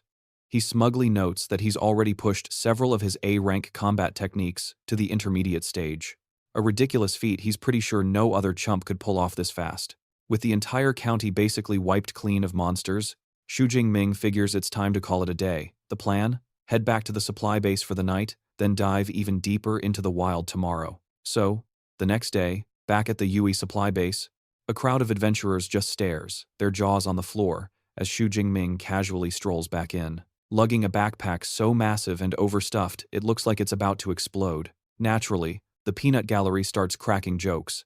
They're wondering if his bag sprouted legs, guessing the fool must have dragged back an entire beast carcass. Little do they know, Shu Jing Ming is just thinking to himself, man, good thing I splurged on the reinforced model of this backpack. Any other bag would have burst trying to hold the 400 plus kilograms of monster loot he'd stuffed inside. He saunters over to the adventurer's hall and plops himself down at the receptionist's counter to sell his haul. The woman politely asks what he's looking to sell today and points him toward a massive industrial scale. Shu Jing Ming just unzips his ridiculously huge pack, unleashing a literal mountain of valuable, high-grade monster parts all over the place. He casually tells the stunned receptionist he's got over 400 kilograms of Tier 2 beast materials and asks her to tally up the score. Still completely gobsmacked, the receptionist starts sifting through the pile, realizing they're all the most valuable, perfectly preserved parts. We're talking tiger tendons, claws, and rhino horns. Totally in over her head, she stammers an apology and begs Shu Jing Ming to just wait a moment, explaining that this sheer volume of loot is way too much for one person to handle and she needs to call for backup. A moment later, a sharply dressed man, flanked by two female attendants in red dresses, glides over. He introduces himself as Xiao Yi, the manager in charge of all acquisitions here. After Shu Jing Ming gives his own name, Manager Xiao Yi firmly shakes his hand, openly admiring how someone so young could possibly hunt so many high-level beasts. He offers to have his staff handle the tedious inventory count and invites Shu Jing Ming to have a seat with him while they wait. As Shu Jing Ming settles in, so there's Manager Xiao Yi, head honcho at the Adventurer's Hall, with his crew using these slick floating drones to tally up a literal mountain of monster parts. The manager's jaw is practically on the floor. He's thinking this kid is a golden goose and he needs to get on his good side, like yesterday. So, he whips out the VIP treatment for Shu Jing Ming, presenting him with a shiny platinum membership card for the base, complete with a sweet discount on everything, calling it a small token. Shu Jing Ming, playing it cool, just accepts with a nod and a thanks. A moment later, an employee hustles over with the final damage report. The inventory list. She reports a grand total of 89 high-tier drops, 107 mid-tier, and a whopping 221 low-tier, Tier 2 monster bits. The manager is internally freaking out at these insane numbers, wondering if Shu Jing just cleared an entire freaking dungeon by himself. He turns back to our boy and lays out the final payout. A cool 24.7 to 6 million. Then he's like, let's just call it an even $25 million. An offer Shu Jing Ming is more than happy to accept. Seconds later, Shu Jing Ming's phone buzzes with that sweet direct deposit notification. His new bank balance? Just a casual 29 million plus. A smug grin spreads across his face. Achievement unlocked. Become a millionaire overnight. As he's about to bounce, Manager Xiao Yi slides him a business card, casually suggesting they grab tea sometime. Shu Jing Ming plays along and heads out, while the manager watches him leave, muttering to himself that this kid's potential is completely off the charts. But the second Shu Jing Ming is out the door, the manager's phone starts blowing up. He picks up, and guess who it is?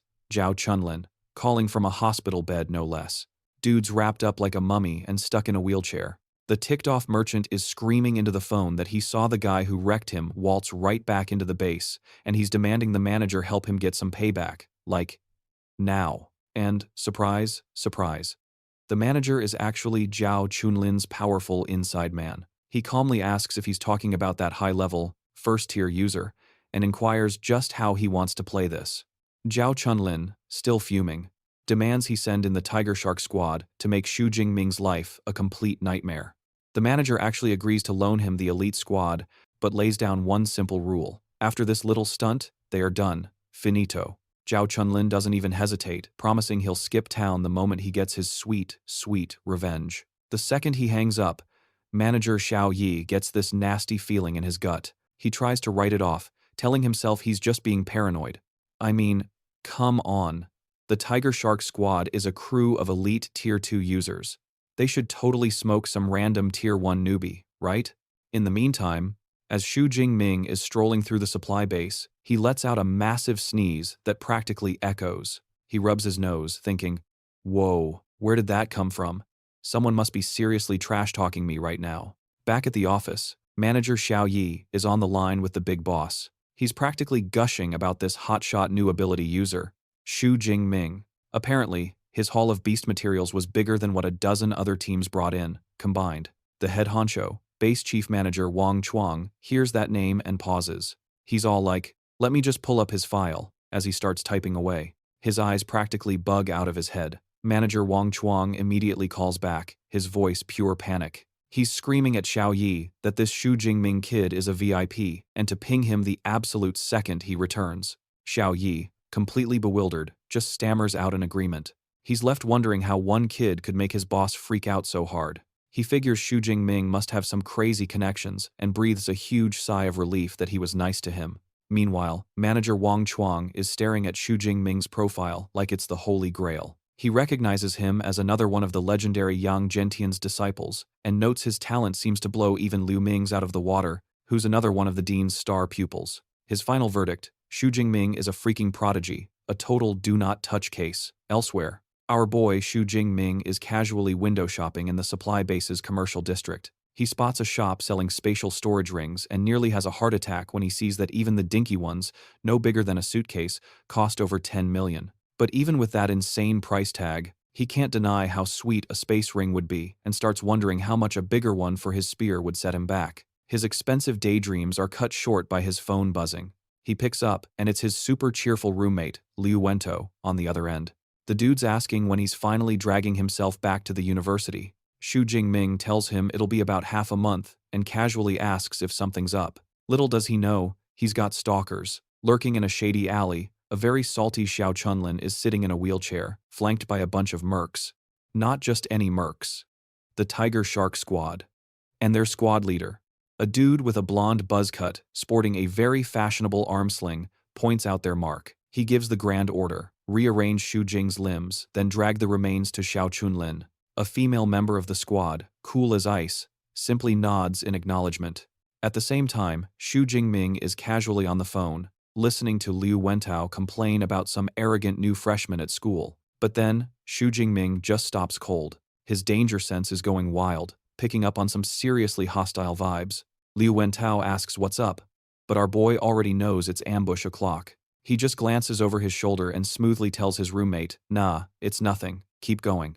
And like a champ, Shu Jing Ming strolls right into the deserted alley where the oh-so-scary Tiger Shark Squad is hiding. The squad leader gives the signal the target's in the kill zone and tells a member named Hiji to scan his power level. Another one of the goons mutters that their captain is being way too careful for just a single upper first-rank nobody. So Hiji fires up her psychic scanner, getting ready to read the guy's stats. Her face immediately twists in sheer disbelief as she stammers that what she's seeing is absolutely impossible. The captain, sensing the sudden "we're all gonna die" mood, demands to know what the heck is wrong. Hiji mind melds with the team, giving everyone a front-row ticket to the horror show she's witnessing. In their shared vision, their own auras look like sad little flickering candles. But Shu Jing Ming? He's a freaking galactic vortex of raw purple energy that makes them look like gnats. The whole team is terrified. They finally get it. His power is way beyond an upper second-rank user, and he could literally erase them with a sneeze. The leader's expression contorts with rage as he realizes their intel was a joke, and Xiao Chunlin just sent them on a one-way trip to oblivion. He immediately screams to abort the mission, ordering a full retreat and swearing he's going to settle this little bill. From the alley, Shu Jing Ming just watches these clowns suddenly leap away and vanish into thin air. He's left standing there completely baffled by their bizarrely quick exit. It takes him all of 2 seconds to figure out the only person at the base with a petty grudge is Xiao Chunlin, and this must have been his latest failed revenge scheme. He just scoffs at the thought. He figures losers like that never learn, and he'll just have to teach him a proper lesson next time. The absolutely livid Tiger Shark Squad makes a beeline straight back to Xiao Chunlin. Their leader storms right up to the merchant and delivers a slap so epic it echoed through the building. The sheer force of it sends Xiao Chunlin flying right out of his wheelchair, leaving him stunned and hurting on the floor. He actually demands to know why he got hit, while the leader just stares down at him with pure, unadulterated contempt, screaming that Xiao Chunlin's garbage intel practically gift-wrapped them for the Grim Reaper. Then, he drops the bombshell. Their mark wasn't some upper first-rank scrub, but a monster at the peak of the second rank. This little tidbit of information completely short-circuits Xiao Chunlin's brain. He just couldn't process how Shu Jing Ming had leveled up that insanely in a little over a month, while the squad leader, looking at him like he was something scraped off his boot, announces he couldn't care less and is officially calling off this suicide mission. He ditches Xiao Chunlin, leaving him a crumpled, pathetic mess on the floor as his team just walks away. Back at HQ, the Tiger Shark squad leader makes his report to manager Xiao Yi, who's pretty shocked to see them back so early. The squad leader just confirms the mission was a total bust. He lays it out plain and simple. Xiao Chunlin's intel was a complete joke. The target was an upper second rank user. No, wait. He corrects himself, it was way worse than that. Their scanner was screaming that his combat power was at least third rank, which is exactly why they booked it out of there. Hearing this, manager Xiao Yi absolutely loses his mind, muttering about how that idiot Zhao Chunlin could screw up this badly. Then, a cold, sinking feeling hits him, and he has to ask for the target's name. The squad leader shrugs, saying Xiao Chunlin only gave them a description to go on. Some beefy dude, about 1.9 meters tall, lugging around a massive spear. The description clicks into place, and all the blood drains from manager Xiao Yi's face as he realizes exactly who they just tried to jump. Cut to manager Wang Chuang's office, where he slams his fists on his desk so hard, it sends a tsunami of paperwork flying as he absolutely roars at Xiao Yi, demanding to know who in their right mind gave him the gall to try and ambush Shu Jing Ming. A terrified Xiao Yi stammers that he's just some upper second-rank kid, wondering if this level of freakout is really necessary. Manager Wang Chuang calls him an absolute moron before having a drone project Shu Jing Ming's entire file for him to see. And as Xiao Yi reads, the soul-crushing reality of his screw-up smacks him right in the face. The file confirms it. Shu Jing Ming, an 18-year-old, upper second-rank user. Not only that, he's the top scholar from Jiangnan province and a freshman at the legendary Madu Superpower University. But the real kicker, the detail that seals their doom, is his mentor, the one and only, legendary Yang Zhentian. Manager Wang Chuang asks with a grim little smile. So, are you getting the picture now? He explains that a grandmaster like Yang Zhentian could wipe their entire base off the map, and the government wouldn't even blink. Absolutely consumed by fear, literal spikes bursting from his back. Manager Xiao Yi bows so low his head nearly hits the floor, promising to fix this mess. On Manager Wang's command, a couple of guards haul in a very beat-up-looking Xiao Chunlin. The terrified merchant gets tossed onto the floor like a sack of garbage, where he immediately starts groveling for his life. With an ice-cold expression, Manager Xiao Yi declares a simple beatdown just won't cut it. Nah, the ringleader has to be permanently deleted from the server. He tells Xiao Chunlin he only has himself to blame for trying to pick a fight with someone way out of his league. Without another word, he gives the merchant a one-way ticket to the afterlife with a quick neck snap. Over in manager Wang Chuang's office, Xiao Yi is sweating bullets after his little on-the-spot execution. But surprise, the big boss of the base is anything but impressed. He asks with a chilling tone, "You really think that's times enough to smooth things over with a guy like Shu Jing Ming?"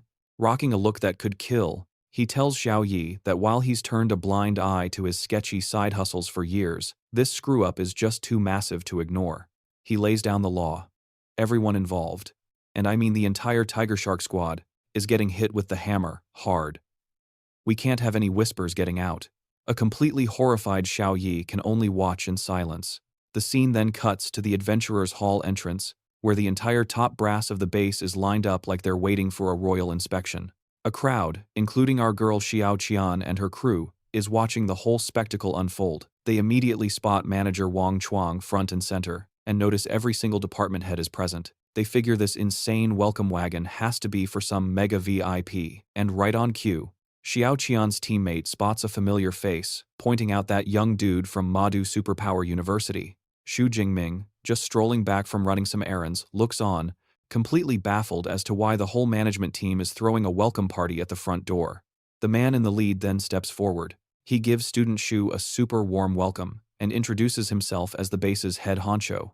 Wang Lun, seeing the absolute top dog of the base, personally rolling out the red carpet for him, Xiao Qian and her friends are absolutely floored, realizing there's way more to this guy's story.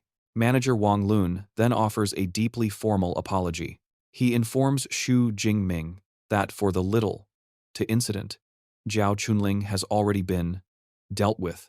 What's more, all his accomplices have been rounded up and are looking at a lifetime stay in the slammer. To make it right, the manager explains, the base has prepared a little something to show our sincerity. Shu Jing Ming can't help but be a little impressed. He thinks to himself, damn, the big boss doesn't mess around. Clean and decisive.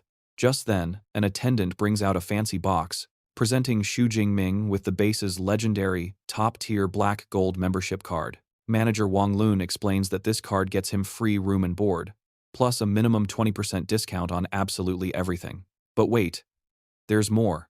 Another attendant pops up. He's presenting a second gift, a tiny box holding a 1 cubic meter space ring. The absolutely bonkers value of this thing completely short-circuits Shu Jing Ming's brain as he processes what's being offered. Clutching the legendary space ring, Shu Jing Ming calculates its insane worth, muttering that it would fetch at least 50 million on the market. He snags the gift, basically admitting manager Wang Chuang's apology bribe is sincere enough. Manager Chuang immediately starts laying on the praise for Shu Jing Ming. He's gushing about how his boldness is exactly what he'd expect from a student of the Great Yang Zhenshan, even name-dropping Shu Jing Ming's senior disciple, Liu Ming, who apparently also grinded levels at this very base. Before Shu Jing Ming can bounce, manager Wang Chuang makes it clear that if he ever runs into beef in the city, he should just hit him up, because his influence is no joke. Shu Jing Ming isn't fooled for a second. He knows this 5-star treatment is 100% thanks to his master's ridiculously powerful reputation. A bit later, chilling in the ridiculously plush room that came with his new black gold membership, Shu Jing Ming finally gets to unwind. After a solid month of hardcore training, he is seriously grateful for the downtime. First order of business, he decides to bind this epic space ring to his soul. It's a whole process that involves stamping his spiritual imprint all over the item. With his spiritual power already leagues beyond any average user at his level, he breezes through the task like it's nothing. Testing out his new toy, he realizes he can summon items with a mere thought and stash them with a simple touch. Sure, it can't hold living creatures, but man, is it ever convenient. His moment of peace is shattered by an incoming call from his master, Yang Zhentian. Shu Jing informs him he's just gotten back from the wilderness and has some seriously important tea to spill. The moment he learns that some nobody hired mercenaries to jump his disciple, Yang Zhentian goes from 0 to 100 real quick. He roars over the phone that a dinky space ring is a pathetic apology for an assassination attempt and threatens to personally level the entire base if Shu Jing Ming had been hurt. After he takes a breath and calms down a notch, he asks the big question. Why did the so-called elite squad suddenly retreat? Shu Jing Ming speculates they probably realized his power level was way higher than advertised, pegging him as an upper-tier second-rank user.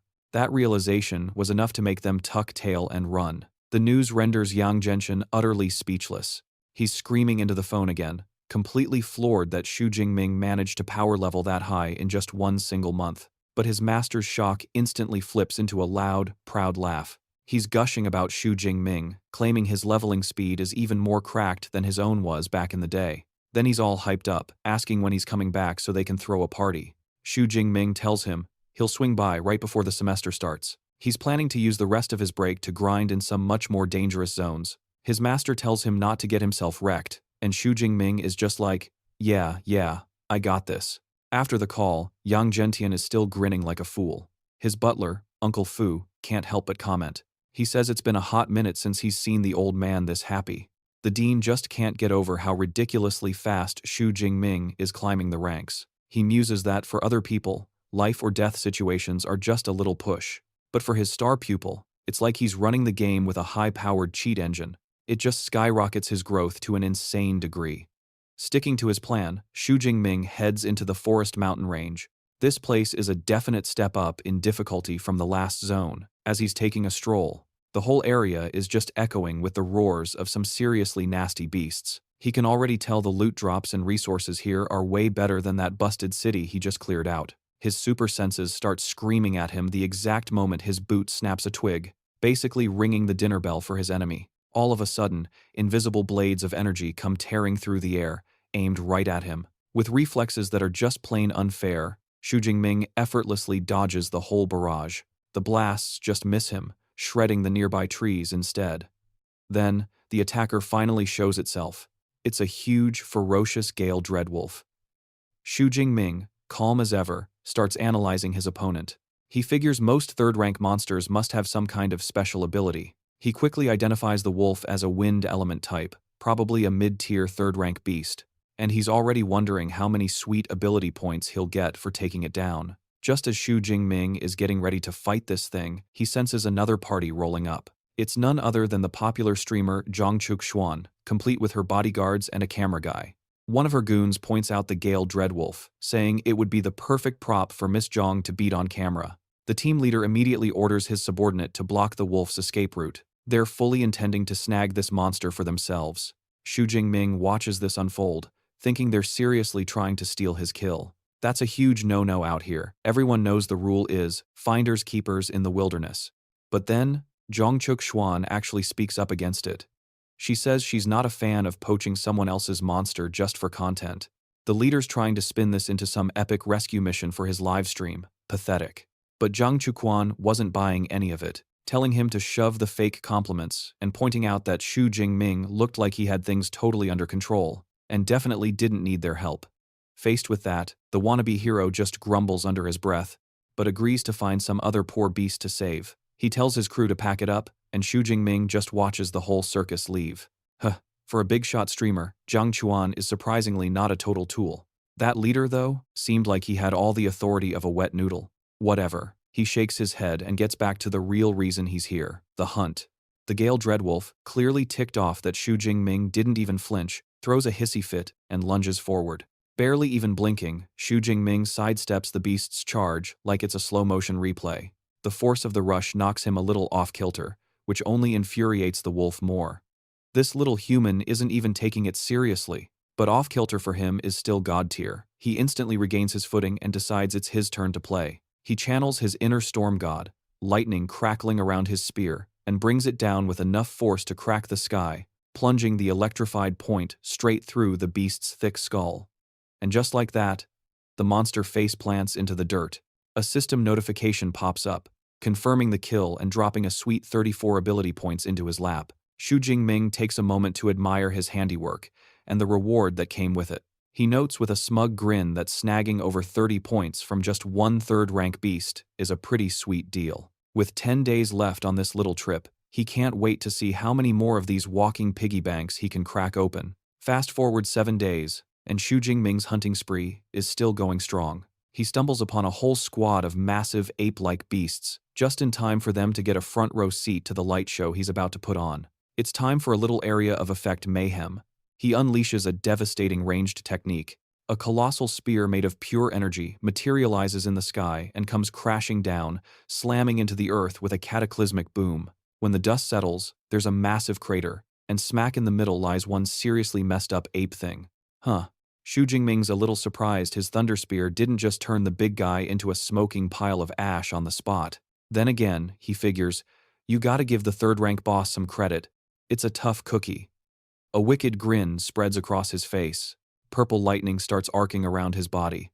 Alright, playtime's over. No more wasting time on these small fry. He decides to just clean house and blitzes straight into the heart of the remaining pack. Now, a living thunderbolt, he moves like a blur of pure, destructive energy, effortlessly weaving through their clumsy swings, his spear a flash of death with every strike. In moments, he's standing over a field of twitching ape things.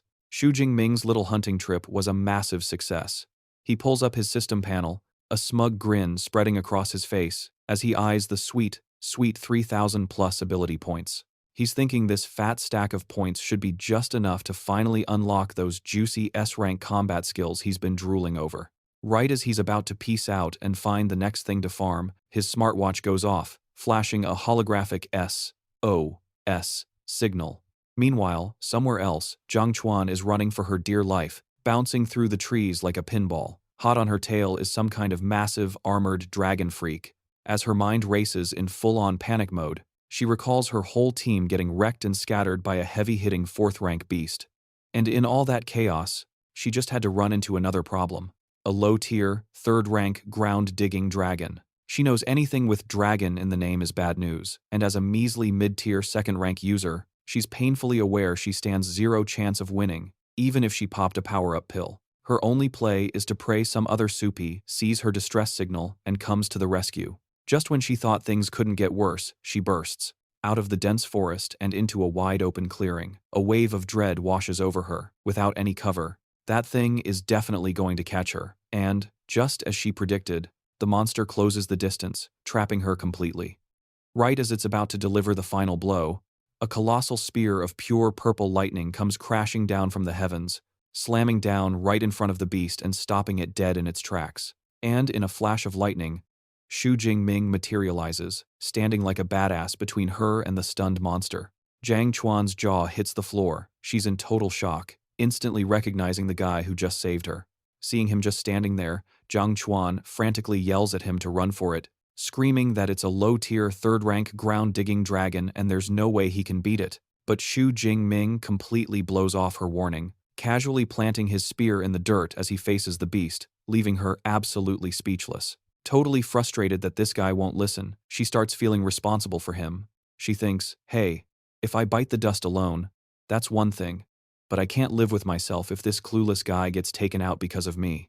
So, in a totally selfless move, she bolts right past him, yelling for him to get out of there while she tries to buy him some time. The ground-digging dragon lets out a massive roar and charges at them both. Zhang Chuan braces for the fight of her life. But before she can even blink, Shu Jing Ming decides to drop the hammer from behind her. He materializes this giant freaking spear of pure lightning and just yeets it right over her head at the incoming monster, leaving her completely frozen, jaw on the floor. The lightning javelin rockets down at warp speed and punches straight through the beast's armored dome in a gnarly explosion of purple lightning and, well, you know, the creature just faceplants. Its head is basically a crater now. Zhang Chuquan's legs give out, and she collapses in total shock, muttering to herself about how that terrifying monster got totally one-shotted. She glances up at Shu Jing Ming, her mind reeling from his absolutely insane power level. It clicks. That sonic boom from earlier, that was all him. She's struggling to figure out how he's this OP when he's supposedly just an upper-tier, rank 2 user. Meanwhile, a system notification pops up for Shu Jing Ming, confirming the kill and dropping 36 sweet ability points. He smirks, thinking, just as I thought. Anything with dragon in the name gives way better loot. This thing pays out way more points than your average beast of the same rank. With the fight over, Shu Jing Ming casually strolls over to Zhang Chuquan, who's still trying to pick her jaw up off the floor, and asks if she's okay. She insists she's fine, just a little weak in the knees, and thanks him for the save. He plays it cool, saying anyone would have done the same, and helps her to her feet. Once she's up, Zhang Chuquan tells him she owes him big time for saving her life, and that he can ask for pretty much anything. Shu Jing Ming politely brushes it off, but then he's like, actually, an autographed photo for my roommate would be the ultimate reward. The request totally catches her off guard, but she agrees, admitting she doesn't have one on her at the moment, but says she can get it to him back at the supply base. Then, her eyes lock onto his weapon. She recognizes it instantly. Is that the legendary Dark Cloud Gale Spear? She asks, wondering if he's a student at Madu University. He just nods, confirming it was a gift from his master. Zhang Chuchuan gets all excited, explaining the spear is famous because it's so ridiculously heavy that only the most powerful users can even lift it. She then introduces herself as a second year from the elementary academy. Hearing this, Shu Jing Ming greets her respectfully as his senior. Inside her head, she's thinking she's never even heard his name around campus, so he must be some super low-key upperclassman. He immediately clocks that she thinks he's a senior, since most people don't hit his power level until their third year, and he just decides to roll with it. His mind was still completely blown. Zhang Chuquan couldn't believe he'd just one-shotted a powerful upper-tier third-rank beast. Just as he was about to bounce, she called out to him. Blushing hard, she shyly asked if she could tag along for a bit, explaining that her bodyguards ditched her, and she was basically a sitting duck out here in the wilderness. Shu Jing Ming agreed to play escort and get her to the ruined city where she could get home safe. Overjoyed, she thanked him profusely. As they started walking, she suggested they raid the beast's lair for loot, which was probably why it jumped her in the first place. Shu Jing Ming figured it was worth a look. On the way, she started making small talk, asking which academy he was from. When he dropped that he was from the Weaponry Academy, she immediately commented that she's heard of their dean, Yang Zenshin, and his absolutely terrifying nickname. Shu Jing Ming then casually informed her that the dean was his master. The news made Zhang Chuquan freeze up, completely embarrassed, and she started apologizing over and over for trash-talking his teacher. Shu Jing Ming was a little thrown off, thinking that for someone known as the Cold Ice Goddesses online, she was a real motormouth in person. Zhang Chuquan led him to a dark, rocky cave, the ground-digging dragon's den. Once inside, he cautiously told her to stay right behind him, since he had no clue what kind of nasty surprises were waiting inside. She immediately agreed, sticking to him like glue as he led the way, his spear crackling with protective lightning. But their caution quickly turned into pure, unadulterated shock. Deeper inside the cave, they found a secret paradise. A small spring of clear turquoise water was surrounded by a garden of rare and fragrant flowers. Shu Jing Ming's jaw just about hit the floor. He instantly recognized several high-grade medicinal herbs just sitting there for the taking. His shock then leveled up when he realized the spring was an S-grade Earth Spirit spring, a legendary healing treasure. He whipped his head around to Zhang Chuquan in total disbelief, asking if this was for real. She just confirmed it, explaining that the spring supercharges all the plants growing around it, turning them into these incredibly rare and powerful herbs. Shu Jing Ming was seriously impressed by how much she knew. She proudly revealed that she's a certified second-grade pharmacist, a qualification he knew was ridiculously difficult to get. After sizing up their massive find, Zhang Chuquan estimated there was enough spring water for at least 5 portions of S-grade healing liquid. As a thank you for saving her life, she just straight up offered the entire treasure to him. Shu Jing Ming, however, had a much fairer deal in mind. He proposes a little deal. He gets a 4-to-1 split of the spring water, and they go 50-50 on the herbs. Thinking he's being a total gentleman, she's all smiles, and immediately agrees to the generous offer. Just as Shu Jing Ming and Zhang Chuquan are divvying up their loot, her personal security detail rolls up to the cave entrance. One of the goons is immediately skeptical, wondering out loud what could possibly be valuable in a cave with zero security. The team leader is quick to shut him down, pointing out the clear tracks of a third-rank ground-digging dragon. And as everyone knows, dragon lairs are basically treasure vaults. Stepping inside, they're shocked to find Zhang Chuquan and Shu Jing Ming just hanging out. She's completely startled by them just popping up out of nowhere, freaking out internally, because if this elite squad of third-rank users clocks the S-grade spring, things are about to get real ugly. The leader flashes a smile, telling her they've been searching everywhere for her, before his eyes land curiously on Shu Jing Ming. Thinking fast, Zhang Chuquan claims Shu Jing Ming is just an upperclassman from her school that she happened to run into. She gestures toward the hall, suggesting that since the herbs are such high quality, they should all get a piece of the action. The leader just smirks and agrees. But then a subordinate whispers in his ear that the spring isn't just any old puddle, it's the legendary S-grade Earth Spirit spring, a treasure beyond price. In an instant, the entire mood in the cave shifts. The bodyguards' eyes practically glow red with greed as they process the insane value of what's in front of them. Both Shu Jing Ming and Zhang Chuquan feel the temperature drop as the guard's friendly act evaporates. The leader's welcoming facade completely crumbles, replaced by a sinister grin, as he remarks that she doesn't seem to be telling him the whole story. Realizing the immense danger, Zhang Chuquan decides it's time to cut her losses and surrender the treasure.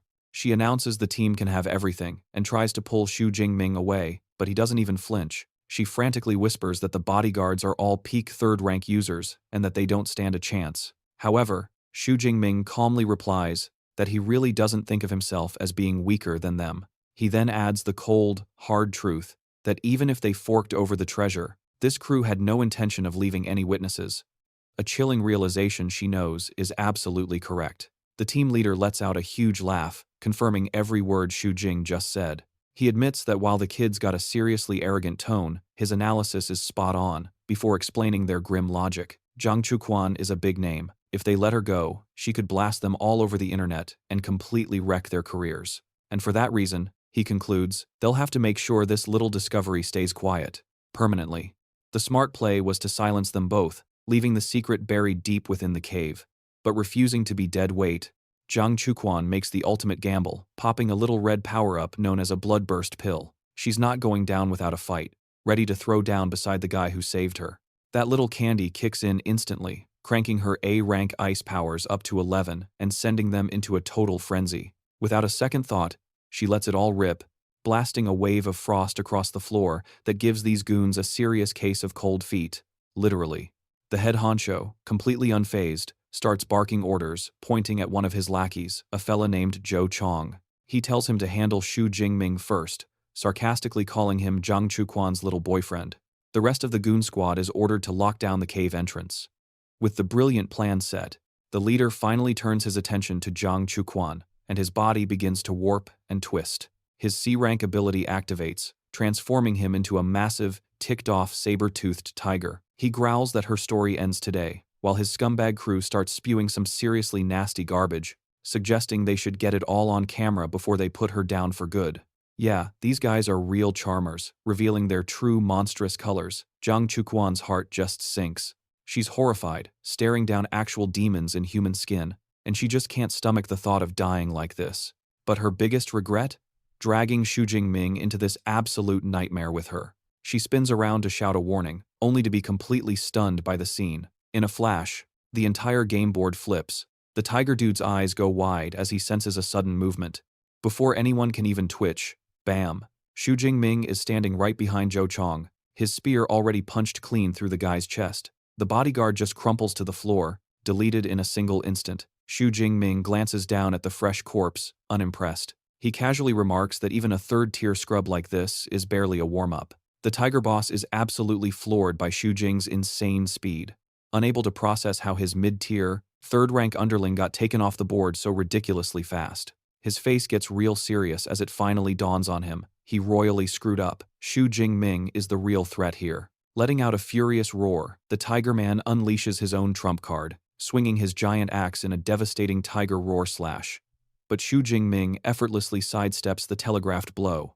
His body is nothing but a blur of purple lightning as he dodges, and while he's styling on this overgrown cat, he's also running the numbers on his opponent's strength. He concludes the peak third-tier captain's raw damage output is way higher than his, which means playtime is officially over. The Tiger Man boss and his goons are completely baffled by Shu Jing's little power flex. It finally dawns on him that he's picked a fight with someone way out of his league. So, Shu Jing Ming figures, alright, playtime's over, and decides to stop holding back. He flips the switch on a hidden power, kicking into his Thunder Extreme mode. A crazy, violent surge of raw purple lightning just explodes out of the guy, shredding his shirt to bits and revealing a brand new, jacked physique, while Zhang Chuquan just stares, completely speechless. Her face is a perfect mix of, whoa, that's impressive, and, oh crap, is he okay? The raw power of this glow-up completely stuns the tiger boss, who just gawks at the swirling dark energy, wondering what kind of freak he just messed with. And let's just say Shu Jing Ming's whole look gets a major demonic upgrade. His eyes are now glowing a piercing blue with reptile-like slits, and two massive demonic horns just burst from his forehead. You know, to really complete that, I'm your worst nightmare aesthetic. He's totally soaking in this insane power-up. And man, does it feel amazing. The tiger boss snaps out of it for a second, then just scoffs at the whole light show, figuring it's just some cheap trick to look scary. And just like that, his ego is back in business. He winds up for another attack, but Shu Jing Ming, sporting a wicked grin, beats him to the punch and dashes in. The two titans collide, with the leader popping his defensive skill, Lying Tiger Stone. He's absolutely positive his fancy armor can tank any hit from some low-rank scrub. Spoiler alert, he was dead wrong. Shu Jing Ming's own lightning gale slash smashes right into his weapon. The sheer force behind Shu Jing Ming's attack is just completely off the charts, completely pulverizing the leader's supposedly unbreakable armor. The blow sends the giant tiger dude flying backward like a rag doll, totally wrecked. Shu Jing Ming just stands there, looking ridiculously cool in his new powered-up form, casually mentioning his body is now about 3 to 4 times stronger, a power level the leader's tough, beastly hide clearly couldn't handle. But wait, the party's not over yet. With their boss down for the count, another one of his flunkies lunges at Shu Jing Ming, popping a powerful B-rank skill, the Flame Claw. But even in this berserk-looking state, Shu Jing Ming's control is downright surgical. He casually swats away the fiery attack with his own lightning, like it's nothing. The bodyguard is left completely dumbfounded, unable to wrap his head around how his top-tier move got shut down so easily by some guy who's supposed to be weaker. And so, Shu Jing Ming looms over yet another defeated goon. He gives his opponent some props, admitting that for a peak third-tier scrub, he's surprisingly durable. But then he's like, alright, playtime's over. This next one's the finisher. Totally panicked. The guy starts begging for his life, offering Shu Jing Ming the Earth Spirit Spring and every last dime he has. Shu Jing Ming just scoffs at his pathetic plea. He coldly tells him it's way too late for groveling, while Zhang Chuquan just watches the whole thing unfold. Her mind is completely blown. She's thinking that the elite team she hired, the one that cost a small fortune, with a captain rumored to be unbeatable, just got absolutely steamrolled. She's never even heard a whisper about a student from her university being this ridiculously overpowered. It gets her thinking. Could his ability actually be S-rank? With the flunkies all down for the count, Shu Jing Ming turns his gaze to the last couple of bodyguards. In his powered-up state, He can feel the savage, bloodthirsty instincts of the thunder tyrannosaurus blood bubbling up to the surface. With a wicked grin, he menacingly tells them, "Your turn." The two dudes are frozen solid with fear, calling him a demon, but Shu Jing Ming just scoffs. He shoots back that compared to a bunch of hired killers like them, he's practically a saint. Realizing they're completely outclassed, the remaining guys decide to make a desperate last stand. On their leader's command, they all pop their own blood-burst pills. They're getting ready to go down swinging. The fight that follows is quick, brutal, and totally one-sided. The scene then cuts to the aftermath, showing Shu Jing Ming, now back to normal, but conveniently shirtless, standing victorious over the bodies of the entire squad. The insane power of his Thunder Extreme mode clearly took its toll. He's leaning against a rock wall, breathing hard and looking completely wiped out. He muses that while his transformation is off the charts powerful, the energy cost is absolutely insane. Using it for just over 10 minutes, he realizes, is more draining than fighting for a few hours straight. After the crazy brawl, a concerned Jiang Chuquan rushes over to Shu Jing's side, asking if he's okay. Even though he's running on fumes, he plays it cool, telling her he's fine and that they should grab the loot, the spring water, and herbs before they crash. Standing beside the crystal-clear spring, Jiang Chuquan lets out a sigh of relief that the messy fight didn't contaminate the priceless water. They get to work, carefully filling up a bunch of glass bottles with the super-potent water from the Earth Spirit Spring.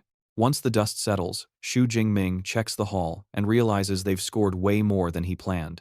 So, he casually tosses 1.5 bottles over to Jiang Chuquan. He insists it's her cut, giving her a nod for actually putting up a decent fight. She's totally blown away by his generosity and starts gushing her thanks. But of course, the feel-good moment doesn't last. Out of nowhere, Jiang Chuquan lets out a yelp and starts to buckle. Next thing you know, she's face-planting right into Shu Jing Ming's chest. And the horrifying truth hits her. That busted blood-burst pill she chugged earlier is finally calling in its debt. Yep, the gnarly side effects from that blood-burst pill finally decided to crash the party.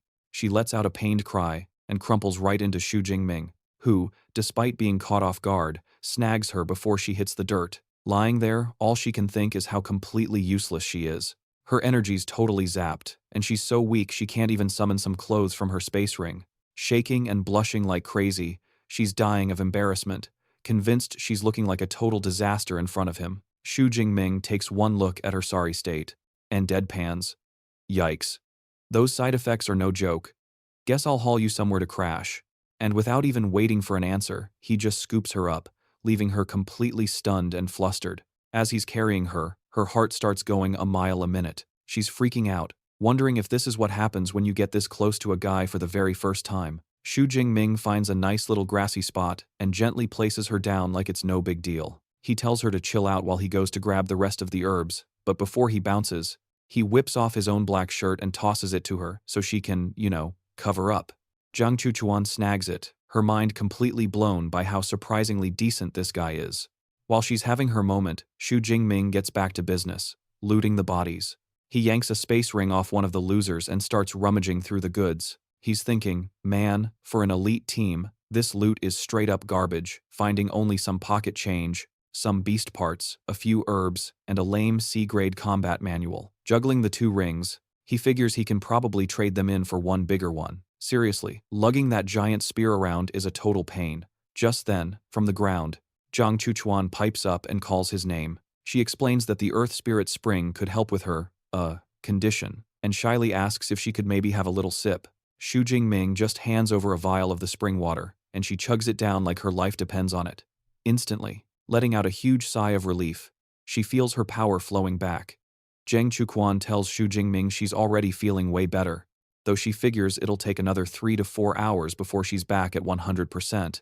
She's totally blown away that the pill's nasty side effects can even be neutralized, gushing about how insanely OP this S-grade Earth Spirit Spring is. Shu Jing Ming does some quick mental math on her recovery time and realizes, yep, it's gonna be dark in a few hours. Thinking about their safety, he casually suggests they should probably just crash in the cave for the night. The idea of a sleepover, just the two of them, in a dark cave? Yeah, that sends Jiang Chuquan's brain into a full-on, red-faced and flustered system reboot. So when Shu Jing Ming asks if she's cool with that, a beet-red Jiang Chuquan shyly agrees, squeaking out that she'll do whatever he thinks is best. The next morning, Sunlight streams through the forest canopy. Now, fully recharged, Zhang Chuquan has a big, satisfying stretch, feeling totally refreshed. She takes a deep breath and remarks on how awesome the forest air is. Even joking, she could totally camp out here for a month if it wasn't for all the murder beasts running around. She sneaks a peek at Shu Jing Ming, her mind drifting back to all her crazy thoughts from last night. She mentally facepalms, scolding herself for letting her imagination run wild, concluding he's a total gentleman. And yet, she can't help but feel just a tiny bit disappointed about it. Her internal monologue gets cut short when Shu Jing Ming announces that it's time to bounce, adding that he'll see her safely to the edge of the forest. A little surprised, she quickly agrees. And with that, they take off, sprinting through the woods with Shu Jing Ming leading the way. All of a sudden, he slams on the brakes, throwing an arm out to stop her dead in her tracks. A split second later, a freaking massive, flaming monster soars right over their heads. Zhang Chuquan's jaw hits the floor as she stares up in absolute terror, recognizing the beast as a high-level, fifth-tier blazing tiger. The giant creature lands with a thud way up ahead and just keeps on running. Peeking out from behind a tree, Shu Jing Ming wonders, did that thing seriously not even see us? But Zhang Chuquan points out its panicked state, suggesting, it's not just running, it's running for its life. Her eyes go wide with a dawning horror as she realizes what could possibly be chasing it. Just then, a massive horde of gray, wolf-like creatures with glowing red eyes stampedes past them. In a terrified whisper, Zhang Chuquan explains that those are iron-toothed rats. She clarifies that, even though they're just measly first-tier beasts individually, when they swarm up like this, they're crazy dangerous and could easily overwhelm even a sixth-tier powerhouse. Suddenly, it all clicks into place. That's why the blazing tiger was booking it. Faced with that tidal wave of teeth, Zhang Chuquan completely freaks out, screaming at Shu Jing Ming to run for it. Without missing a beat, Shu Jing yanks her by the hand as they book it, with a literal tide of rats hot on their heels. As they're hauling ass, Shu Jing Ming knows these rats are basically furry little marathon runners, which means just outrunning them is a total no-go. With the supply base a solid 90 kilometers away, he figures they need a serious speed boost. His spear is slowing him down, so he decides he's got to ditch it. But wait, Zhang Chuquan pipes up with a genius-level solution, telling him her space ring is basically a portable black hole and can totally fit it. With a flick of her wrist, the massive spear vanishes, leaving him unburdened. Now way lighter, Shu Jing Ming points out that this whole hand-holding romance scene is way too slow. So, he casually suggests it'd be a lot faster if he just gave her a piggyback ride, a suggestion that makes Zhang Chuquan's brain completely short-circuit. Before she can even form a protest, he's already hoisted her onto his back and is now blasting off at an even crazier speed. He finally rockets out of the forest and skids to a halt in some busted-up city. But their moment of relief lasts for about 2 seconds. They spot the swarm chowing down on some other monster's corpse. Shu Jing Ming's face darkens as he realizes their absolute worst-case scenario just became reality. The ratpocalypse has officially swallowed the entire area. With nowhere left to run, he declares it's time to throw down and fires up his Thunder Extreme mode. His whole body erupts in a storm of purple lightning as a wicked pair of demonic horns sprout from his head. He tells a wide-eyed Zhang Chuquan to hang on for dear life before he cannonballs straight into the rat mosh pit. He becomes a purple blur of pure destruction, shredding through the rat army and farming ability points with every single kill. Meanwhile, over at a military command post, Manager Wang Chuang and his squad are watching the disaster unfold.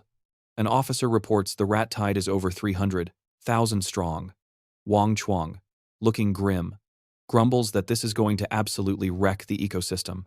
An aide brings up a map highlighting all the ability users caught in the mess, pretty much writing them all off as future rat chow. Wang Chuang is sweating bullets over Shu Jing Ming, figuring that unless his overpowered master, Yang Gentian, decides to pop in for a rescue, the kid is toast if he gets cornered.